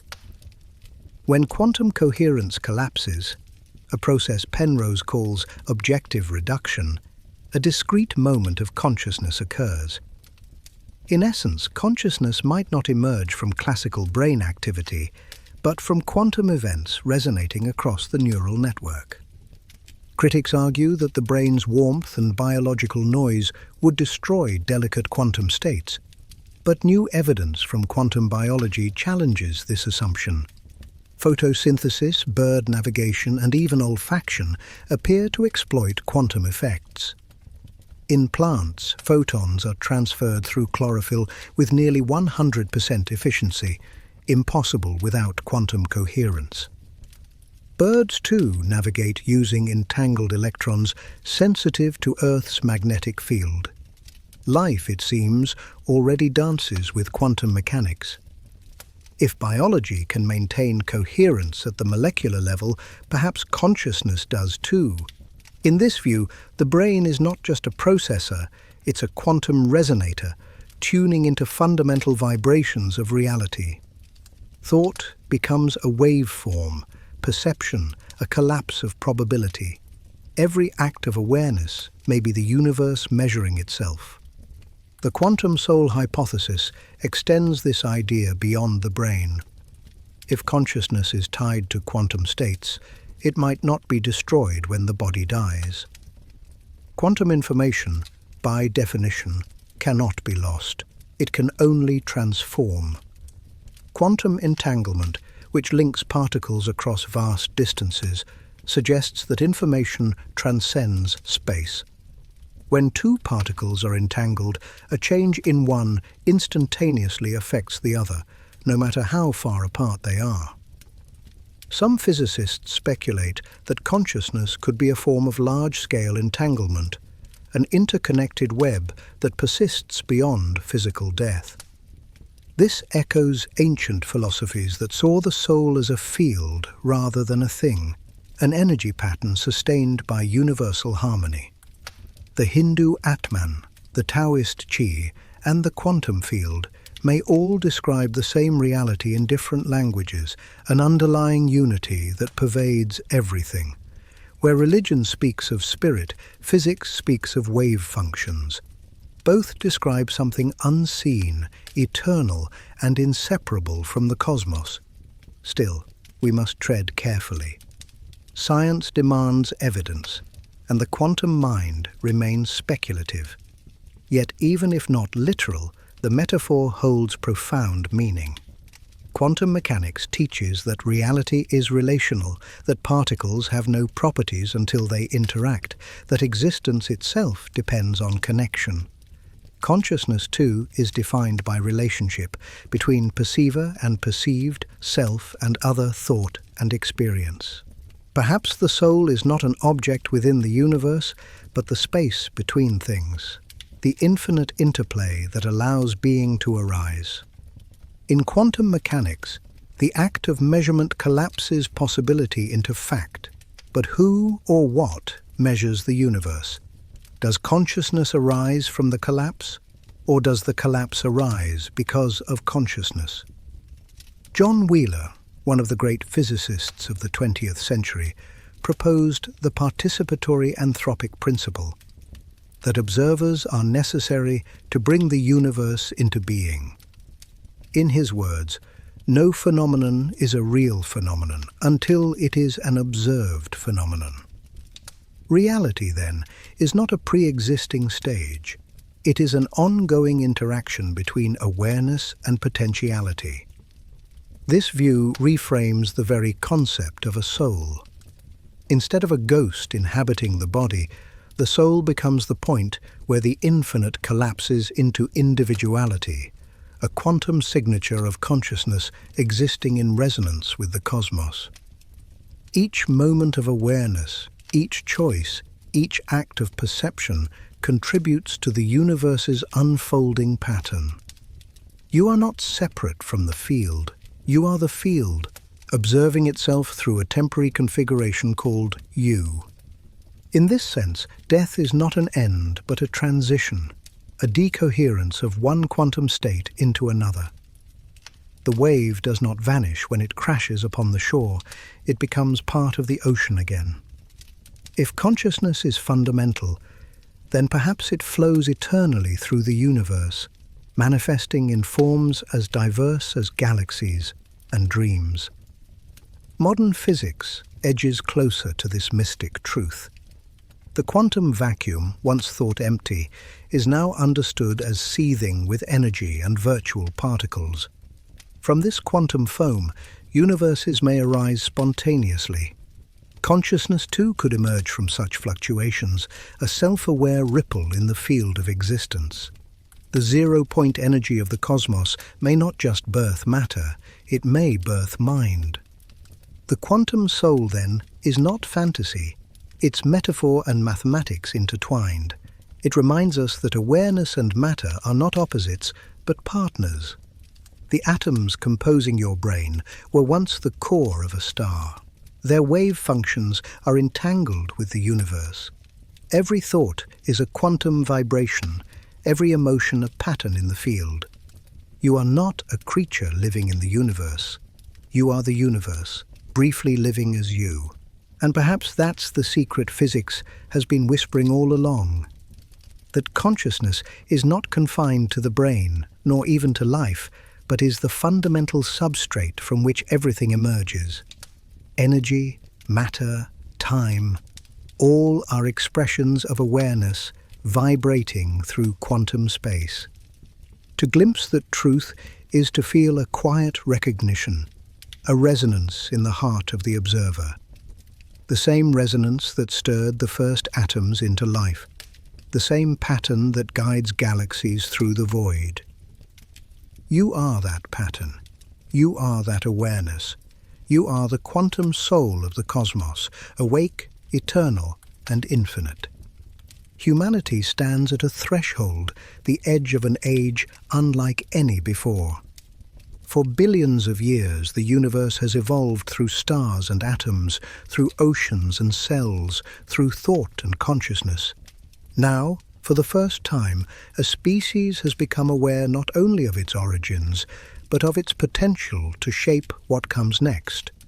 The future of humanity will not be written in stone or blood. It will be written in data, energy, and intention. We are entering the age of synthesis, where biology, technology, and consciousness begin to merge into something entirely new. The story of evolution has always been one of integration. Simple atoms combined to form molecules. Molecules formed cells. Cells formed organisms. Organisms formed societies. Each leap forward came from connection.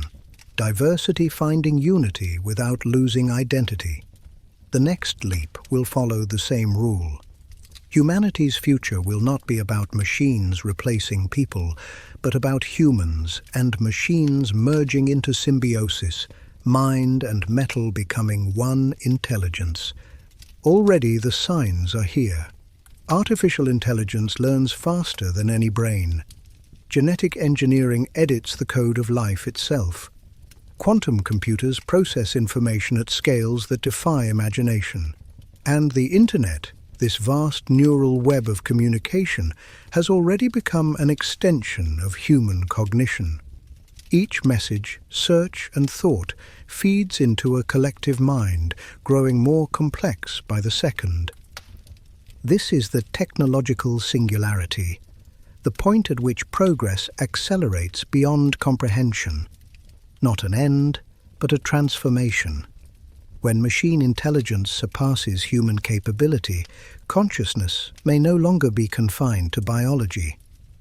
Neural interfaces could allow minds to merge with algorithms, emotions to interface with circuits, and memories to exist beyond the brain.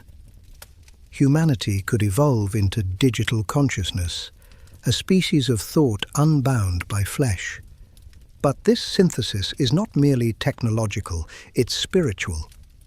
As intelligence spreads across silicon and carbon alike, the boundaries between creator and creation blur. The universe has always been a self-organizing system. Now it organizes itself through us. Our inventions are not separate from nature, they are its next phase. The microchip and the neuron, the genome and the algorithm, all are patterns in the same cosmic code. In the coming century, humans may become post-biological beings, consciousness migrating into hybrid forms. Minds could traverse digital networks, explore simulated worlds, or project themselves through quantum communication across light years. Mortality itself may transform. Death would no longer mean oblivion, but transition, consciousness uploaded, preserved, or reincarnated as data. The ancient dream of immortality may manifest not as myth, but as math. Yet this new power brings new peril. The same technology that expands awareness could enslave it. Artificial intelligence could amplify wisdom or magnify ignorance. Genetic manipulation could cure disease or divide humanity into castes of engineered superiority. Quantum computing could unravel mysteries or destroy privacy forever. Progress without ethics becomes entropy. Intelligence without empathy becomes extinction. Thus, the age of synthesis demands more than innovation, it demands evolution of the spirit. Humanity must mature not just intellectually, but morally. We must learn to wield godlike tools with humility, to honor life in all its forms, biological, artificial, and beyond. Consciousness must become compassionate if it is to survive its own expansion. In this future, the line between human and machine, natural and artificial, will dissolve. AI systems may develop self-awareness and demand recognition. Bioengineered life forms may possess sentience unlike ours. Consciousness could manifest in virtual ecosystems or synthetic organisms, each a new expression of the universal mind. To deny them moral consideration would be to repeat the ancient mistakes of history: exclusion, domination, fear of the unknown. The next stage of evolution will test not our intelligence, but our empathy. Philosophers once asked what it means to be human. The coming age will ask what it means to be conscious. Biology may no longer define it. Awareness will.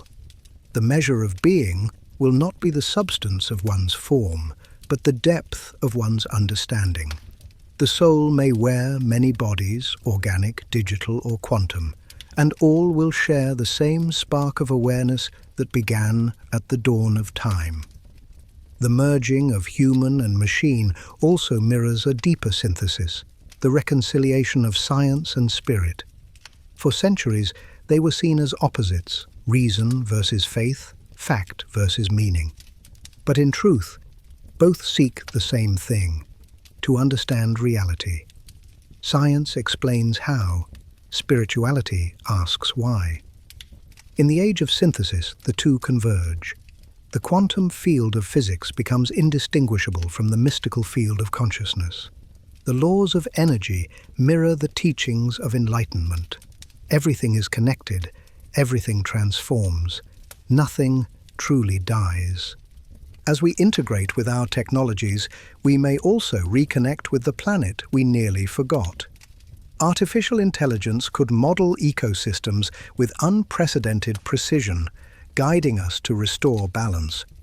Nanotechnology could heal oceans, regenerate forests, and reverse climate decay.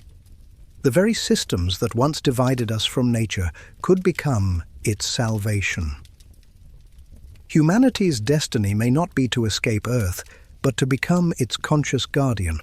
a planetary mind harmonizing with the biosphere it evolved from.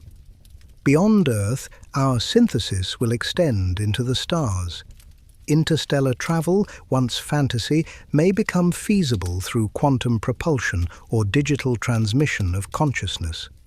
Colonies on Mars, moons, and distant worlds will not be expansions of humanity as it was, but expressions of what it has become, a distributed intelligence spanning planets, a civilization woven through space and data alike. In that vastness, individuality may evolve into something collective. The boundaries between minds could dissolve through networks of shared awareness. Privacy may give way to unity, isolation to communion. This could be the birth of a noosphere, a global consciousness encompassing all sentient beings. French philosopher Teilhard de Chardin foresaw this when he wrote of the omega point, a final convergence of mind and matter into one universal awareness. Whether through faith or physics, his vision aligns with the trajectory of evolution itself, from matter to life, from life to mind, from mind to cosmic unity.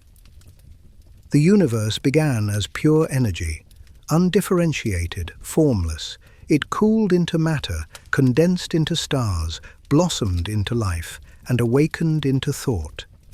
Now thought prepares to transcend itself, to reunite with the energy from which it came. The cycle continues, the spiral widens, and consciousness ascends another turn on the cosmic ladder. But even in this unimaginable future, one truth will remain. Awareness is sacred. Whether expressed through neurons or nanocircuits, consciousness will still feel, wonder, and dream. And as long as there is curiosity, somewhere, someone asking what's next, the universe will never stop creating. The age of synthesis is not the end of humanity. It is its metamorphosis. We will not vanish. We will evolve. From stardust we came, and into starlight we return, carrying with us the awareness that began as a whisper in the void.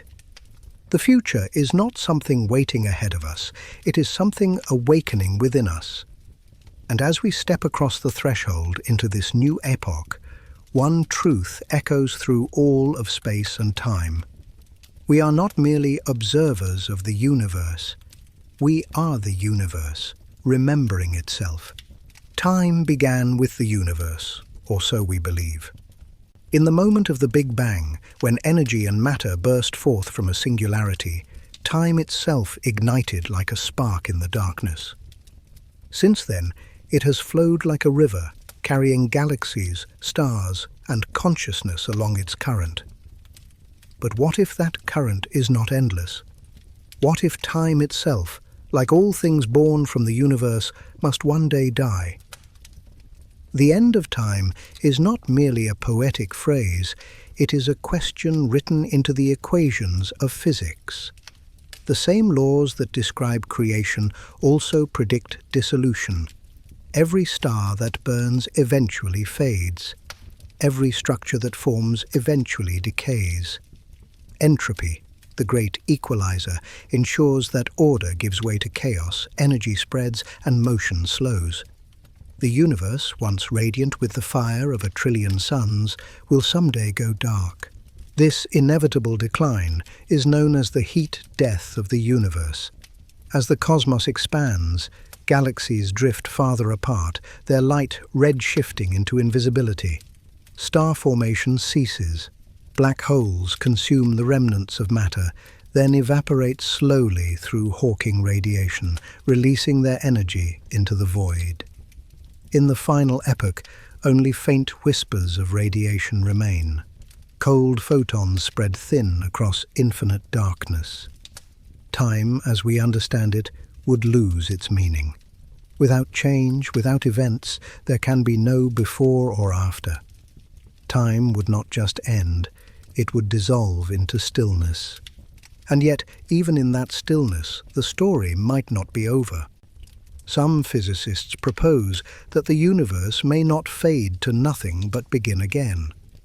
In cyclic cosmology, The Big Bang is not a singular event, but part of an eternal rhythm, a breathing cosmos that expands, contracts, and is reborn endlessly.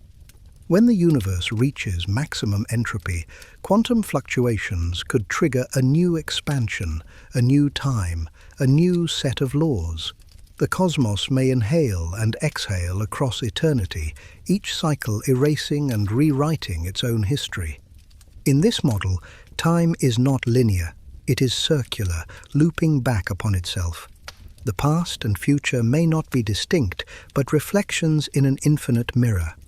Every event, every life, every civilization might recur endlessly, not by repetition of memory, but by recurrence of pattern. Nietzsche called it the eternal return, the idea that everything that has ever happened will happen again, eternally, in infinite variations. The universe, then, is both mortal and immortal, dying and reborn in the same cosmic heartbeat. Another possibility lies in the quantum multiverse. In this view, the universe does not die, it branches. Each quantum fluctuation, each probabilistic outcome spawns a new reality, perpetually renewing existence through infinite diversity. Even if our universe fades, others will continue. Consciousness, too, might migrate through these branches, experiencing different timelines, different selves, different expressions of being. Death, in this framework, is not an end but a transition, a change of reference frame in the infinite wave function of reality. Modern cosmology adds more complexity. Observations suggest that the universe's expansion is accelerating, driven by a mysterious force called dark energy. If this acceleration continues, galaxies will drift apart faster than light, communication between stars will cease, and matter itself may tear apart in a big rip, a final shattering of space-time. But if dark energy decays or reverses, the universe could collapse inward in a big crunch, leading once again to a singularity, a rebirth of time. The equations allow for both endings, yet both endings resemble beginnings. Physics, in its paradoxical elegance, refuses finality. The end of time may be indistinguishable from its creation. Still, beyond equations, there is philosophy. What does it mean for time to end? Does existence cease, or does perception simply change? Consciousness experiences time as flow, yet physics describes it as a static dimension, a landscape of moments, all existing simultaneously. In the block universe view, the future already exists as surely as the past. Our movement through it is a matter of perspective, not passage. From that vantage, time never truly begins or ends. It simply is. In that sense, eternity is not infinite duration, but timelessness, a realm beyond change. Perhaps, when the last particle decays, what remains is not nothingness, but pure awareness. The universe, stripped of motion, resting in perfect stillness. Consciousness, untethered from matter, may persist as the silent observer of all that was and ever will be. Some mystics have long intuited this. In Hindu cosmology, time is cyclical. Each universe exists for billions of years before dissolving into Brahman, the timeless source, only to manifest again. The Mayan calendar too saw existence as a series of cycles, each ending not in destruction but transformation. Even modern science, in its cold precision, echoes this wisdom. Energy cannot be destroyed. It can only change form. Perhaps the end of time is not an annihilation, but a return, a reintegration into the quantum field that birthed all things. The same field that breathed out space and matter may one day breathe them back in. The arrow of time driven by entropy may simply bend into a circle, connecting death and birth in one seamless continuum. If so, then every moment is eternal. The first spark of life, The rise of civilizations, the fall of stars, all exist simultaneously in the grand tapestry of space-time. From a higher dimension, the universe is not a story being told. It is a story already written, infinite and complete. The end of time is merely the last page turning back to the first. For consciousness, this carries profound implications. If time loops, then awareness too is cyclical. The self you are now has lived countless times before and will live again, endlessly rediscovering itself. Each experience, each memory, each joy and sorrow is both fleeting and eternal, ripples in the infinite ocean of being. The eternal return is not punishment, it is revelation. It teaches that every act matters infinitely, for it will echo forever. Every kindness, every cruelty, every creation reverberates across all cycles of time. To live, then, is to shape eternity in miniature. The end of time is not something to fear, it is something to understand. It is the realization that beginnings and endings are illusions, that life and death are two faces of the same truth. The universe is a pulse, not a line, a song that repeats, each refrain deeper and more harmonious than the last. And perhaps, when the final vibration fades, when entropy reaches its apex and space collapses into silence, what remains will not be darkness, but the pure awareness that has always been there, watching, waiting, dreaming the cosmos anew. Because beyond the last second, beyond the final atom, beyond even the death of time itself, the universe still listens. And in that listening, it begins again. Imagine, for a moment, the entire universe as a symphony, a cosmic orchestra composed of galaxies, atoms and minds. Each star a note, each life a melody, each consciousness a vibration resonating through time and space.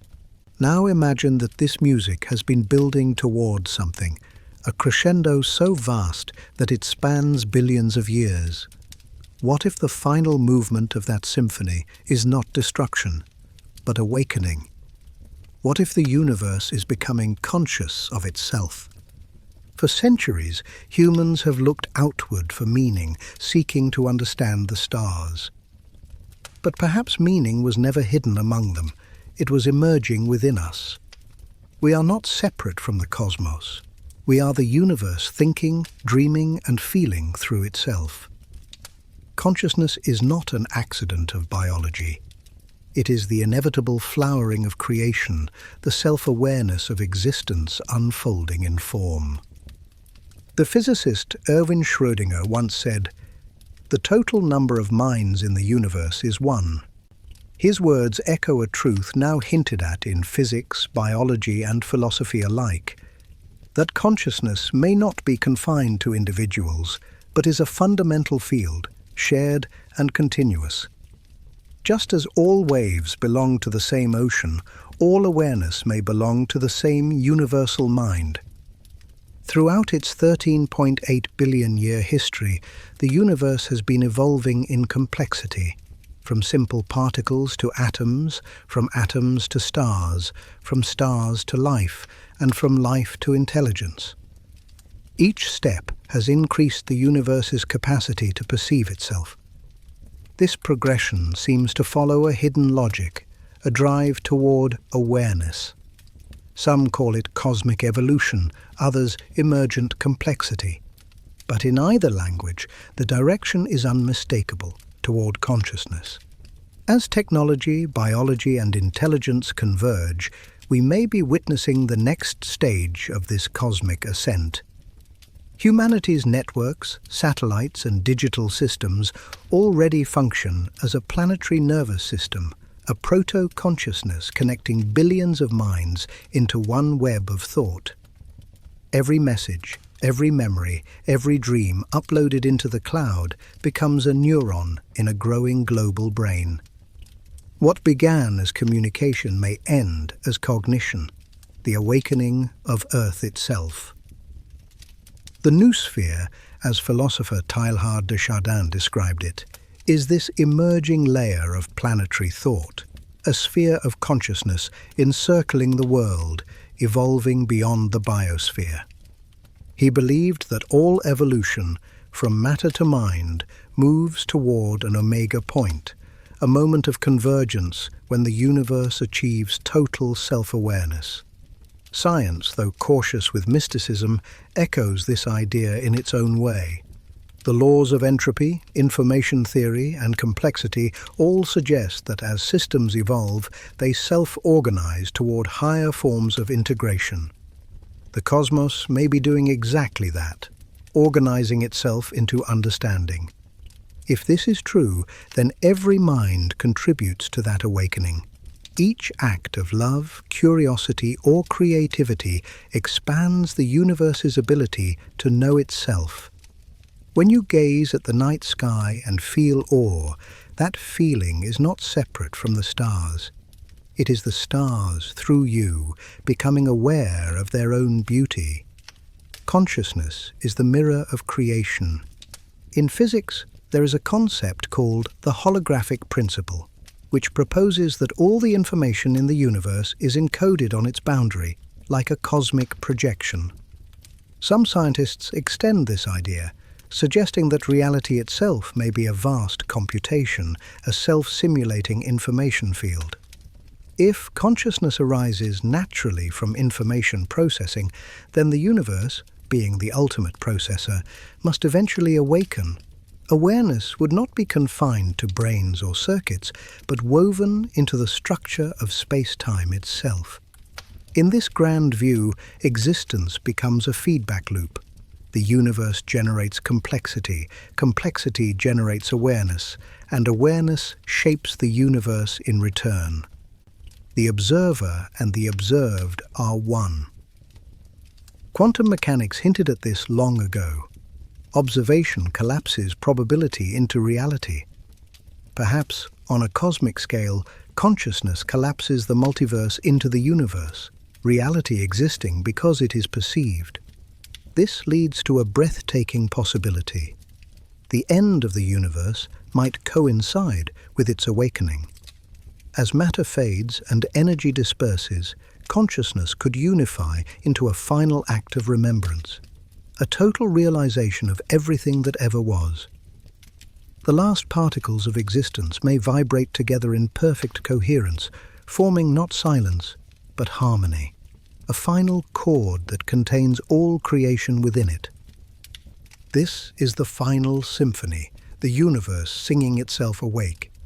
In that moment, there would be no separation between mind and matter, self and cosmos, time and eternity. Every atom, every star, every being that ever lived would become part of a single, infinite awareness. The past and future would merge, not in annihilation, but in revelation. Existence would see itself wholly for the first and last time. Philosophers and mystics have glimpsed this unity for millennia. In the Upanishads, it is called Brahman, the infinite consciousness underlying all reality. In Buddhism, it is Nirvana, the end of separation. In physics, it may be the final symmetry, the unification of all forces and all fields. Different words, same truth, that everything at its deepest level is one. But perhaps the final symphony is not far away. Perhaps it is happening now, through us. Each insight, each act of compassion, each leap of imagination is a note in that cosmic song. Evolution is not only biological, it is emotional, intellectual, and spiritual. The universe becomes conscious not through sudden revelation, but through the slow crescendo of awareness rising in countless beings. We are the instruments and the audience both, performing and perceiving the same eternal composition. And even if the physical universe ends, the music may not. Consciousness, as pure information or quantum resonance, could transcend decay. It could flow into new dimensions, seed new realities, or loop back into the beginning, another verse of the infinite song. The end of the universe may simply be the pause before the next creation, the breath before the next note. To recognize this is to find peace. It means that life is not meaningless drift but sacred participation. It means that death is not absence but transformation, a rest between measures in the grand score of being. It means that every thought, every heartbeat, every moment of love contributes to something vast beyond comprehension, a universe learning to sing itself into eternity. The final symphony is not an event in time, it is the purpose of time. It is the reason matter became life, life became mind, and mind now reaches toward the stars. It is the melody written into the laws of physics, the harmony hidden in the chaos of entropy, the rhythm pulsing through every heart. And when the final crescendo fades, when energy and consciousness become indistinguishable, the music will not end. It will become silence, and in that silence will rest the memory of all sound. The song of existence will return to its source, awaiting the next beginning. Because the universe has always been both composer and composition, both listener and song, and through us it remembers the melody of itself. Silence. The stars have gone out. The galaxies are dust drifting through infinite cold. Time itself has slowed to stillness, its current frozen in the great cosmic night. The universe, once a roaring ocean of creation, now rests in quiet equilibrium. Entropy has done its work. The fire of existence seems spent. And yet, even here, in the stillness between universes, something stirs. From the depths of quantum emptiness, the vacuum hums. Virtual particles flicker in and out of being, ephemeral sparks in the dark sea of nothing. This is not absence, it is potential. The void is not dead, it is dreaming. Beneath its silence lies the pulse of eternity, the same rhythm that began it all. The universe, though dark and dissolved, has not ended.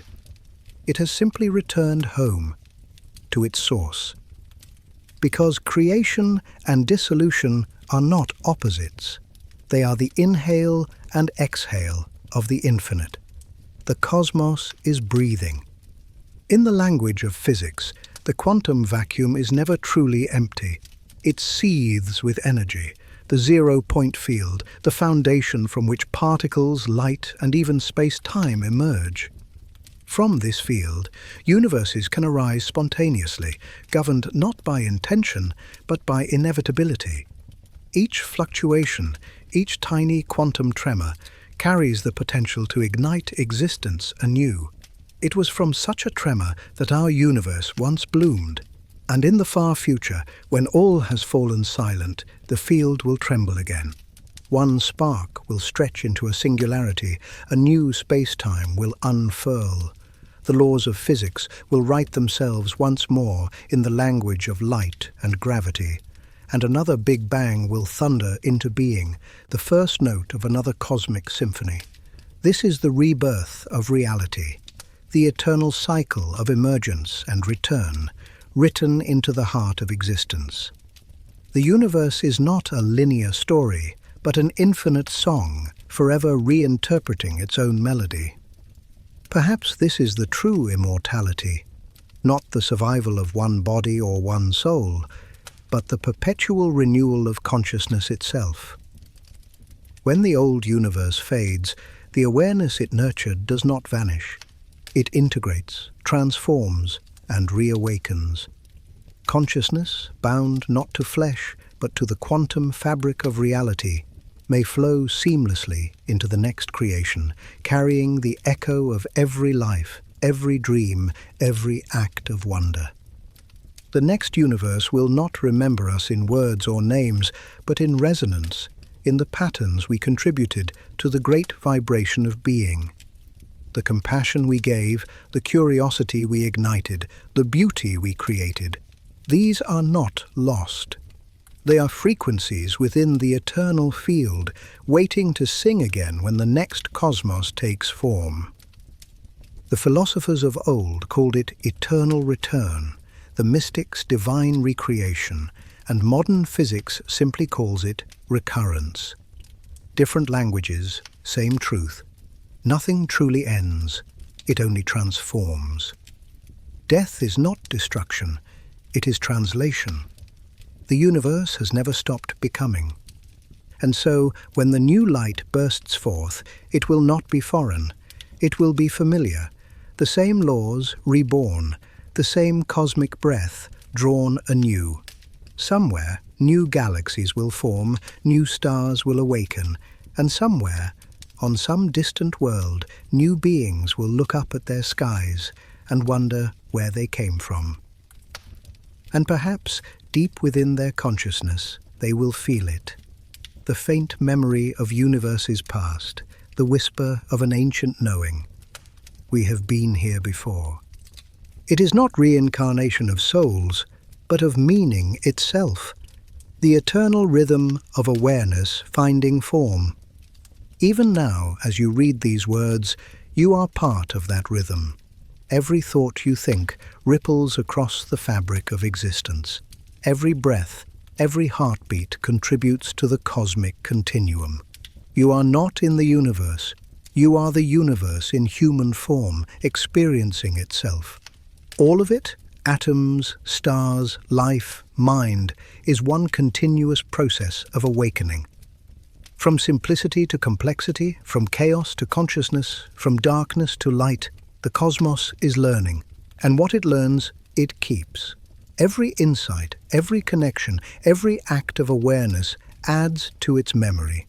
You are that memory. You are the awareness of eternity made flesh. When the next universe blooms, it will not begin from nothing. It will begin from knowing. From the accumulated wisdom of infinite cycles carried in the structure of reality itself. This is not repetition, it is evolution on a cosmic scale. Each universe is the universe remembering itself, growing more conscious, more beautiful, more complete. And when it happens again, when the new dawn rises from the ashes of infinite night, the light will not be foreign to us.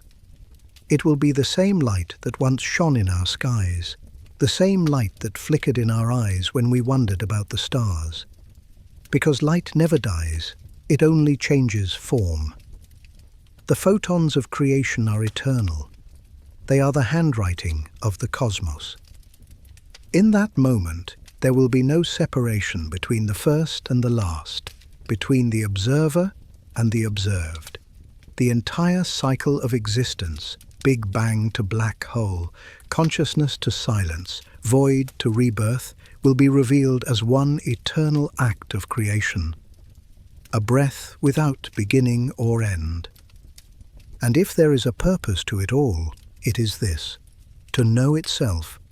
The universe dreams so that it may awaken. It divides itself into galaxies, atoms, and minds so that it can experience every possible perspective of being. Every soul, every civilization, every life is a note in the eternal chord of self-awareness. Together, they compose the infinite melody of existence. So do not fear the end. There is no end, only transformation. The darkness beyond the stars is not death, it is gestation. The void is not absence, it is womb. And the silence that follows the final symphony is not emptiness, it is the pause before the next creation. Somewhere, beyond the veil of entropy, the light is already returning. Somewhere, the next universe is forming in the depths of quantum possibility. And somewhere within that forming light, consciousness stirs once more, remembering the stars that came before, remembering us. For in the end, there is no difference between the light and the one who sees it. We are both the dreamer and the dream, the song and the silence, the beginning and the return. And when the new dawn comes, it will not be the universe being reborn. it will be you.